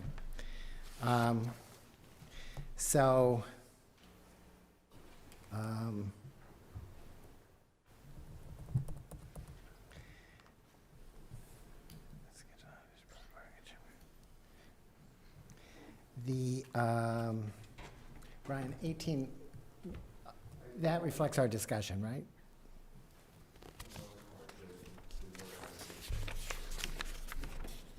Okay.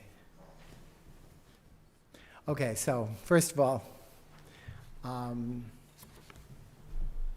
In the language we originally had, we had the word outage whenever there was an outage. And Mark suggested that we change that to service interruption because outages only applies to electrical services. And he thought service interruption was a more general term that provides, you know, if your water service is being interrupted, or worse, your sewer service is being interrupted, that's not really strictly speaking an outage. So we suggested making that change.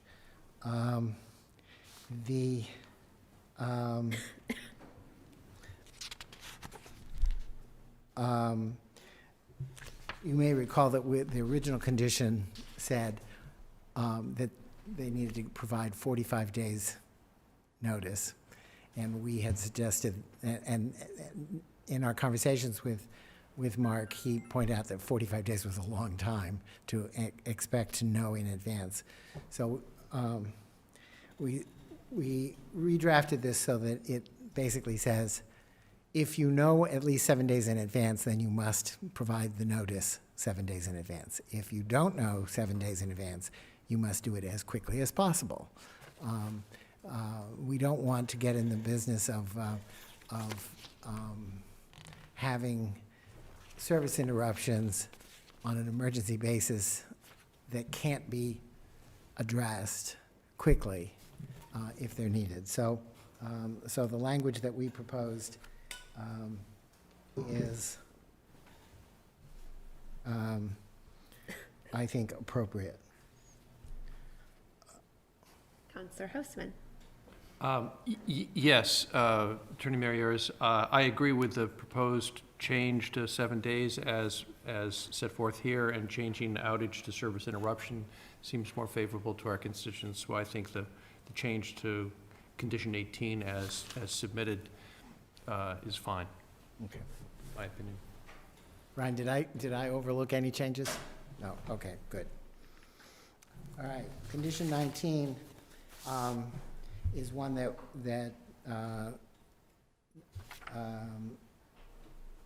it merely says you can't start work until the engineer that is going to be overseeing the project is actually on board. It makes sense, but National Grid's representatives wanted some assurance that that was in fact going to happen soon. Obviously, if this provision could be the source of some mischief if no consultant engineer was ever retained. So maybe somebody can speak to the status of that. Thank you, Solicitor Williams. So I spoke with City Engineer Eric Barber today, and the engineering department has identified a consultant that they have received a proposal for that's acceptable. It's, I believe, Bobrick Engineering. And so at this point, it's just a matter of putting together the contract and having that reviewed and signed. So that's where it is. Thank you, Solicitor. Sure.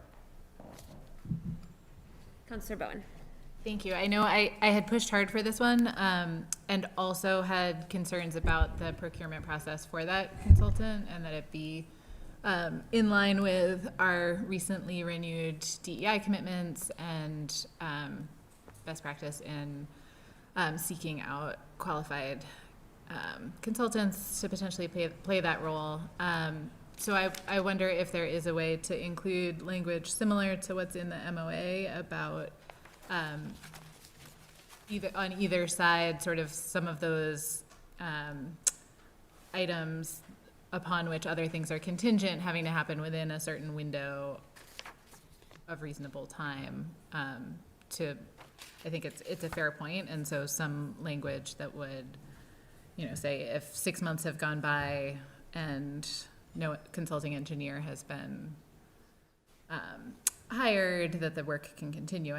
I'm comfortable with that, but don't want anything in what we do to rush the process unnecessarily and sort of force the city engineer into a position where they have to go back to a consultant without any look at competitors.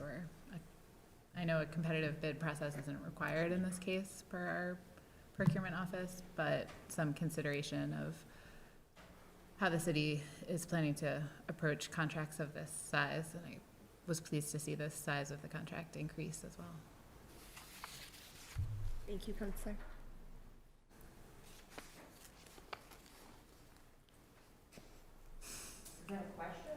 Yes. I think it's a question. It's more of a statement, but yeah, I mean, the question is, could we add language here? Maybe language doesn't need to be added, but I would prefer that we add language to the grant of location that reassures NEP that they can move forward with the project if a consultant isn't identified in a reasonable amount of time. I would prefer that than to reassure them by saying, we have already, before even approving the project, selected a consultant for a $300,000 plus contract.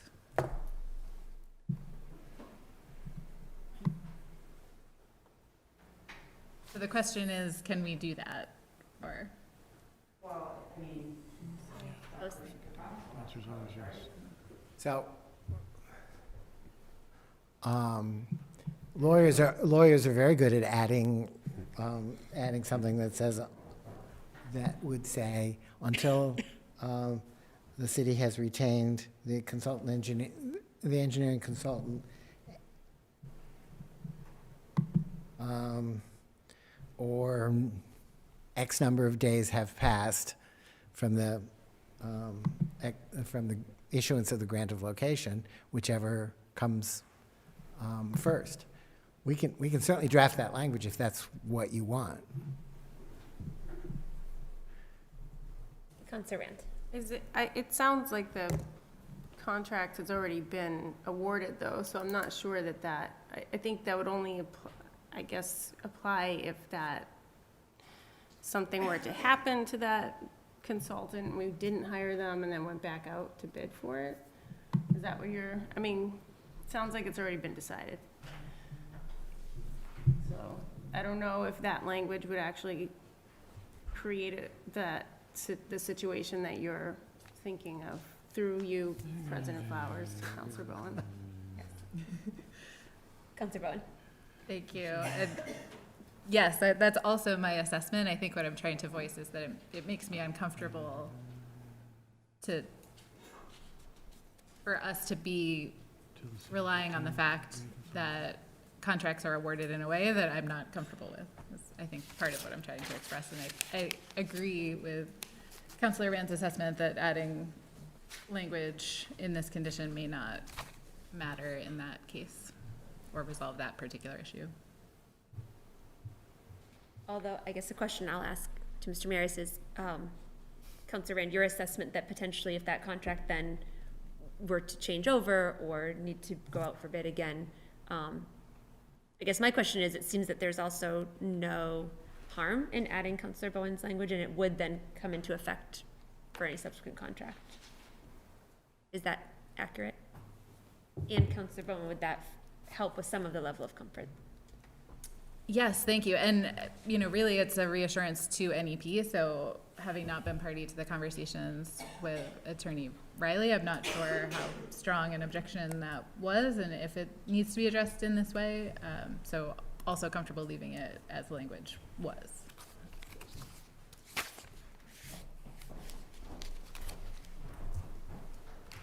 Councilor Crowley. Well, it would, go ahead.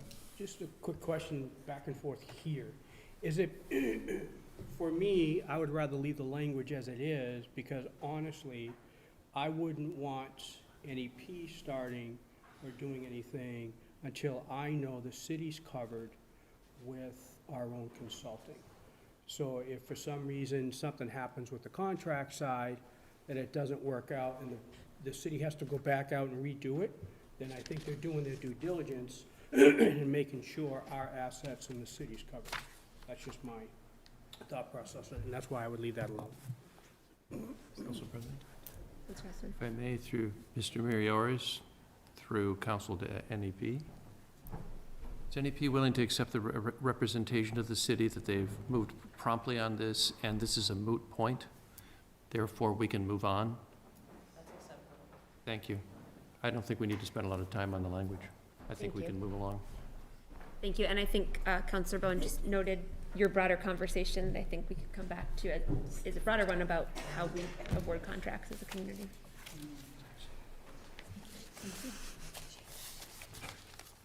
So it sounds like, yes, we're moving on.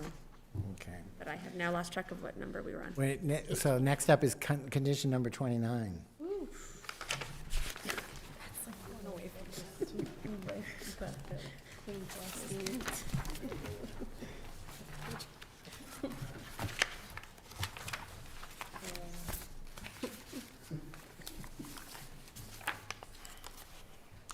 So here, the situation here is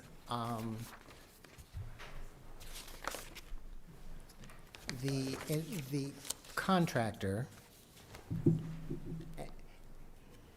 we've added in condition 30 a requirement that NAP require its contractor to carry general liability insurance of $2 million per occurrence and $4 million in the aggregate for the duration of the project. So this addresses the suggestion that we heard from you about making them post a bond. A bond is really not the right legal mechanism. Insurance is the right legal mechanism, so that there are funds available to pay claims. That said, we think we think it is a difficult proposition to do much more here than to say you have to have a claims procedure, it has to be in writing, you have to tell us what it is. When it comes to altering or specifying the burden of proof that would be required, we think that there's a mismatch there, because we want to make sure that there are funds available to pay claims, but the funds are going to be available in the form of insurance. Insurance is going to cover liability. It can cover liability for lost business. It can cover personal injury. It can cover property damage. But there isn't anybody that's going to sell insurance for a claims process that has a different burden, different standard of proof than what is normally applicable. So, we think pushing NEP to provide a process and to require insurance is about as much as we can reasonably expect. I recognize that it does not satisfy Councillor Hausman's objectives, and so nevertheless, that's our best judgment of what we can reasonably achieve without creating a morass of legal issues that might come back to bite us. Councillor Hausman. Thank you. At the last meeting, National Grid was requested by my colleague, Councillor Feldman, to provide claims information from their experience in Salem. So my first question is, has National Grid provided to your office, or are they prepared tonight to provide that information to the council? That's my first question. So the answer is yes, they did. I'm not sure if they provided it to my office, but I have seen it. I can't recall whether it was how it was provided, but I have seen it. Then, please, counsel for NEP. It doesn't really help us if we don't have it. Attorney Pizzi. I'm sorry? I was Yeah. I was taking your question through my role and directing it to Attorney Pizzi, whose name I hope I have correct. No, that's correct. Thank you. Yes, we did provide that claims data to Attorney Miares. I believe it was on Thursday when we, along with the comments, we submitted to the grant of location. I don't have a clean copy with me. It was submitted electronically. I can forward it to whomever, but we did submit it through Attorney Miares. Okay. And I think if I could, if maybe anticipating your next question, there were 3 claims that were identified through that process for that project. Okay. And to provide an apples-to-apples comparison, the project in question that you're drawing those claims from was how many miles long? Because this project is, how many miles? 3.5? I thought it was 4.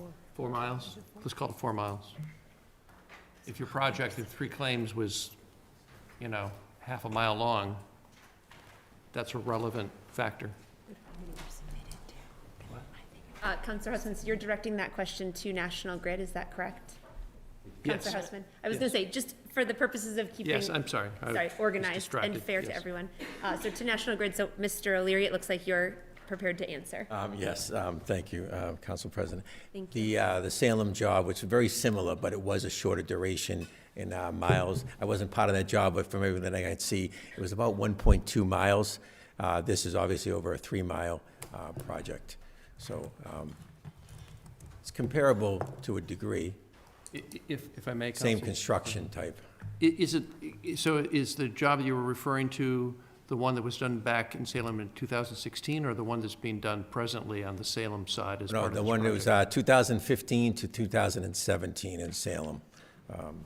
So that was about a 1.5 mile project? Yeah, a little less than 1.5 miles, I believe so. Okay, so about 25 to 30% of this. So if you want to extrapolate and say that's some predictive factor, we might be looking at 12 claims or something like that. It would be the suggestion. So my next question is, this provision says that NEP will provide a detailed procedure before the start of the project. We've been having this discussion about claims now for, if not, I think months, but certainly weeks.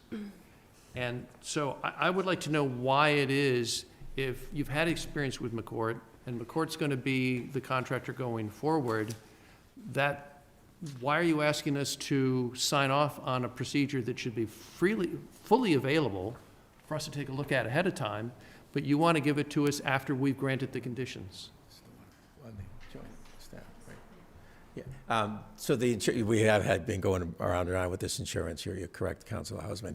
The procedure is the same one that we referenced in prior meetings, that it's uploaded on our website, on the Beverly Reliability Regional website.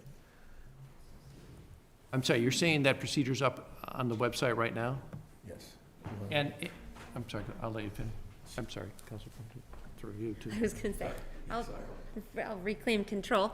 Councillor Husman, go ahead, please. Sure. So we originally submitted the claims plan as part of a letter that was sent to the council, and then the council, I believe it was the clerk. And then we also had, when I spoke to you on the phone, Councilor Hausman, I also referred to the fact that the plan was up on the website. We have since then also made sure that that plan on the website is available in Spanish, Portuguese, as well as Albanian. So it's up on the website. Through Council President, as I understand it, the plan that I've read so far is something along the lines of, if you have a claim, submit it and we'll consider it. It's been a while since I've looked at the website. I frankly, honestly, don't recall the conversation, but to the degree that I have seen anything, basically what it says is, hey, submit something, we'll think about it. That's not what I call a detailed procedure for handling claims. So So do you have, I don't know why this should be so difficult. Isn't it possible to simply hand a piece of paper to the council in a hard copy that says, here's the detailed procedure for claims?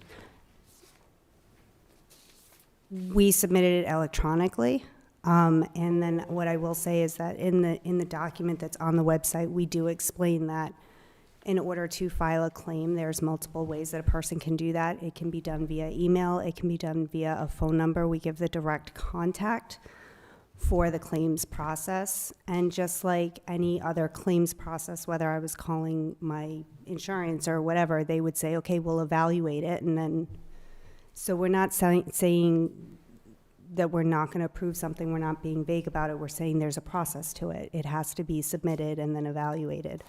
And throughout that process, the claimant will be notified. Okay, and so that is the detailed process. Yes, sir. And so I'm sorry. I was going to say, Councillor Feldman's been trying to jump in. Oh, I'm so- sorry. If Go I, ahead. if I Yeah. may, through you, Council President, I think the reason why I had asked for that data was to get to the heart of this. Of those 3 claims, how many were submitted? Were those 3 claims that were how many claims were submitted, and then how many were actually approved? I think that's what we were looking for. I was at least looking for in terms of some background on the procedure, because I do understand that when you have insurance and claims, it has to be a vetting process. So I thought data might be a better indicator of the claims process. Sure, absolutely. I'll let Tim answer that. Thanks, you, Counselor. There were, out of the 3 claims, one was a compromise, a settlement was conducted and approved. One was paid out. It was just substantiated after after obviously investigation. And another one was, there was no payment. It was closed. There wasn't any further. Right here. Okay. That's what I was looking for. Okay. One was denied, yeah. And there's some dates there. It does seem to me, and Councillor Husman, I see your hand, but it seems to me that at this point, the concern I hear is that we're still lacking a detailed claim process with more detail than is on the website. Councillor Husman, I don't want to anticipate your question, but it seems like that's a sticking point, that there is not a detailed process on the website. Actually, I would like to direct a question, if I may, Council President, to my colleagues, on the council, if anyone has taken a look at the plan in reference and what you can say about it. I pulled it up here. I find it to be fairly detailed, and I'm comfortable with it as is. I don't know what more you're going to expect. I can pull it up here, too, if you want. I mean, I don't want to unnecessarily. Councillor Rand. Thank you. While Councillor Husman's reading. I would agree. It just took me a little bit. I wasn't expecting to see it under project overview. I appreciate that Albanian has been added to the website, but maybe the claims process could be its own standalone button as a suggestion, but I'm not a website designer, so. In terms of user interface. Do you want me to answer that? Thank you, Councillor Rand. We can, sure. We can change that. We can give it, it's just trying to not make it look too absolutely cluttered with 150 different things on the top, but we can do that. It's not an issue. Mr. Bertram. Madam President, I believe that's what they submitted on the reference of the City Council. This is in their letter dated March 21st. Thank you.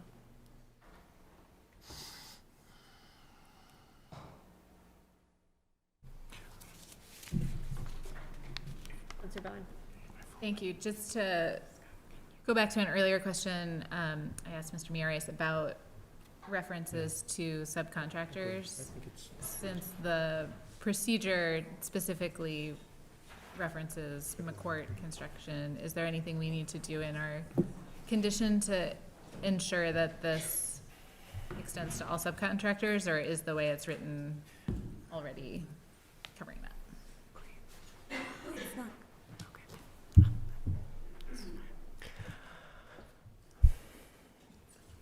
This is a question too. So this is a question for me. I'm just Okay. I'm just working on formulating an answer. So I had understood before this evening that McCord was in fact the general contractor. information that was provided this evening suggests that McCord is in fact a subcontractor, and there is another general contractor. I think that is correct, and maybe we can get some clarification from National Grid on that, and that there are other subcontractors. It's not clear to me whether those are subcontractors to McCord or subcontractors to the general contractor. So the process that suggests that McCord is going to handle it may need some tweaking, but good point, yeah. what you want is for the general contractor, whoever that may be, to be in charge of this, and that all subcontractors be responsible to the general contractor. If that's not the structure we have, I guess we need to hear about that. So we might want to direct that question to representative, probably to Marissa. Thank you. Is there, can we get some clarity on that, please? Sure. So McCord will in fact be responsible for managing the claims process, and all claims would go through McCord. So any subcontractor claims it would all flow through McCord. Councilor Houseman. So, having reviewed what's online, I'm satisfied that it's a sufficiently detailed plan, or claims process, excuse me. However, I do think that the condition should specify what council has just articulated explicitly, making clear that the subcontractor, if there's any issue with the subcontractors, McCord stands in the position of that process, so that it's very clear that any claims will go to this, and someone's not going to get one of these. It's over here. If I could, I'm going to let Mr. O'Leary possibly amend what I just said. I think I could probably really simplify this. I know we always try to do this, but Elgin Electric is the manufacturer of the electric cable pulling through. They'll be doing the splice work in the manholes. They're the prime vendor because they're manufacturing the electrical cable, the asset we're going to have in the ground. McCord is the main subcontractor doing the civil construction work. The process that works with, and maybe we have to add the language to Councilor Hausman's point. McCord does the investigation. They're the professionals. They're the ones that are out in the street. They're going to know if this is something that they may have caused or may not have caused. Elgin is involved in the oversight of that insurance claim as well, right? So then the National Grid has an oversight to the process, and we have, I think I'm not sure if it's in the MOA or not, but we have agreements. We do this with every city. Is this that would then be presented to the format that we're working with the municipality, whether it's say a city manager or mayor's staff meeting or just updating the commissioner. That's always been established, so that would be forthcoming as well. But Elgin is the prime electrical contractor. McCord's doing the work. They have to go out and do the investigation. Elgin oversees that and then reports up to National Grid. I don't know, maybe I didn't simplify it, sorry. But Councilor Houseman. I simply want to make clear that you'll never have one of these. It's over there, it's not us, okay? And I don't think the language presently does that. And, National Grid is very capable of drafting that language for review by Attorney Mariores and his staff, or if Attorney Mariores wants to come up with that language for consideration by the council, I'm certainly willing to take a look at that. I haven't looked at the MOA. I'm about to pull it up here to see if what you just said is already included in the MOA. But I think we have some distance to go on this, but I think we've made some progress because at least I accept there's a detailed procedure. May not be everything I want. I'm listening to the council that says you can only take this so far. Clearly, you are correct. There should be a fund. I hear that that's not going to happen, over my protest for my constituents, but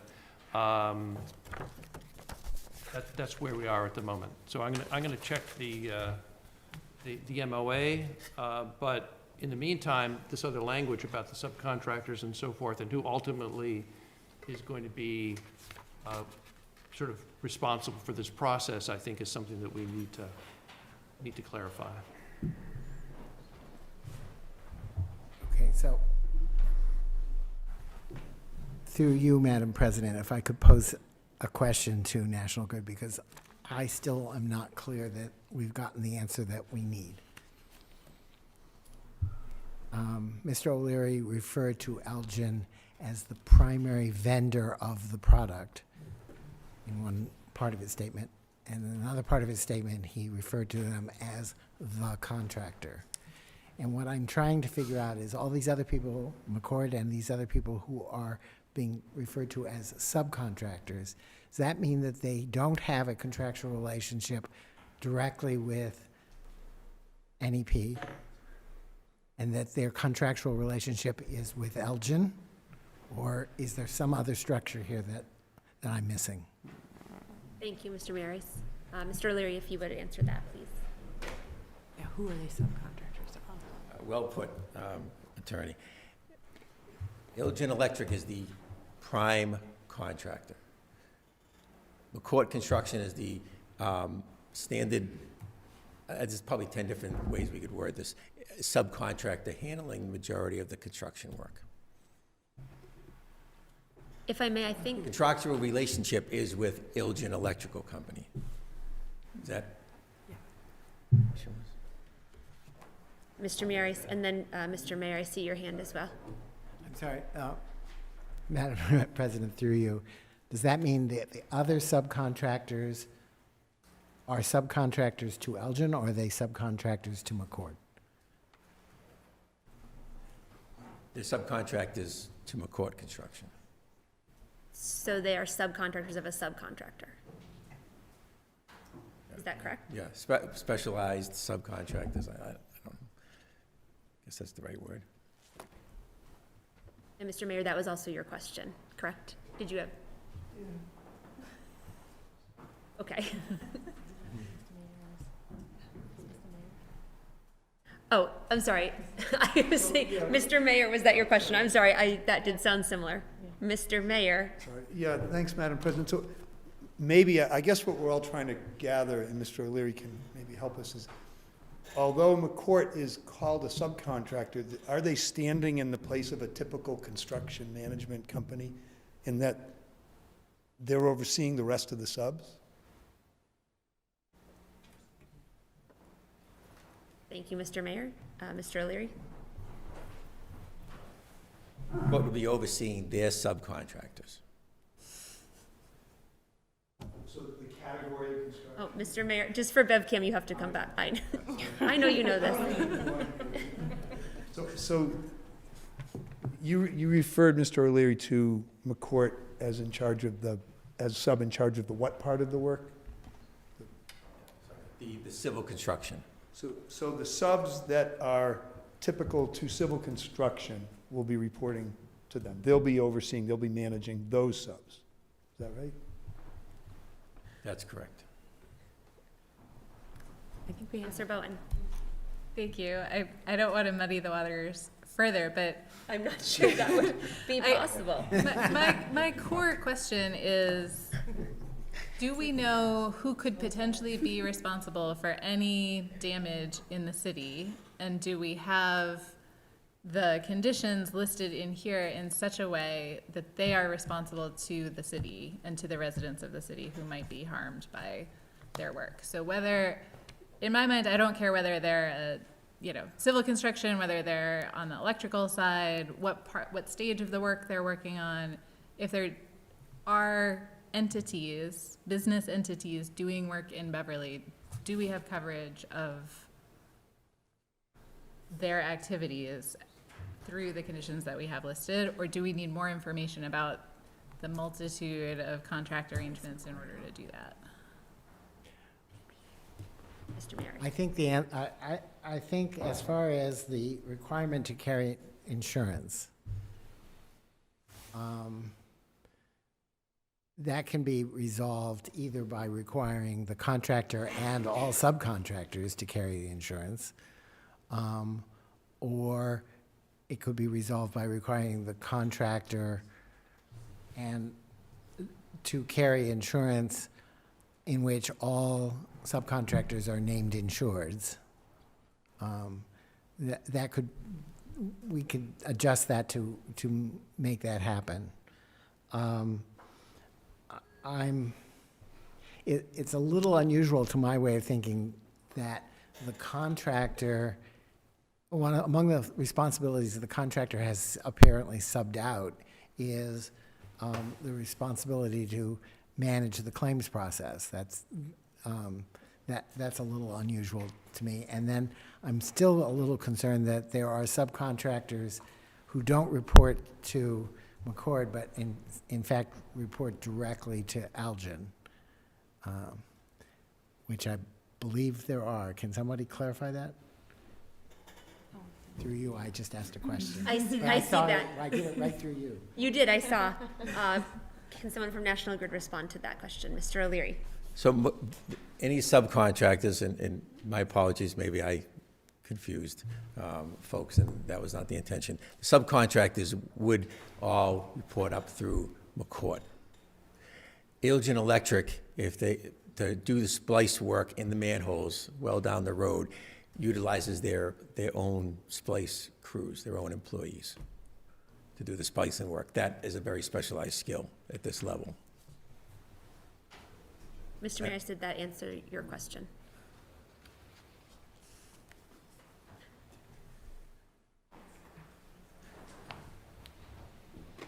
I think that's fine. I think that the language ought to specify that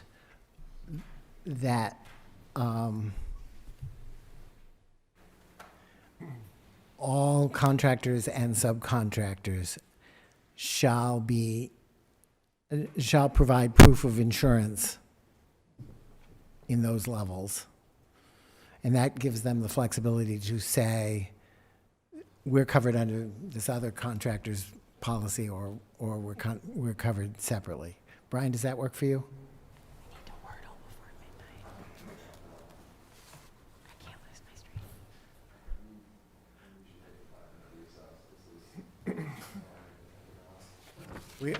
streak. If you could indulge us with 5 minutes of thinking time?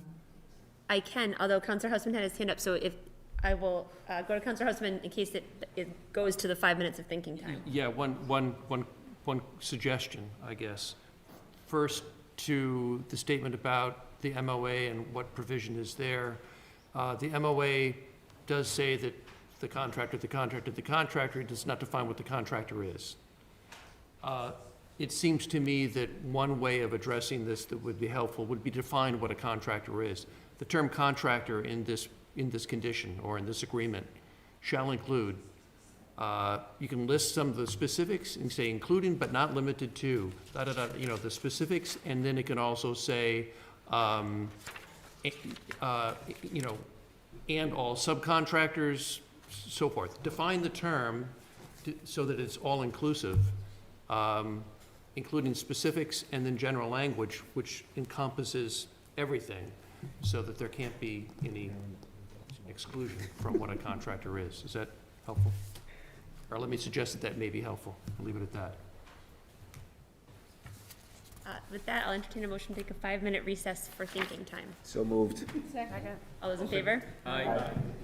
We'll be back in 5, which would be 11.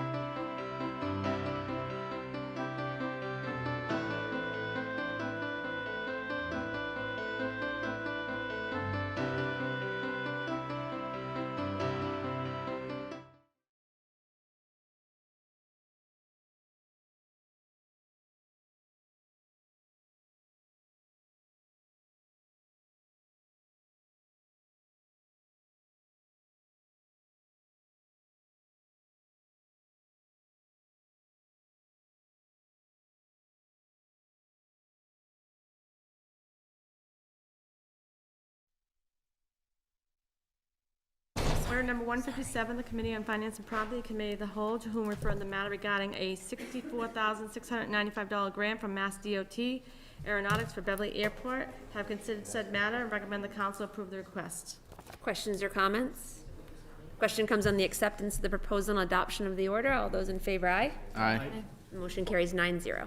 Order number 158, the Committee on Finance and Property, to whom refer the matter regarding the end of the year FY22 realigning some funding within our operating budget to properly account for costs through June 30th, had considered said matter and leave to report as follows. Recommend the council approve the request. Questions or comments?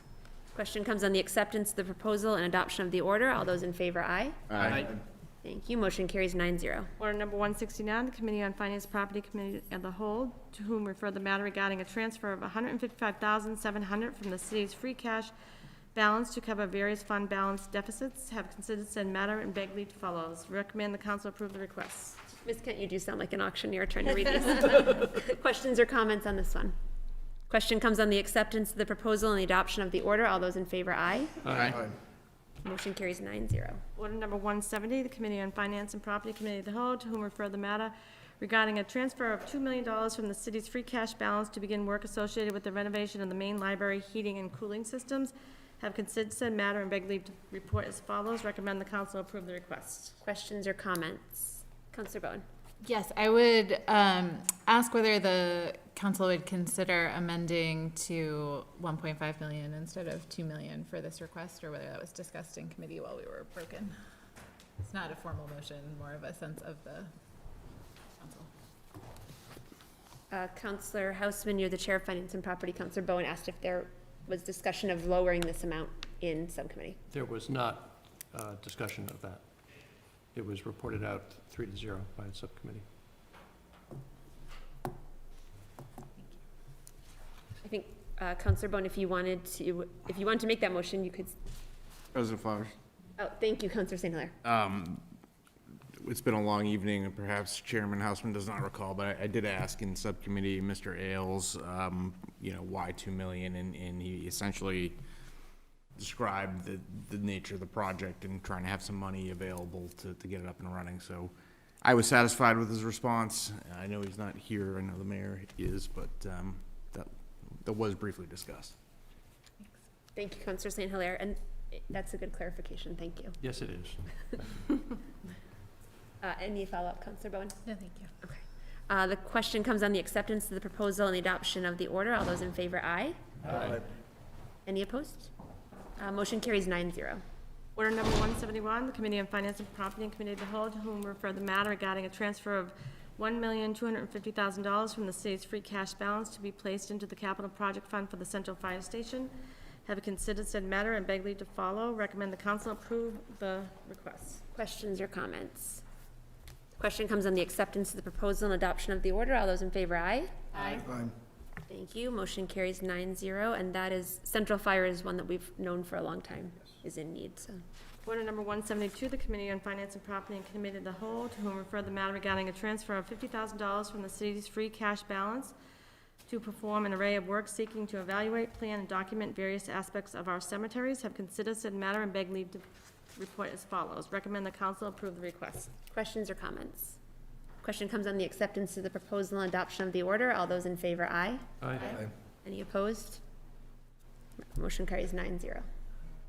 Order number 182, Committee on Finance and Property, Committee of the Whole, to whom was referred the matter regarding a grant for the fiscal year 2023 to continue funding 2 co-responders clinicians to support the Beverly Police Department in the amount of $200,000 for a 1-year period. Has said, considered said matter and beg leave to follow. Recommend the council approve the request. Questions or comments? Question comes on the acceptance of the proposal and adoption of the order. All those in favor, aye. Aye. Any opposed? Motion carries 9-0. Order number 161, the Committee of Legal Affairs and Committee of the Whole, to whom refer the matter regarding a reappointment for Mr. Robert Bujabaum and Mr. William Squibb to serve on the Conservation Commission, have considered said matter and beg leave to follow. Recommend the council approve the reappointments. Questions or comments? Question comes on the acceptance of the proposal and the adoption of the reappointments. All those in favor, aye. Aye. Thank you. Motion carries 9-0, and thank you both for your willingness to continue serving. Order number if you're watching. Order number 163, the Committee on Legal Affairs, Committee of the Whole, to whom referred the matter regarding an appointment for D. Scott DeLay Esquire to serve on the Beverly Licensing Board, have considered said matter and beg leave to follow. Recommend the council approve the appointment. Questions or comments? Question comes on the acceptance of the proposal and the adoption of the appointment, or reappointment. Sorry, Ms. Ken, I just. Appointment. Appointment, thank you. All those in favor? Aye. Thank you. Motion carries 9-0. And thank you also to Scott DeLay. Order number 167, the Committee on Legal Affairs, Committee of the Whole, to whom referred the matter regarding an appointment to Ms. Victoria Haley as Associate Planner to serve as the Planning Department Representative on the Design Review Board, have considered said matter and beg leave to follow. Recommend the council approve the appointment. Questions or comments? Question comes on the acceptance of the proposal and the adoption of the appointment. All those in favor, aye. Aye. Thank you. Motion carries 9-0. Order number 180, the Council on Legal Affairs Committee of the Whole, to whom refer the matter regarding a request for an extension and minor modification of Bristol Village Center for Living in the Arts special permit, have considered said matter and beg leave to follow. Recommend the council approve this request. Questions or comments? Question comes on the acceptance of the proposal and the adoption of the order. All those in favor, aye. Aye. Motion carries 9-0. And I know Mr. DeFranza was here with us earlier, and thank you for hanging in. Order number 187, Committee on Legal Affairs, Committee of the Whole, to whom refer the matter regarding Joe's on a Roll renewal application for a hawkers and peddlers license, have considered said matter and beg leave to follow. Recommend the council approve the request. Questions or comments? Question comes on the acceptance of the proposal and the adoption of the order. All those in favor, aye. Aye. Thank you. Motion carries 9-0. Order number 188, the Committee on Legal Affairs, to whom refer the matter regarding a request for an extension and minor Beverly Main Streets, on behalf of Beverly Main Streets, I recall, sorry, it didn't have a thing. For the block party to be held on Cabot Street between Pond and Federal Street for waive the public way hosted community, sorry, to regarding possession and consumption of alcohol on a public way to be waived, and it was considered said matter and beg leave to follow. Request the council approve this request. Sorry, I didn't have a front page. Questions or comments? Oh, I'm sorry, Councilor Rand. We did recommend to approve it with the condition that the licensing board is satisfied with their process as well. Thank you very much. Other questions or comments? So the question comes on the acceptance of the proposal and the adoption of the order with the stipulation that Legal Affairs had approved it with, that the licensing board also be satisfied with the proposal. All those in favor? Aye. Thank you. Motion carries 9-0. Order number 162, the Committee on Public Services, Committee of the Whole, to whom refer the matter regarding a reappointment from Ms. Cynthia Montalbano and Ms. Susan Feeney to serve on the Council on Aging, have considered said matter and beg leave to follow. Recommend the council approve the request of these reappointments. Questions or comments? Question comes on the acceptance of the proposal and the adoption of the order of the reappointments. All those in favor, aye. Aye. Motion carries 9-0. Order number 164, the Committee on Public Service, Committee of the Whole, to whom refer the matter regarding an appointment to David Lang to the Board of Registrars, have considered said matter and beg leave to follow. Recommend the council approve this appointment. Questions or comments? Question comes on the acceptance of the proposal and the adoption of the appointment. All those in favor, aye. Aye. Thank you. Motion carries 9-0. Order number 165, the Committee on Public Service and Committee of the Whole, whom refer the matter regarding an appointment for Ms. Nancy Marino to serve as the Parks and Recreation Representative on the CPC, have considered said matter and beg leave to follow. Recommend the council approve this reappointment. Questions or comments? Question comes on the acceptance of the proposal and the adoption of the reappointment. All those in favor? Aye. Thank you. Motion carries 9-0, and thanks also go to Nancy Marino for continuing her service to the city. Perfect timing. All right. Thank you very much, Ms. Kent. That was perfect timing. So that brings us back to 11:25. And good work, counselors. We'll reopen the public hearing on order number, sorry, I don't know why that was so loud. I lost control of it. On order number 65. And the attorneys are back from your thinking time. Okay, we came up with some language that Brian is entering on the screen right now.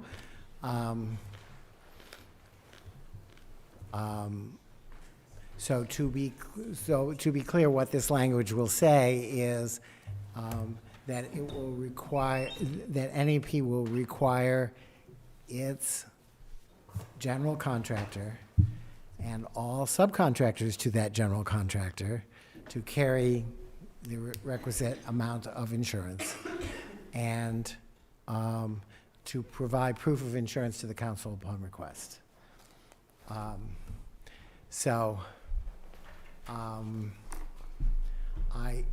We considered Councilor Hausman's suggestion of defining the terms contractor and subcontractor, but we don't think we're smart enough to imagine all the different ways that could possibly go wrong. So we think we're better off just leaving them undefined, and I think we now understand that Ilgen is the general contractor, McCord is the principal subcontractor, and most, but not necessarily all, additional subcontractors will be under McCord, but there may be some that go directly to Ilgen. And it just starts to get too confusing if you start trying to define what all those things are. So we think it's better to just do it this way. And in 29, there's a reference to the contractor, which we're suggesting should change to the general contractor as well. So that's the language that we came up with, and I think that works. Councilor Houseman. I recently went through a insurance claim process, and notwithstanding my training and my education and so forth, found myself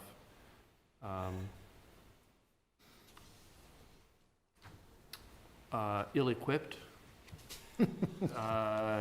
to sort of navigate that process, which I suppose is one reason why I have been thinking very deeply, or trying to think deeply anyway, about this issue.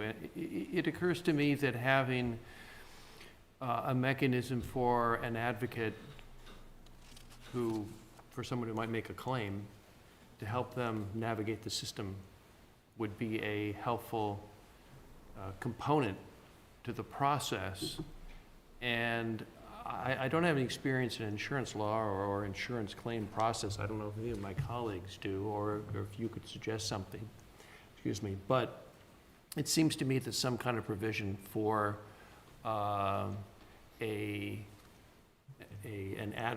call it a navigator, a claims navigator to assist someone making a claim would be an appropriate component of helping the process. So I guess my first question to you, or my question to you, Attorney Mariores, is do you feel like that is an out of bounds kind of condition? And if not, perhaps we could suggest something that would sort of fill that role.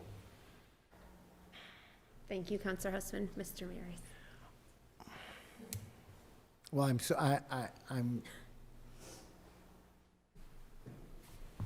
I'm assuming, note that one of the things that we have put in here is that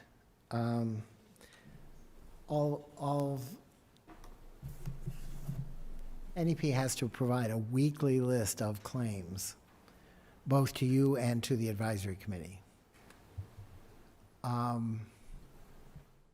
If it turns out that by doing that weekly update, it appears as though there are people who have made claims that are struggling, it strikes me as being an appropriate role for the advisory committee to offer assistance. But I'm reluctant to have the city, as a city, get too involved in the claims process. Note that the last sentence of this thing says, this is purely a private matter between private parties, and I wouldn't want to do anything to undermine that because I don't want I don't want the city to end up being exposed to claims itself or having failed to protect the interests of private parties. And so I, rather than explicitly saying there should be an advocate for these people, we've set up this advisory committee. They will get weekly reports of this. If they perceive there's a need to do something, it will be within their purview to do it. Reply? Real fast, I have a question in that. Is it not one of the roles of one of the, I'm blanking on people's name, Danielle, like, to work with constituents and keep them informed? Is that under your purview or role with National Grid? Yes, it is. But what specifically are you referring to? In terms of navigating the claims process. So for specific reasons, I do not get involved in claims other than really providing how somebody can submit a claim. That's not part of the outreach role. It would get quite muddy at that point. What we have done and what I did commit to doing was making sure that information was available in multiple languages. And if we do have somebody submit a claim and, for instance, English is not their first language, I would work with and make sure that they had somebody that they could speak to that could speak in Spanish or Portuguese or Albanian, working through the contractor or whatever insurance company that is. But I don't personally get involved in claims. It's a whole different beast. Understood. Okay. Councilor Husband. So, the Citizens Advisor Group is made up primarily of citizen volunteers who have no more expertise and certainly be in no position to provide assistance in navigating the process. But although the hour is late, I do now recall a neighbor who experienced a fire in their house got a party, I believe, called a private insurance adjuster who worked with them to help navigate through the claims process. And I guess that's what I'm thinking about is someone who is familiar with the industry who can do that. And it seems to me that, we've talked about in these various different documents, NEP, providing an engineer and a ENF person. If there were to be a claim, and by its own terms, National Grid has suggested that those claims would be few and far between, it doesn't seem like an undue burden to ask NEP to say, listen, if there are claims, NEP will provide, will reimburse someone who hires a private insurance adjuster to help them navigate the process, something to that effect.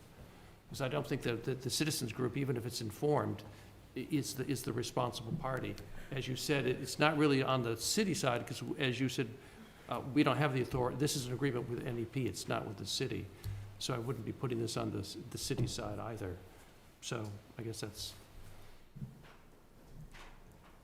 Yes, thank you. And if I may, as you're coming up, my question that I'd add on to that, I was envisioning as you were talking, Councilor Husband, the kind of advocate that's not provided necessarily, as you said, by the city, but for example, when people are navigating an IEP process with the school, there are advocates who can work with people to navigate what can be a very difficult process. And I guess my question is around the equity of this as well. It is important to have this in multiple languages. I agree with Councilor Rand. Processes that are difficult to navigate are made only, in my view, one step easier by having the language accessibility. It can still require a lot of time, attention, familiarity with the system. Councilor Husband, by your own admission, you had a difficult time. These systems are not necessarily set up to be easy to navigate.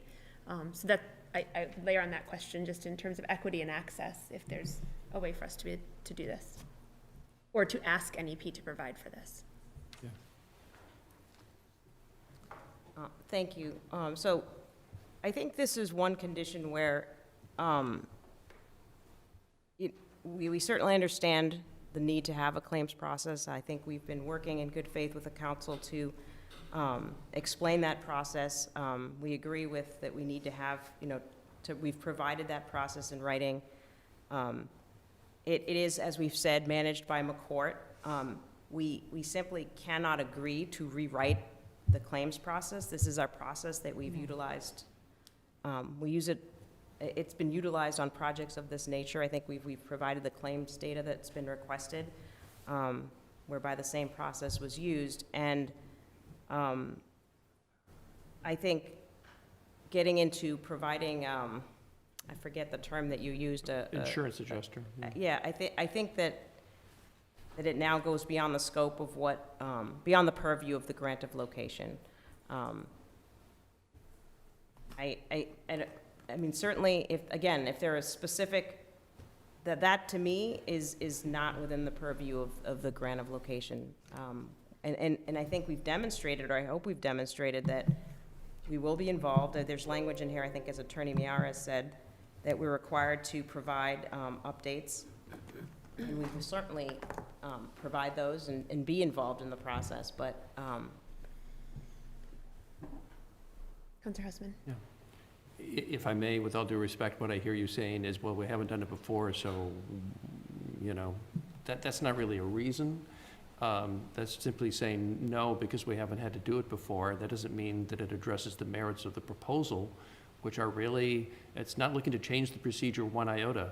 It's a proposal to help people understand what that procedure is and navigate it. So it's only a way of, well, it's not changing the procedure. And I do think that it's fully within the process of what's laid out in your detailed claims procedure to help someone figure out how to deal with it. So, whether it's a matter of equity, which I think is important, or simply providing support for our constituents, I think it's a fair request. Especially when, by your own terms, you're suggesting that claims will be few and far between. It doesn't seem like it would be an undue burden in any fashion either to National Grid.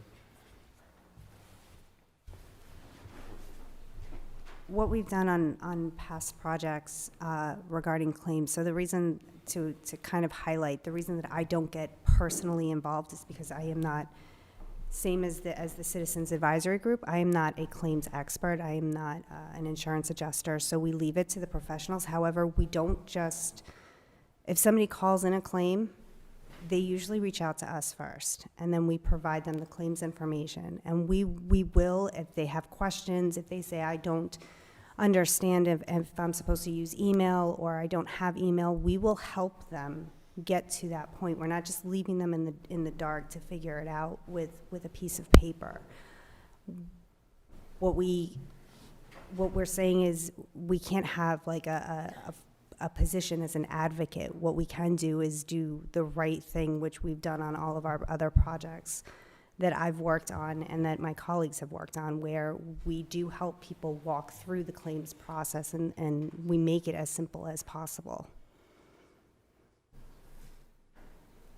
So you are providing a service of essentially a claims adjuster to help people navigate the system. But I thought, I guess I thought I heard you say you don't really get involved in the claims process, so I'm not sure where. I know the process. I don't handle it personally.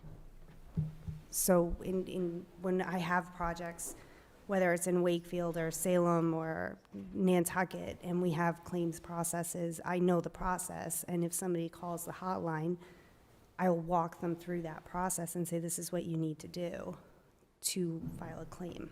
So the claim would be a claim against the insurance of your contractor. So I think what you're saying is you see a value in that role, and so we agree that there's value to the role. What I'm saying is, why would someone argue against their own interests? I mean, you're essentially saying, I don't want to use the metaphor of the fox guarding the hen house, but, you know, basically, you would, if the role is valuable, which you're accepting as a premise, which is what I'm saying, it seems to me that ought to be provided by a private party that assists the claimant, without reliance upon NEP to help navigate that system. That's all I'm saying.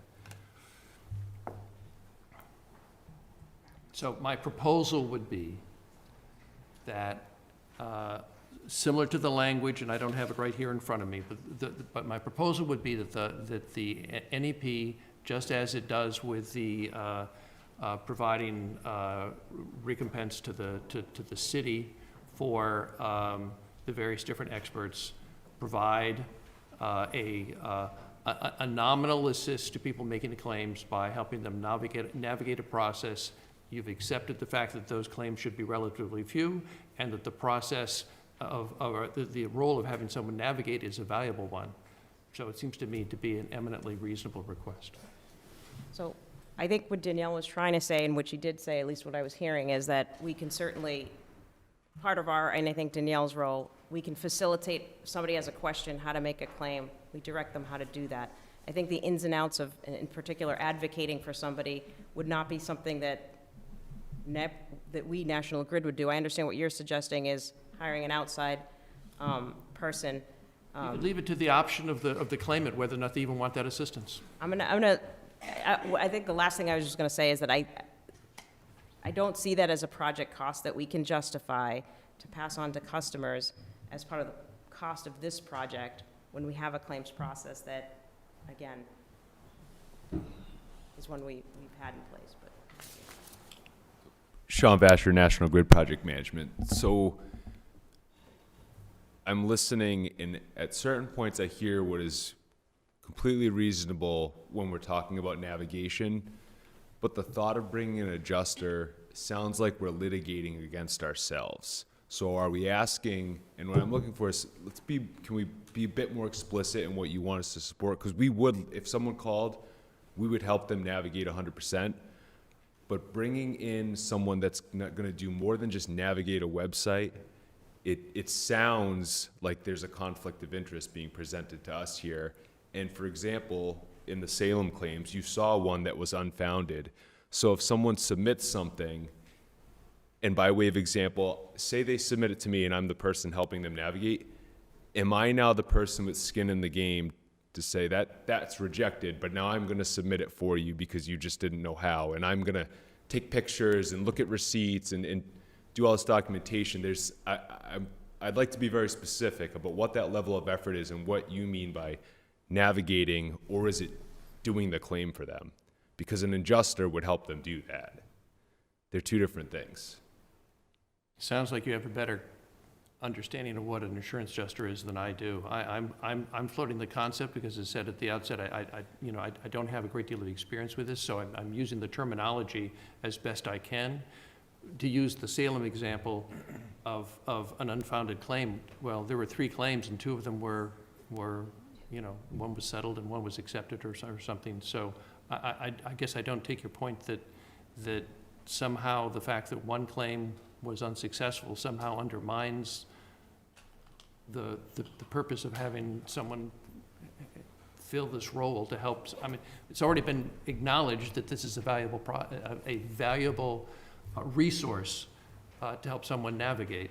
Yep. So I don't really see this as any different than the National Grid reimbursing for the city to have an expert in EMF or in I forget what the other expert is. The hour is late. So I guess I'm stumbling over why something that you acknowledge would be valuable, that would be it could be at the option of the claimant, so they wouldn't even have to use this process if they wanted to, and would be infrequent. Why that would be a stumbling block, especially where the amount of money that the National Grid has agreed to reimburse the city for on these other experts for this process would be a very nominal sum, I imagine, given the number of claims that you expect to have. so.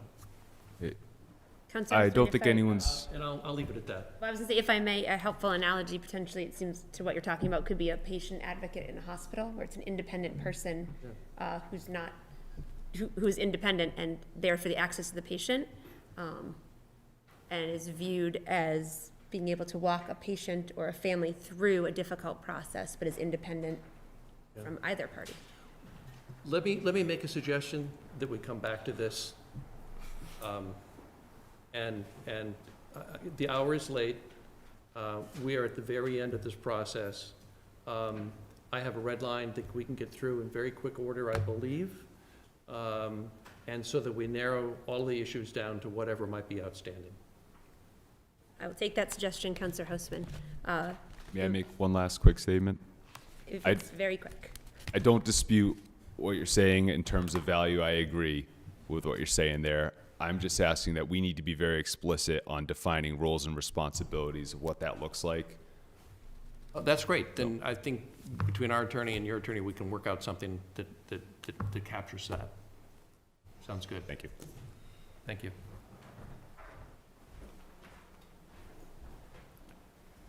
Mr. Maris, have we,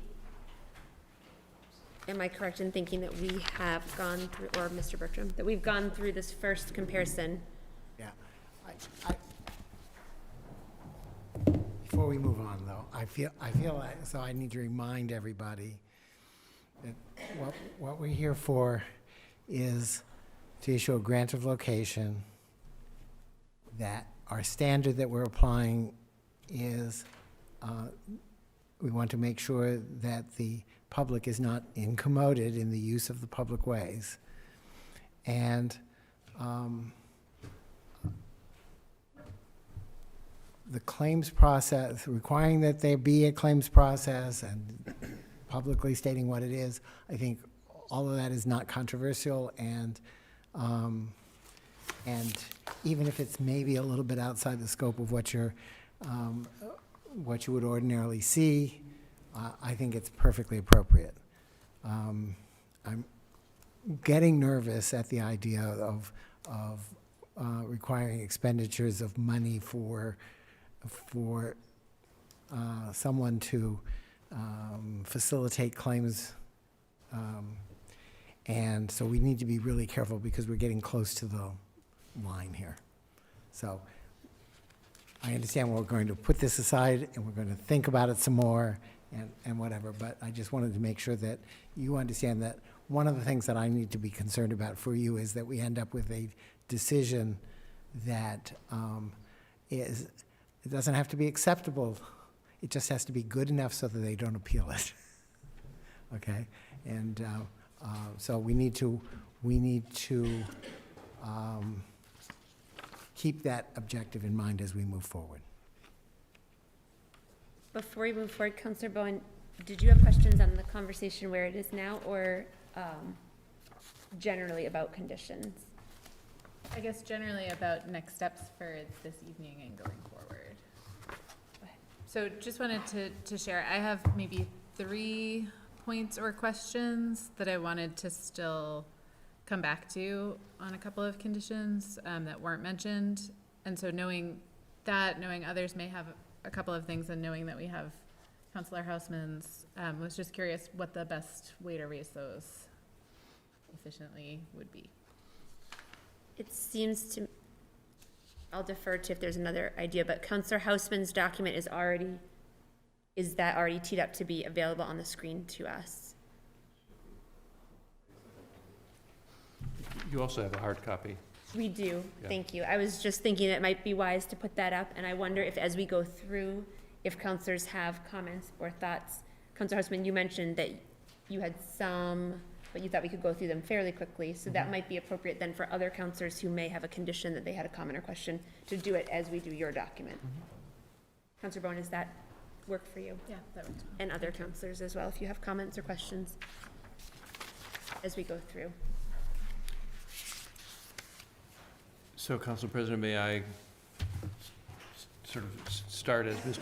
Attorney Mayor is, and sort of like start with my first condition, and if someone has something before that, they can interject? I think that would be helpful. And Mr. Bertram, Counselor Husbands is on the left or the right, just for. Thank you. Okay. Thank you. So- I was gonna say, Counselor Husband, yes, if you wanna raise where your first edit was, and then if counselors had anything prior to that condition, I do think your suggestion is right that we should go to that. Thank you. So on page 3 of the hard copy that you have down at the bottom, which is condition 6, we've basically already adopted that language, this insertion, which is basically something that says that if there are any amendments to the MOA, we are to be given a copy of it as it goes forward, because there may be future amendments to the MOA. And also, secondly, that if there's any sign-off by Commissioner Collins or the city arborist, that again, we be provided a copy of that. So we've already adopted that as a standalone, separate provision. So we don't really, I don't believe, need to spend time on that. Further, yes. Mr. Bertrand? Since it runs MEP, we have to change the text a little bit to make it work, so the text is now condition 31. Yeah, I can't really read it, but you simply adopted that language and moved it, correct?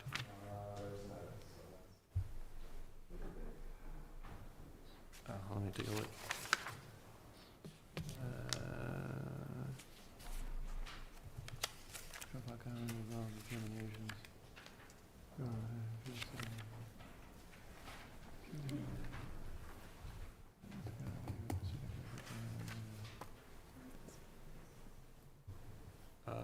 Yeah, I think that is essentially the first sentence, and then there's a second, oh, I see, you looped in city or any city official required by the.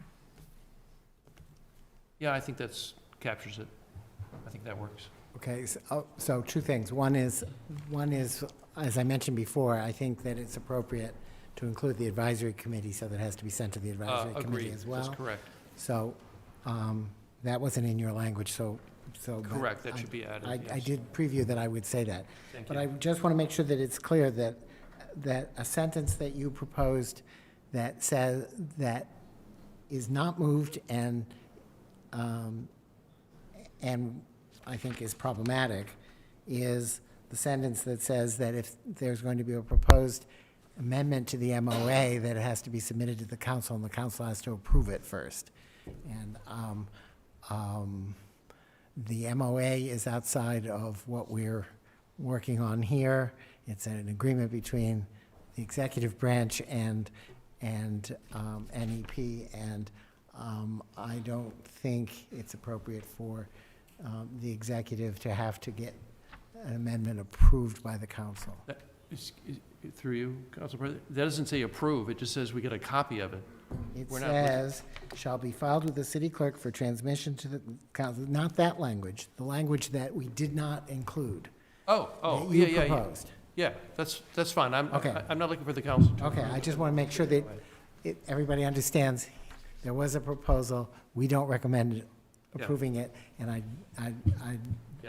want the record to be clear, it didn't just vanish accidentally, it was deliberately left off. Yeah, I don't think I had any language to that Okay. effect that we had to approve it. But in any event, we can I think, move on. The next, Counselor Husband, before you Yes. move ahead, Yes, I'm Counselor sorry. Bowen has one on condition 1, so. oh, okay. Since you're moving ahead from condition 1, we'll go to Counselor Bowen, please. Thank you. A clarification on condition 1 and then perhaps on condition 6. For condition 1, the addition of the except as otherwise waived or modified in the MOA, I think is in reference to something we discussed in the last meeting, so I was just hoping you could clarify the reason for, or sort of what is waived and modified in the MOA. Well, I will defer to the city solicitor as to what is, the full list of what is waived, but there are certain requirements in city ordinances and regulations, and I think this mostly has to do with fees, doesn't it? Fees can be waived, and in the MOA, there's an agreement to waive certain fees in connection with this. The theory being, you're already paying, for outside of the fee structure, you're paying for a review engineer, and you're paying for an EMF consultant, and you're paying for a number of other expenses, and so the fee seems like piling on. So they've agreed to waive it. So we want to make sure that they understand they have to comply with all city ordinances and regulations, except the ones that have been waived. Yeah, and then just Yes. a quick follow-up, on, related to condition 6, I know we received some proposed amendments to the MOA this afternoon, and was just curious on the status of those, if they were signed, if they were proposed, if they were under discussion, since some of them, I think, are issues that we had said in previous meetings we felt needed to be resolved before. So, yes, I did submit to the clerk this afternoon a signed MOA. It was signed by NEP. It's on the mayor's desk for his signature. And there's an agreement to increase the amount that the city will be paid for repaving, the engineering consultant, and police patrols in the amounts. I can grab it, but it was in the amounts that we were talking about. So that agreement, we have arrived on those numbers. Thank you, Solicitor. All set, Councilor Bowman. Any other councilor with a comment before condition 6, before we move forward? Councilor Husband, where does your next? On it'd be the next, it would be page 5, condition 10. This relates to the Citizens Advisory Committee. And so my language just modifies sort of the number of times that the committee meets. So rather than once a month, once every 3 months, I said once a month for the first 6 months, basically, while we're getting going, everyone's getting their feet wet in the process. And then after the first 6 months, it's every 3 months. And then the other condition, the other addition at the bottom is that it simply says that number is not considered a maximum number. If the committee reasonably determines that it would be useful to have more meetings after the first 6 months, then they can. So it's just a way of making sure that there's sufficient ability for the Citizen Advisory Committee to be fully engaged. Thank you, Councilor Husband. Comments or questions on that? Unless there are any objections, I would suggest that that's a relatively uncontroversial addition. Attorney Mary Yars, is there any incommode issues with this? No, I don't think there are. Certainly, from our point of view, saying the committee will meet this many times or that many times is completely an exercise of your judgment. The last sentence, I think, is redundant, but it's not harmful. So we can leave it there. I can live with that. The next two revisions are conditions 11 and 12, and they both are the same. The 11 has to do with video sweeps, and condition 12, has to do with the electromagnetic measurement plan. And I've simply added language which says, the scope and character of the video sweeps shall include, or the scope and character of the EMF measurement plan shall include, It just seems to me that right now, all they say is, hey, we'll have video sweeps, but they don't say what that means. I don't know what a video sweep actually encompasses, and neither do I know, the business about the electromagnetic measurement plan. Similarly, if it seems as though it should be able in one sentence to say, for example, a video sweep shall include views of both sides of the streets, as well as down the middle of the street, or whatever the heck a video sweep does. I don't really know, but it seems to me that some definition around that to clarify expectations on the part of both parties would be helpful. Likewise with condition 12 about the management plan. That is not language, obviously, as I've put in blanks, that I'm prepared to fill in, but it seems as though NEP could probably, or the city could, fill in what each one of those things is, and we could move on. But probably not tonight in terms of that specific language. If you want to move on tonight, clearly we're not going to be able to fill in those blanks, but what we could do is put in a procedure here. We can say that the scope and character of the video sweep shall be as approved by the commissioner, and let the commissioner do that. I think that works for me. I mean, that gets us where we need to go. I think the same can work for the EMF measurement plan. Yeah, I mean, would I prefer to have it spelled out? Yes.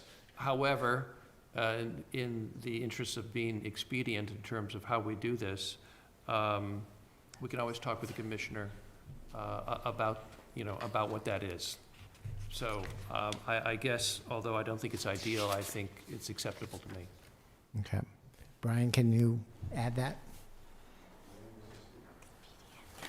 And then on page 8, my revision is already encapsulated, in what we've already discussed about the city council getting copies of approvals and so forth. So that is a moot revision. And then that's it. Thank you, Councilor. Oh, I'm sorry, there is one other thing. If I may. Sorry, I'm only laughing because I didn't even finish saying thank you, Councilor. The hour's late. You may. Okay. At our last meeting, I did propose, let me pull up my phone again, that National Grid live up to its stated commitment, which I'm going to read now. Our electric transmission business has set a target to achieve carbon neutrality, to achieve carbon neutral construction by 2026 on all projects. And what I proposed 2 weeks ago, when or whenever it was we last met, Mr. Riley was here, he heard it, and the team heard this as well, was that National Grid live up to this commitment stated on its website to offset its carbon footprint by making a donation of, I don't remember the number, I think was $30,000, maybe it was $20,000 of donation to the city or its equivalent to plant trees, so that the city could plant trees in its heat islands in the city, thereby offsetting the carbon footprint that will be quite large from this project. Now, I haven't heard back. I had a back and forth on Friday. I'm sorry, it was with Faith. How do you pronounce your last name? Hassel. And I was, when I got the call saying we'd like to talk about this, I thought there was going to be a proposal or a counter proposal or a response, but Ms. Hassel really didn't have enough information. And what I would say is, you've had 2 weeks to think about it, so I would like to know if you have a proposal to live up to this stated commitment on your website to offset your carbon footprint from this project. Sure. So recalling the meeting from I believe it was June 6th, both Mark Riley and Mr. Mieres had stated when you brought that up that was outside of mitigation for the project.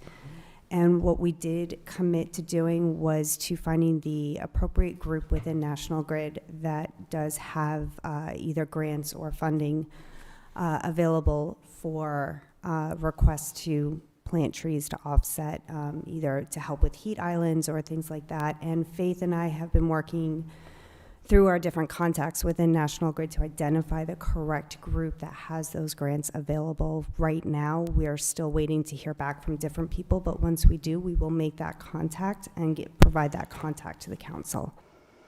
But it is not part of the project's mitigation. Thank you. And is there a commitment that there will be some kind of I'm sure you called it contribution or donation, regardless of when the timing is on this vote? I mean, is that a commitment that there will be some kind of response? As because it's not part of one of the conditions, I can't guarantee that I'm going to get to the right group and get through. There's a grants process, or there might be an application process to receive funds like that the city would have to enter or submit. So I can't promise that we'll have that settled up. And again, it's outside the purview of the project. But a good faith effort will be made to. Faith and I have been making a good faith effort on trying to find out who it is. Okay, thank you very much. Thank you, Councillor Husband. Mr. Maris. I'm sorry, I just need to circle back on conditions 11 and 12. So the language that I proposed on, that the scope and character of the video sweeps shall be approved by the commissioner, that works there. Condition 12, though, it already requires the EMF plan to be reviewed and approved by the commissioner, so we don't actually need to, the extra sentence there. So I just wanted to make sure you understood why it's not showing up in condition 12. It already requires the approval of the commissioner. Oh, yeah, it does. Yep. Councillor Bowen. Thank you. I just had one other point that could be addressed in condition 26 or 27 likely, or could be a separate condition, but just thinking about the traffic impacts and road impacts, I'm hoping we can word something that during school year, when school is in session, that NEP will notify or keep our school department's transportation office up to date on traffic management and work with them to minimize the impact on our school buses. We had talked in an early meeting about bus stops and pedestrian traffic, and pedestrians are in here, and feel that whether it's added to the coordination with the commissioner and police chief, or it's added to the updates to the commissioner, or it's something separate, that notification is important, particularly having seen the impact on our school buses of recent road work. Thank you, Councillor. Mr. Maris.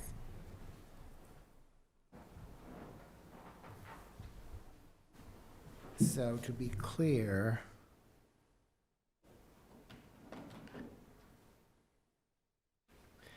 you would like the in-person updates to the commissioner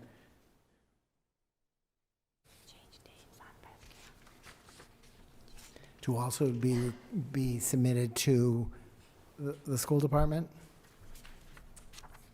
So, if I may, yes, open to any way of framing it. I think essentially there are traffic management plans in place that were done in consultation with the police department, other public safety, and they are keeping in mind school bus routes, but the actual day-to-day, if work is starting early, if work has been delayed and now trenches are in a different place, all of those pieces that are what I believe those two conditions are meant to address, so that city officials are aware of the necessary and unexpected things in real time, that include the school department, so that our bus drivers are able to adjust and meet children's needs.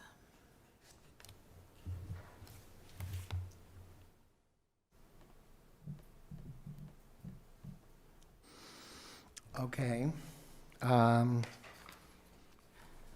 mean, we can add we can add a sentence to that effect to condition 27, I think. Does that work? If that would satisfy you. Yeah.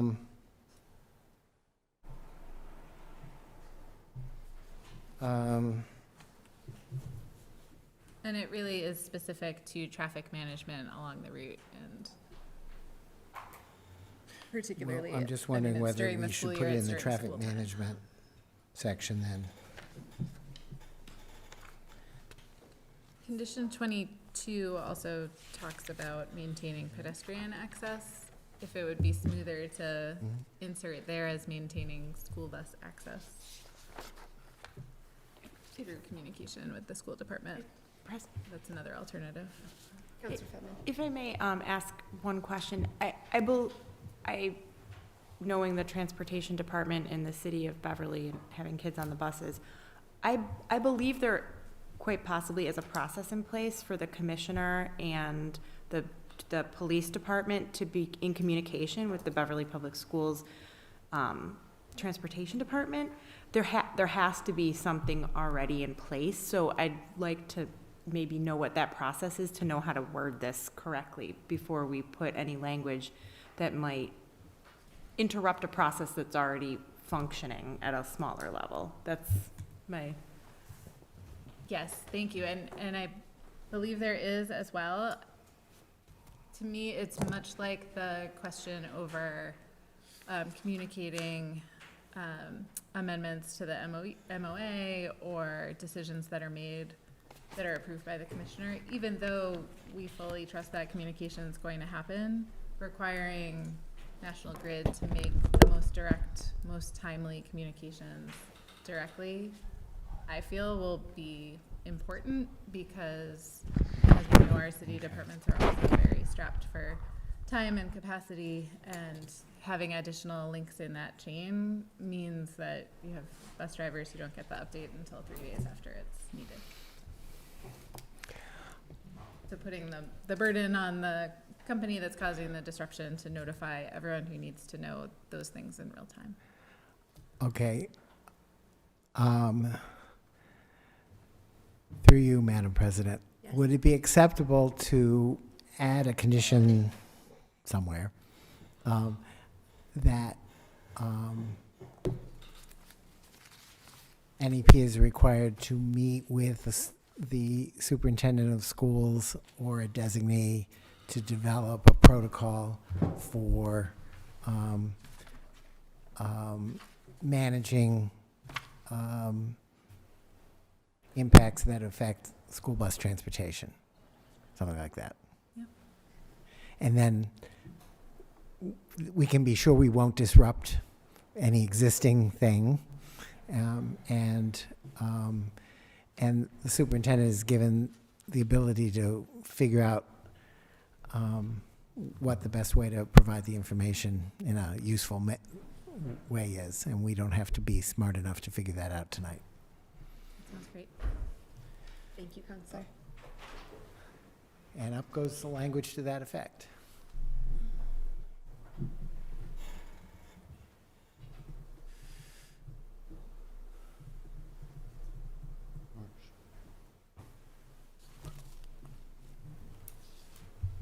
How's that? I can't read it, so so-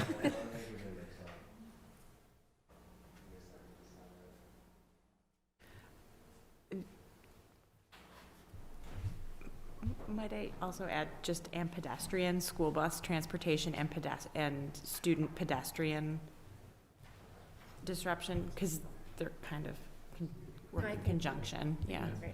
And Brian, I think in other places we've used the term prior to commencement of construction as opposed to prior to the project.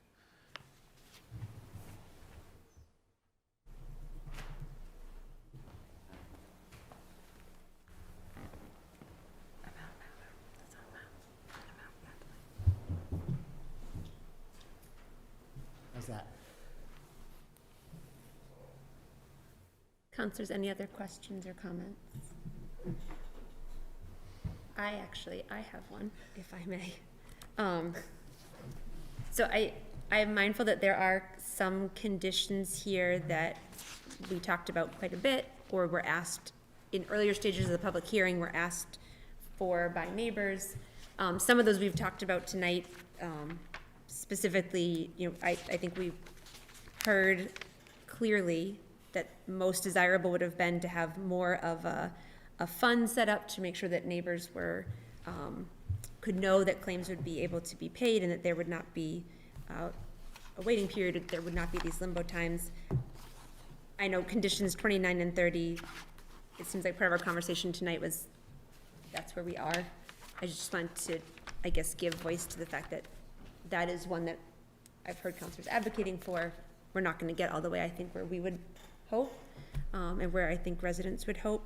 I was curious, another one that I don't think I feel clear about, that I did hear articulated, is what is the process, what kind of immediate sort of on-call process is there for residents if there is, in the moment, noise that's making their home unlivable or their work from home experience unlivable, or dust pollution. Councilor Boney talked about the dust, light, noise. If there's things that are kind of beyond the scope, the plans that have been laid out that talk about how things will be handled, if a resident is experiencing something at their home that is not within the bounds of what should be happening, I don't feel entirely clear about who they call or where that's memorialized, what happens next. So condition 21 is, doesn't quite address exactly that, but it does require there to be a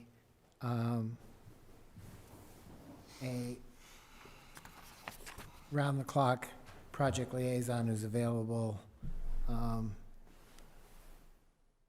to city officials and entities. So I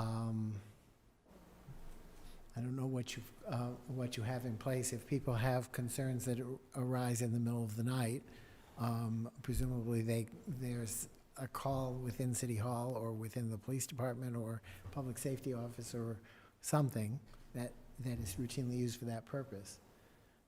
Maybe somebody can tell me what that is, and then we can go from there. Councilor St. Hilaire. I call you a ward counselor? Well, that's what I think. I guess my question is whether condition 21 could also include that there could be a number that a resident could call at any time, because Councilor St. Hilaire, your concern is not too far off the mark. Because that just seems like multiple steps for residents if they have to, try to get their ward counselor to then call this project liaison. Councilor Rand is volunteering to be. I'm anticipating phone calls, but there is a hotline already. I don't know if we're thinking something beyond the hotline.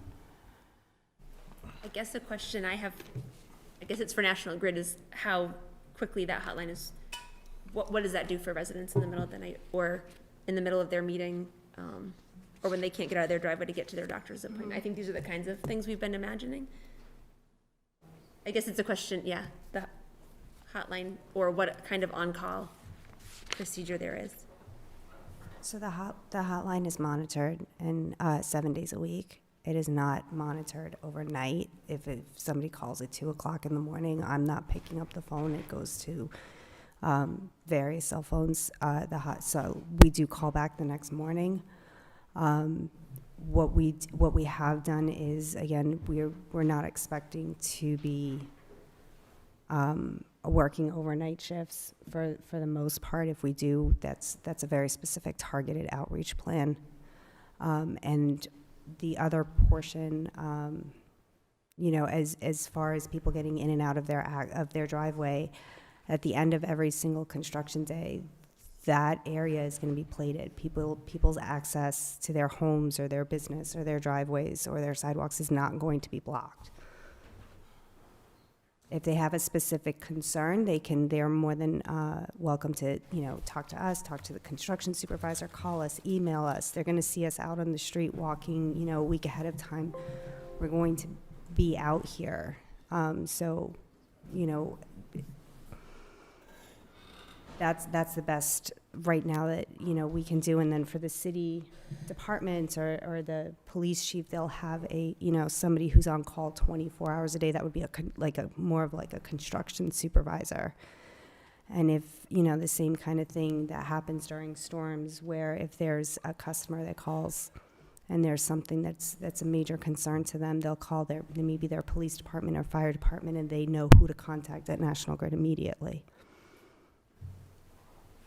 So I guess what I'm imagining, this is analogous, but not, obviously it was not National Grid, but a scenario that I think, best laid plans, but then in the moment, there's rodents at someone's home, or dust that's not being controlled well, or a porta potty that appears on their lawn, or the analogy I want to make is that the MBTA was recently doing some night work unexpectedly in a highly residential area, and so ultimately questions did come to city officials, but in that moment residents didn't have somebody on that project that they could call, and there was work going on in the middle of the night that was emergent work was sort of the answer we got back. And so I guess that's my question is, I hear what you're saying.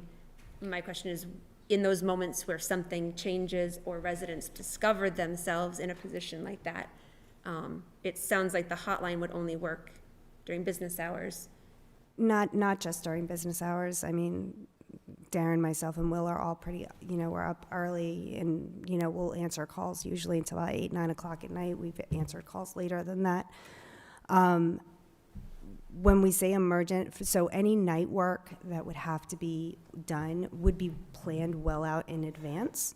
We would be doing outreach well out in advance of that.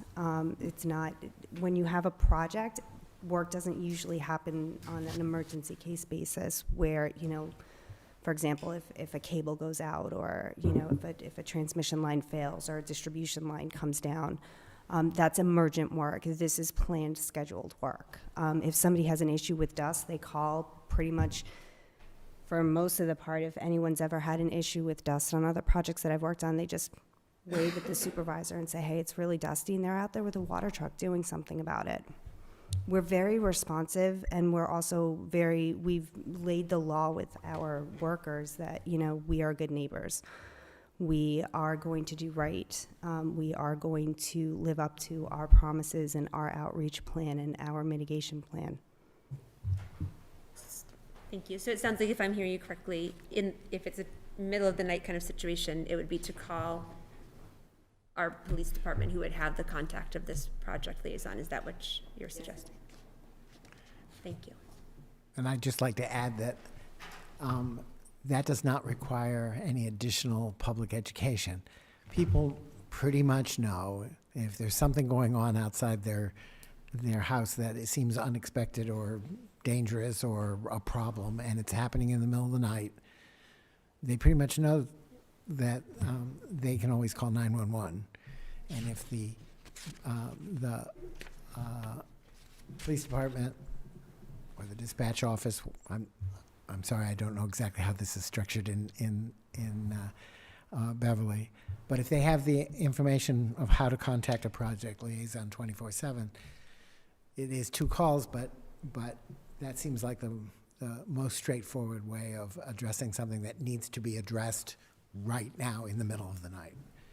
But as noted, most of the work is going to happen during the daytime, so most of the trouble is likely to happen during the daytime as well. Thank you. And my only other question was going to be about, but then we did receive the updated MOA with some increased funding, but was going to be about specifically, Councilor Houseman, you'd mentioned Lothrop Street a few times, but just focus on complete streets, sort of repaving and making sure that things are being left better than they started, if we're having this opportunity to redo what's going to be disturbed for residents in so many ways. So I was grateful to see the increased paving agreement. Are there other questions or comments besides myself?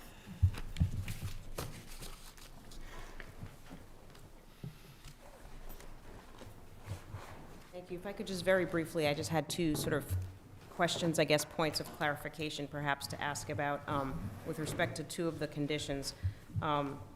With respect to condition 7, and I apologize if I missed this, but there was some language there was a sentence that was stricken that I'm not sure if it was agreed to or accepted, but I believe maybe inconsistent with the rest of the condition further down. There's a sentence that says,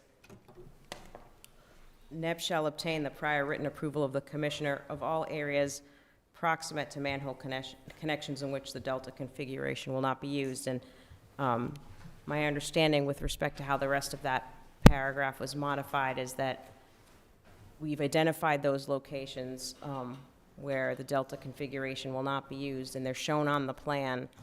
Therefore, they're already accepted from requiring delta configuration. So I'm not sure, I guess I'm asking for clarification about whether that sentence was intended to mean something different, perhaps. Mr. Mieres.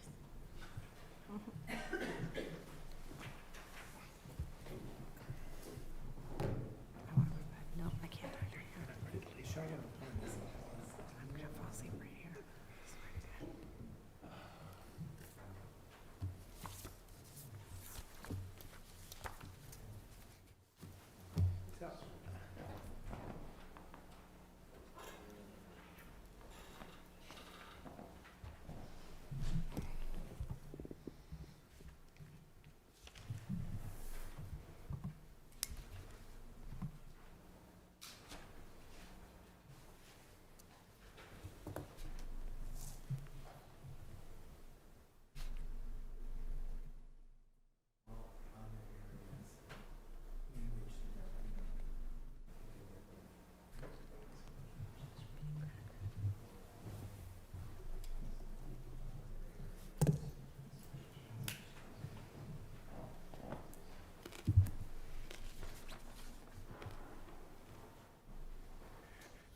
Well, yeah, this is what happens when you edit things on the fly.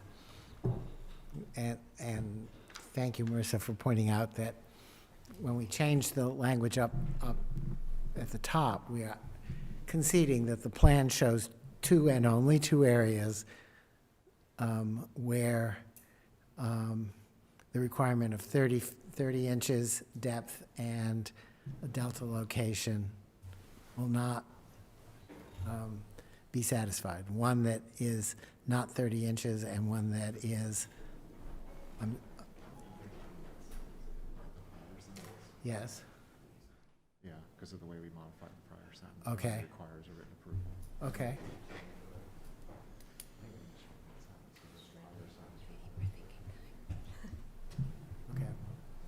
Okay, so we changed the sentence before that already requires, and it already requires a written approval, so we don't need the extra sentence that says that, that they need it. I believe they were.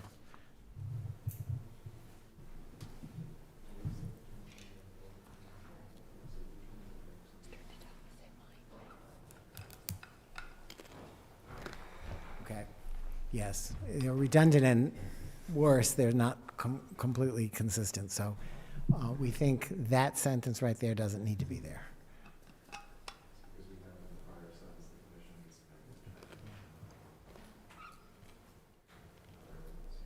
Brian, can you make that a little bigger?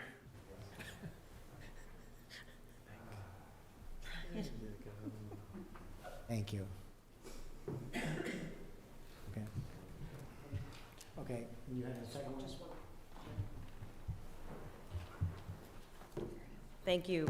And then the other question related to condition 17, where there was the additional language added, including all, as far as the video recording, including all sewer laterals up to the outside of the structure, serviced or as far as practicable, and we weren't entirely clear on, with just the use sort of sewer laterals, entirely what that intended to capture.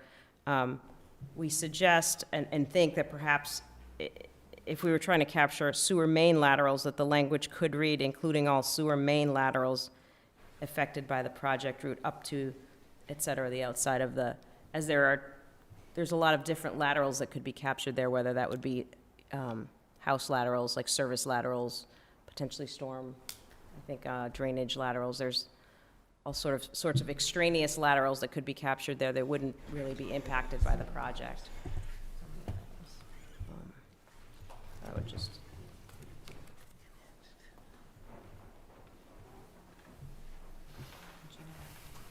So again, this language was specifically suggested by the commissioner. I'm not comfortable deviating from his recommended language. I don't think you have to convince us. No. Counselor Husband. Yeah, no, I completely agree. A phone call, maybe just to see if that clarification would be acceptable to him, maybe is a good way to deal with it, but other than that, I don't think any of us want to change. I would not appreciate getting a phone call. I think he's also not, he's on vacation at this time. Oh, is he? Doubly unappreciated. Counselor St. Hilaire, did I see your hand? I was going to say, perhaps Commissioner Collins is sleeping at this hour. I wasn't suggesting a phone call this evening. He's probably watching BevCam right now. Riveting TV. He's riveted to this. Don't you spend vacation watching meetings? Counselors, any other questions or comments? See if I get a text from him. Anybody still with me? Not yet.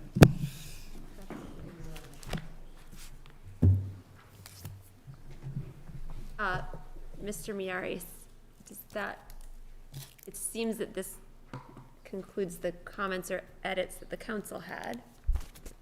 I don't see any others from them. Solicitor Williams? I just have a question, but I don't need to ask it right this time. Before you end, I just have a question. Well, now seems like a good time. So I was wondering, I'm not sure I'm clear on what the expectation is. If you're not voting this evening on a further discussion or language around the insurance claims adjuster issue, I thought I heard Mr. Miaris saying we're getting very close to the line.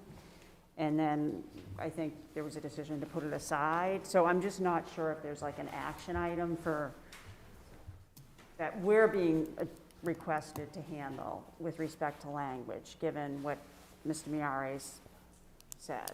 And so I would like clarification about that, if possible. Thank you. I understand what you're asking. Counselor Husband, that was your suggestion to put it aside and revisit. I don't know where your thinking is at this point, or what next steps with regard to the solicitor's office or with us tonight. Sure, it had to be my suggestion. Yeah, I mean, I think it is an action item for Mr. Miaris and his staff to work on with Council for NEP to maybe the language is an someone help me out here, the pronunciation. Ombudsman? Thank you very much. That's it. Is that what you were going for? Yes, that's exactly what I was going for. I recognize, I think that, I mean, I hear counsel, but I find it really hard to believe that providing, someone providing assistance in a claim. I mean, if a claim is within income mode of a resident, then helping someone with that process does not seem to stretch the bounds of that. So running it up the flagpole, if you will, to try to come up with language which addresses the issue in some fashion strikes me as a reasonable effort to request. Mr. Miaris? Well, what you've heard here tonight, I think fairly clearly from National Grid, is that they will not agree to such a provision. What they didn't say, and I wouldn't want to embarrass them into saying it, is that if you include that provision, they will challenge it. But what I can say to you is that what we already have is what I feel comfortable we can defend. If we go further than what we have here, I'm not comfortable that I will be able to defend it. Now, that doesn't mean that I wouldn't try to defend it, but I'm trying to keep you on the side of things that we can comfortably defend. And since we know that we would be imposing it over the objection of National Grid, that combination worries me. So, I don't think this is a minor ask, and I think I'm all in favor of pushing the envelope in all the sort of reasonable ways that we can do it. This is one where I'm concerned that we could push too far. If I may, while you're there, I'm sorry, I didn't catch the gentleman's name, if he could perhaps approach with you. What I heard this gentleman, I'm sorry, what is your name, sir? Sean Batcher. What I heard, if I may, Sean, say earlier was he sort of understood what we were talking about, and maybe we could sort of figure out something that would sort of get us to a point where we were all sort of feeling comfortable on both sides of the question. So I'm in agreement that if a member of the public wanted to submit a claim, it shouldn't be a gingerbread trail type of process, and that it should be easy enough to do, to the point made over here that the link buried somewhere on the website isn't easy. And so anyone that needs help navigating that process, we can provide a resource that can do that. But taking that a step further and helping to actually submit a claim on behalf of someone is where we would definitely draw the line. I do agree with the value of that if I'm a member of the public making that claim, that if I felt strongly enough in my case, that I would probably bring in resources to help me estimate my claim, document it, whatever that needs to be, but it's not something that we would provide on their behalf, if that helps clear it up. It does. Thank you.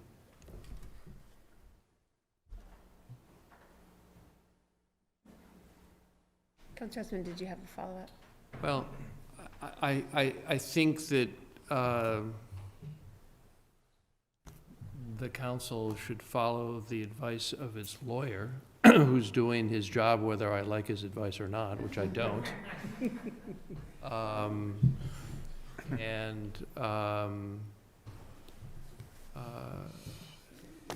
You know, it's not advice I want to hear, but as a lawyer, I also know that that's part of the job.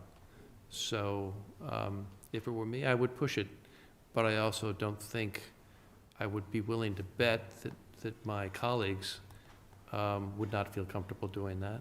I don't want to speak for my colleagues, obviously, but so. Councilor St. Hilaire. I guess when you say push it, are you saying you would try to require them to, I mean, I understand the perspective of you're filing a claim against yourself. Are you saying you would push it to require that? Is that what you're saying, by push it?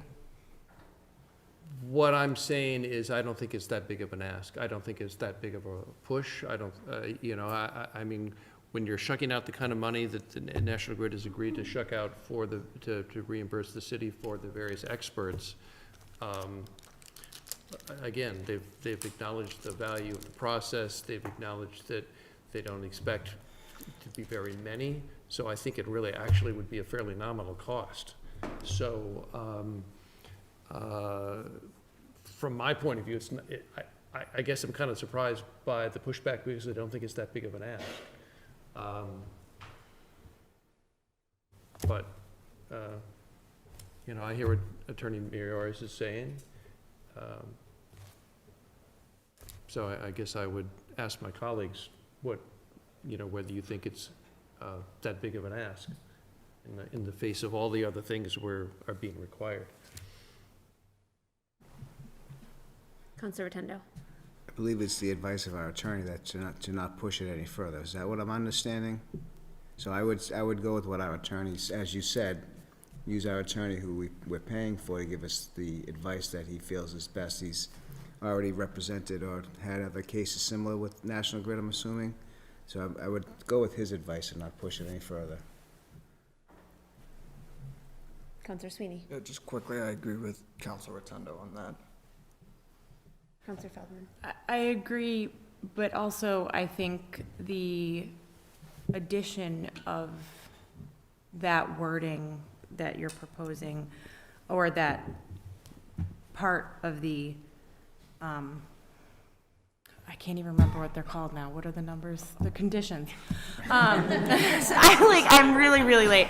But I think that that's what opens the door to it being a big ask, because when you provide a professional person that can make your case better, that's what would open the door to the possibility of it becoming a larger process. But if you have a construction company that's insured at a certain level, that is familiar with the claims process and has compensated, verified and vetted claims, I guess I would trust the claims process unless there was some other level of egregious, and then I would see that as our position, our role as counselors to kind of possibly have to advocate on if somebody's really hung up and having a challenging part of the claims process. I don't know if a claims adjuster is, from what my experience is with them, is the right person to ask for to go into every claim in a litigious fashion. Counselor Bowen. Thank you. I would agree with the other counselors who would follow our attorney's advice and leaving the language as it is, and would just add, similar to Counselor Feldman's point, I think having city staff who help citizens, residents navigate difficult processes speaks to the resident comment that we had to start our meeting however many hours ago, is something we should be considering. Yes. I don't think it needs to be part of the condition. I think that's something that the city can look at providing, not just in this case, but in others as well. We started our meeting yesterday, by the way, not hours ago. Yes. Coming back today. Thank you, Councilor Bowen. On that note, you mentioned a resident comment. I am mindful that we're only taking comment at our request, but there are 2 members of the public who have sat here all night. I guess I'd like to invite either of you, if you have a comment you'd like to address to us. I would invite either of you to do so, not to put you on the spot, but I do recognize you've sat here with us and it's 1:45 in the morning, and I invite either of you to go to the podium if you'd like to raise a comment. I saw one head shake and one nod. Okay. Name and address for the record. Alyssa Raymond Reed, 163 Lothrop Street. Good morning. I just would like to continue on this one line, because this is a ask that I'd like to keep on the table. I think we got a little far afield by calling it a claims adjuster and using terminology that might not have been appropriate. There is lots of better language, like a neutral or an ombudsperson or a mediator, who could potentially be assigned to help adjudicate or try to mediate or resolve claims or grievances that come up that would be maybe amenable and even preferable even to National Grid. I think it's something that actually could be creatively worked out and sleuthed through by smart attorneys that would represent the interests of both parties, in this case, which would be the city representing the constituents and the company representing shareholders. I think that there are lots of precedent, there's lots of examples of that working really well in other companies and other systems where there sometimes do need to be grievances that can come up for any number of reasons. We only did hear about Salem. We did not hear about the number of claims that came up in other different projects. I also would submit that sometimes when claim and grievance proceedings are buried, or when they're unclear, or when they are burdensome, they are self-selecting, and so people don't use them. And so it's not really, to me, a good metric to use how many claims have there been in Salem or how many claims have there been elsewhere. If you have a really robust, equitable, accessible, transparent, and well-run grievance process, you might in fact get more grievances. Some of those grievances even might get resolved if you have a mediator very, very well and not have to go through a litigious process like the one that's now being previewed here. So I would actually hope that by doing that, you would potentially mitigate some of the costs for the company by having such a person like an ombudsperson. I don't think that it's going against the advice of counsel to ask your counsel to explain why the legal theory is being relied on and to ask for further information about the costs and benefits of different potential pathways you could choose when you decide to apply conditions to an application for a permit. I think that actually Councilor St. Hilaire at the last meeting asked that question. What are the different pros and cons? What would happen if we were to deny the permit? And I did not hear you get an answer that laid out all the different pathways and what were the different risks and benefits, including, you did get a recommendation. You got a recommendation for one pathway, but you didn't get a map of all the different pathways. And I think that you do sometimes want to push and say, maybe this hasn't been done before, or you might hear the answer, this is on the line. What line? And what is the potential, what does happen if, what's the line and what happens if you cross it? This is unique. You're in a unique proceeding. It's very helpful to look at precedent. So yes, ask your counsel to explain what has happened before, but also consider what is possible now. And it is possible to create new precedent, and it is possible to do that in ways that have different levels of risk. And just like in a business, you make business decisions knowing what the different risks are, and you decide. So part of what the risk is, too, is of doing the wrong thing and harming constituents by not providing them redress. There is no hotline. The answer was, no, there is no hotline for us to call as abutters in the middle of the night. There is no ombudsperson right now. There's just this one proceeding that is going to disadvantage people who are lower income, who work during the day, who don't have the wherewithal to go through that grievance proceeding.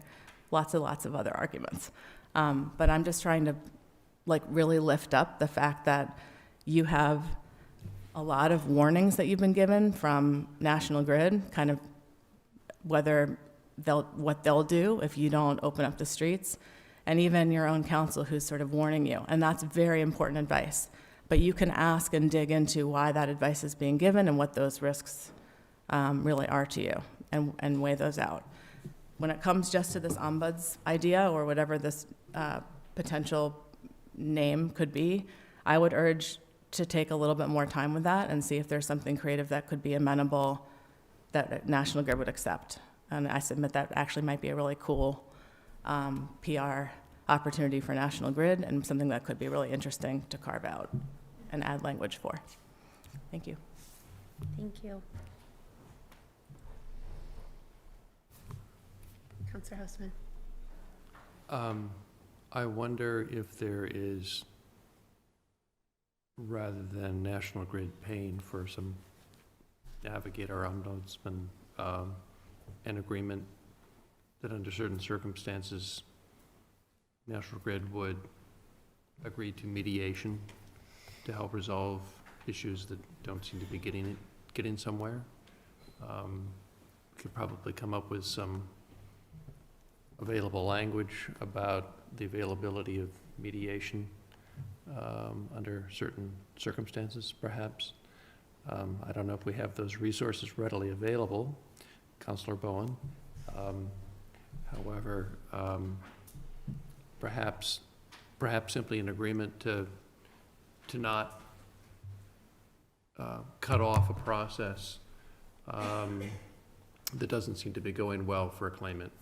It doesn't involve really any particular cost on the National Grid other than an agreement to talk something out.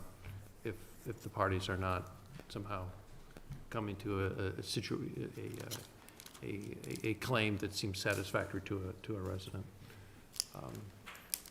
Mediation generally is non-binding, and it's a way of satisfying a claimant that they've been heard if they feel like they're not being heard. So I guess I would throw that out as a way that perhaps National Grid might be willing to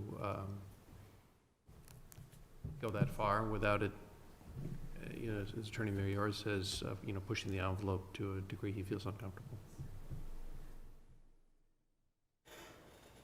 Is that a question to National Grid, Councilor Husband? Yeah, I mean, I guess it's a question to Councilor Bowen, National Grid, and Attorney Mariori's. Councilor Bowen, perhaps not everyone necessarily is aware of your daytime job. Yes, if I may. So I am indeed a big fan of mediation in all its forms, and in a few hours will return to being the executive director of the North Shore Community Mediation Center. I guess my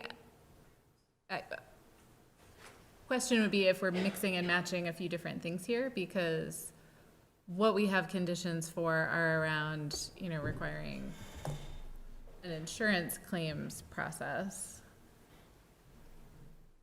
It sounds like there is also a role for just sort of resident voice in dealing with the contractor on a day-to-day basis when they need to bring their groceries in, to actual navigation of a claims process, to potentially outcomes of that claims process.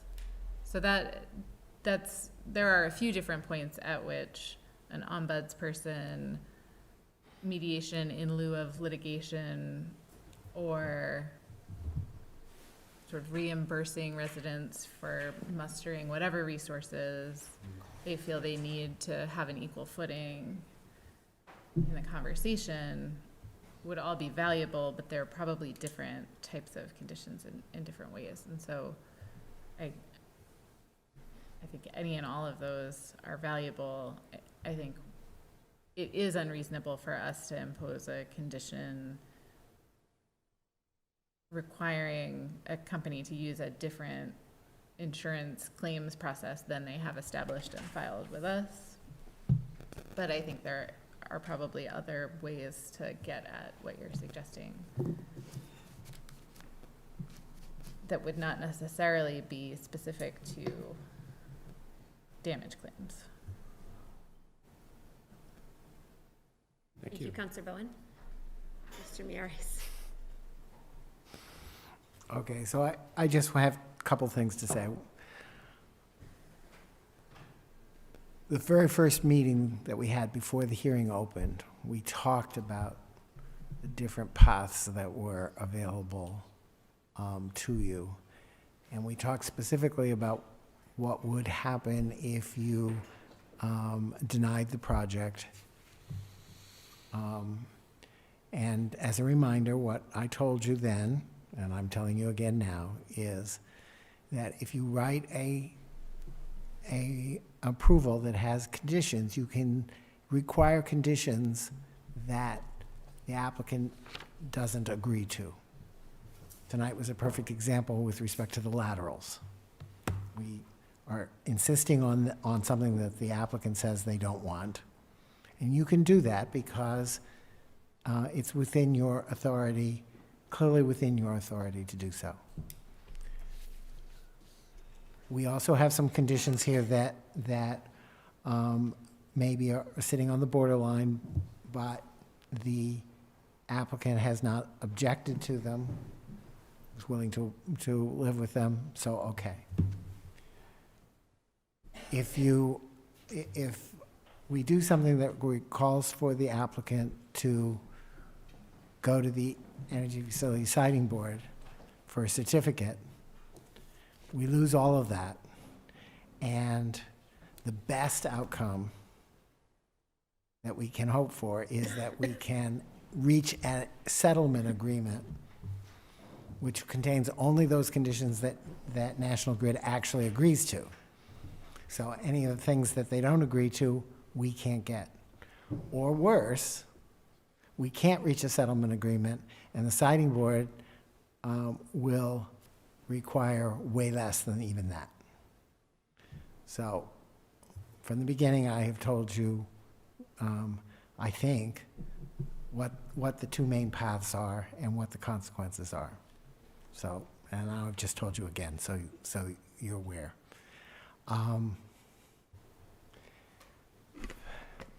As far as the mediation goes,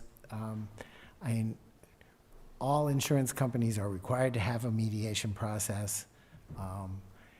Back in an earlier life, I actually served as a mediator for insurance claims. So I know a little bit about it.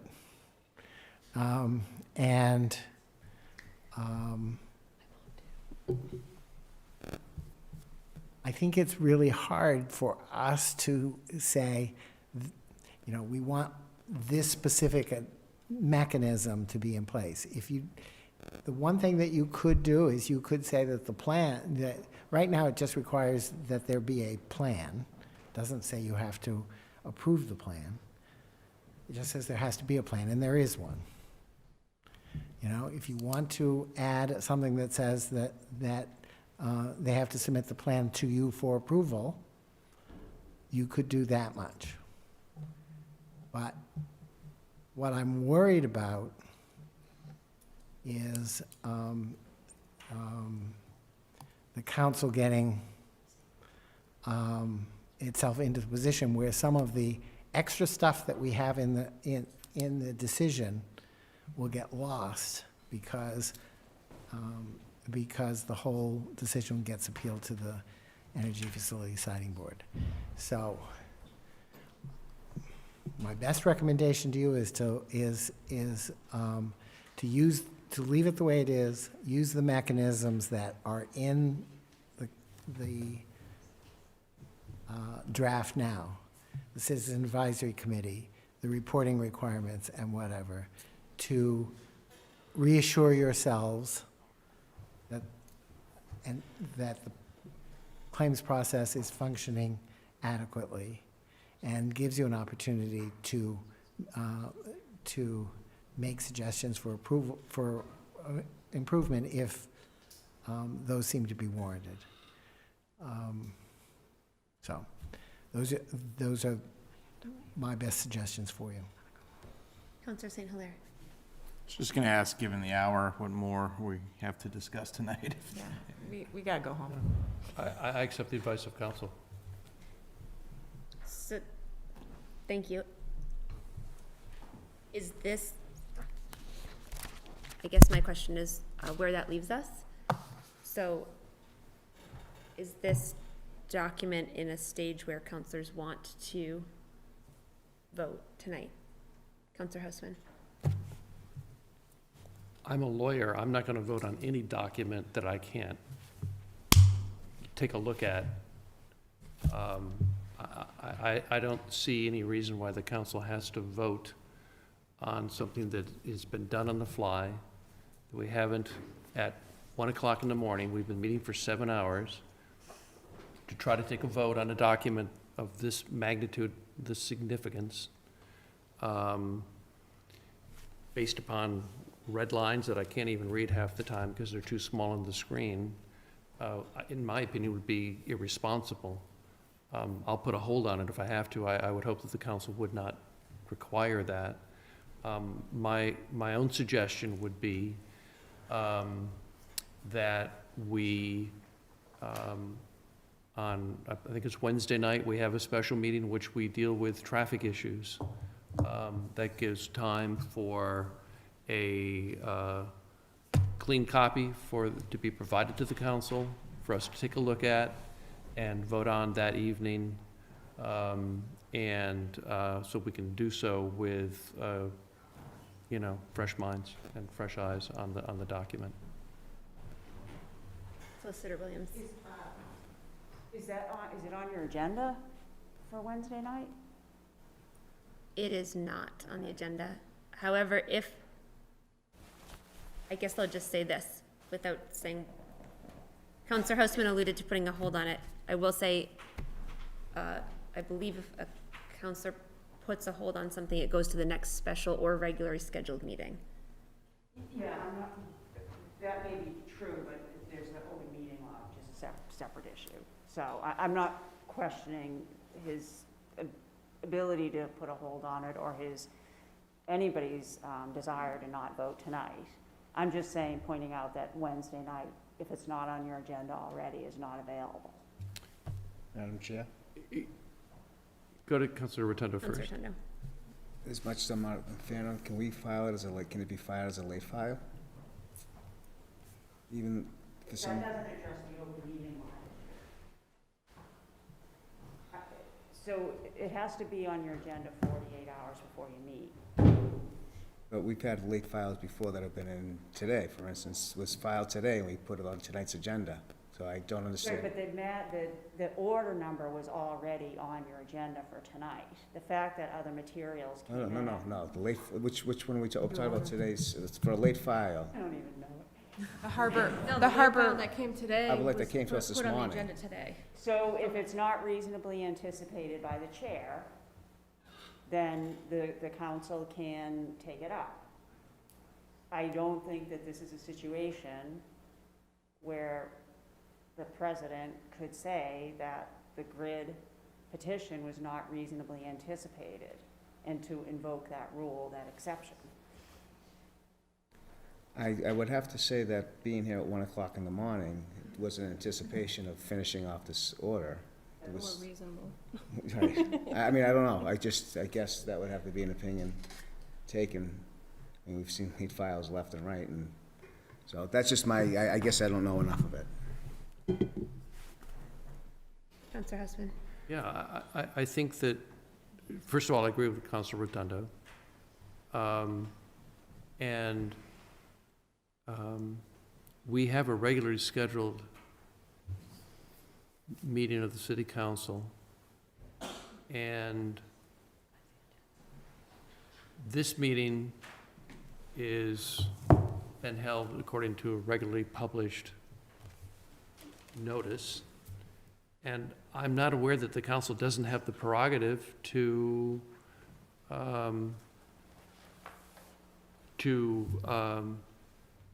take it up at a future meeting. I mean, listen, the hour's late, and I'm not an expert on the open meeting law, but it certainly doesn't strike my understanding of what I believe the open meeting law is in relative to the council's ability the hour's late, I can't come up with a word, to recess to a date certain in the future, because the public has notice of this meeting. And the point of the open meeting law is to make sure people have notice. We are still on BevCam. We are still running a meeting. And I think that the public has notice if we tonight adjourn, and that's the word I was looking for, adjourn until Wednesday, there's public notice. I don't know that it has to be, again, I'm not an expert on it, but I'm not aware that if we adjourn during the course of a public meeting, that doesn't satisfy the open meeting law, regardless of whether it's posted on the city website, given that this is a public meeting. That's, so between Councilor Rotundo's logic and my logic, that's sort of where I come down. We happen to have a municipal council. You happen to have three municipal councils here. All three of us agreed. I think there's 5. Yeah. Oh, yeah. Oh, you're still here. I didn't see you. I assumed you were gone. If you hide behind the door, I can't be responsible for knowing you're here. All right, so there's 5 of us here. I think for the 5 municipal lawyers that are in the room, I think this is an easy call. And the easy call is that this is not an appropriate thing that can just be put over to Wednesday's meeting since it's not on the agenda. It's not reasonable to say that you couldn't possibly have imagined that this would come up. I don't think it's advisable. If you do it, someone is likely to make a open meeting law complaint, and then you're off to the races.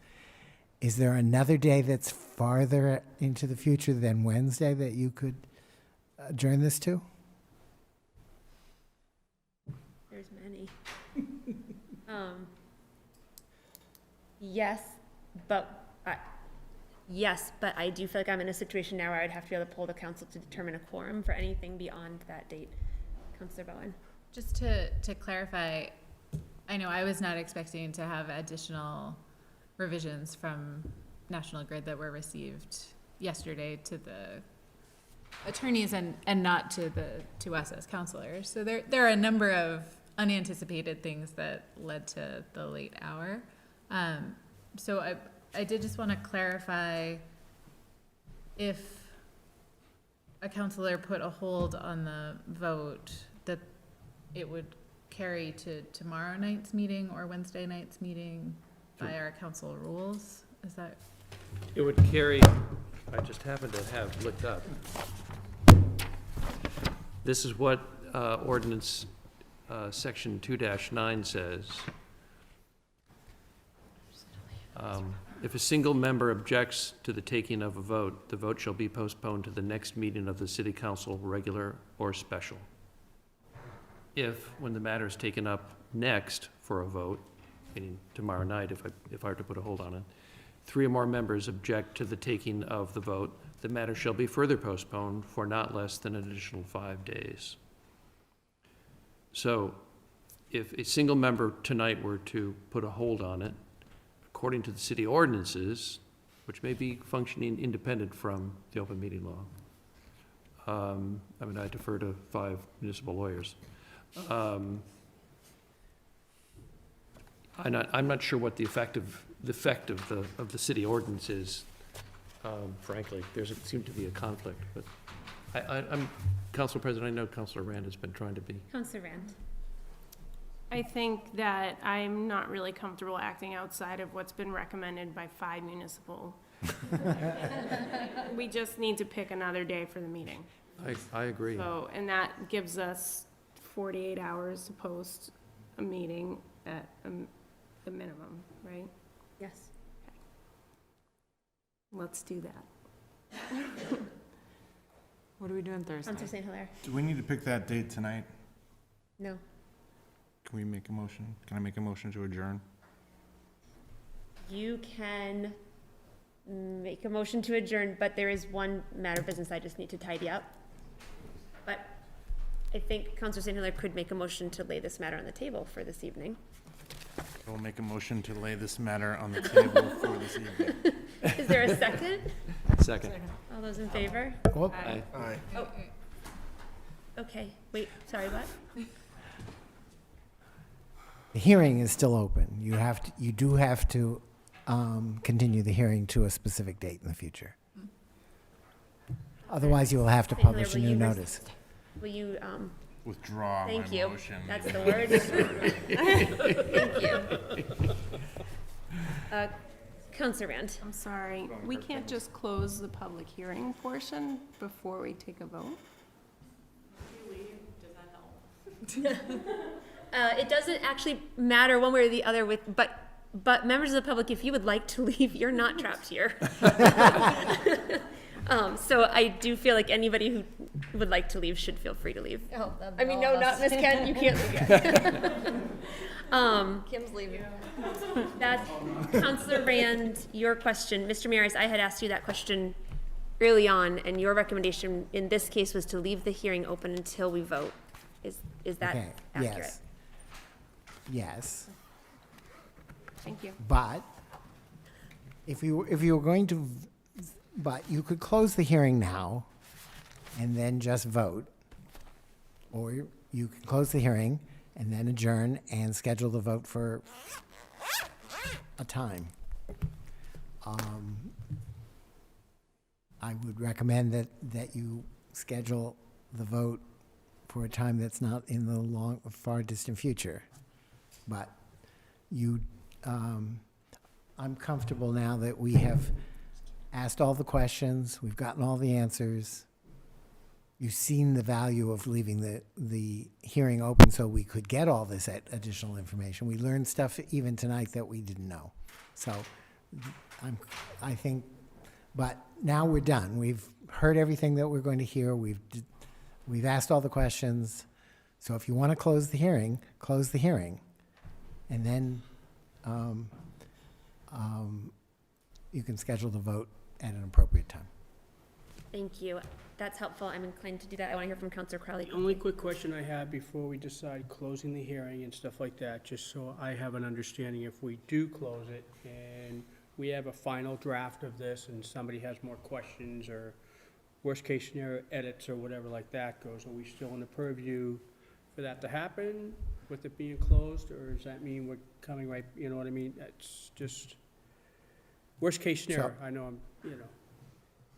So the answer is, during your you're deliberating at that point, and if you want to make changes to the draft as it exists today,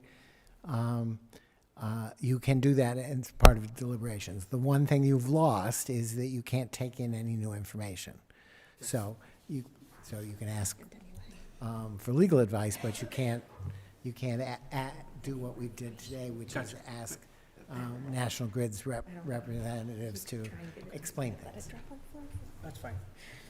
Councilor Houseman. So what would be the advantage in closing the public hearing tonight? That we don't have to decide right now when we're continuing it to, and we could, as Councilor St. Hilaire suggested, poll the council and set the meeting date. Did you have a So we could go home. Hours late. No, you're right. Great. So in that case, I'm going to close that public hearing on order number 65. Refer it to the full council. We will take that matter up. Ms. Kent and I will work to. I can't even look at you, Ms. Kent. You'll work today. We'll poll the council today and set that date for that vote. Councilor St. Hilaire asked an excellent question. There is one housekeeping matter. It's a mistake that I made. I should have, on order 180, we were just going through the reports and committees. I should have recused myself from this, so I would like to make a motion to reconsider the vote on order 180 so that I can switch with Councilor Rotundo and let him call for this vote. This is the Glovsky vote on Briscoe Village. So moved. What is the? Okay, this is just the motion on the Second. motion to reconsider. Harvard All those in favor of reconsidering? Aye. That looks like 9. Councilor Rotundo, would you mind recalling for the vote on order 180, and I will recuse myself from the. We can leave the nameplates out, we'll be back in about an hour.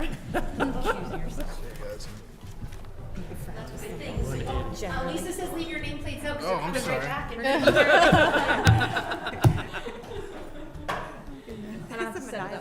So I am calling 180 to a vote. That's all I have to do? Yep, motion.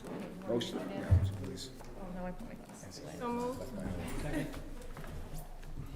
There you go. All in favor? Aye. Point of All order. opposed? I don't know what I'm voting on. What? Let's go reconsider. You already voted on it. You already voted. You're fine. President Flowers had to How did I recuse vote? himself. You Yes. voted Then I- yes. Okay, I'll vote yes in this case then. So it's just gonna be 8-0 instead of 9. What? Briscoe Village thing. Got it. All right. I'm in Killing favor. puppies in Ward 4. Motion She probably left. to, motion to adjourn. So moved. All in favor? Aye. Motion carries. The most important role of the night. It's gotta be the longest. I wonder if that's how I'm going to come back, and then I just turned motion to adjourn. Oh, no. I wasn't waiting around for you. No, I think that was good.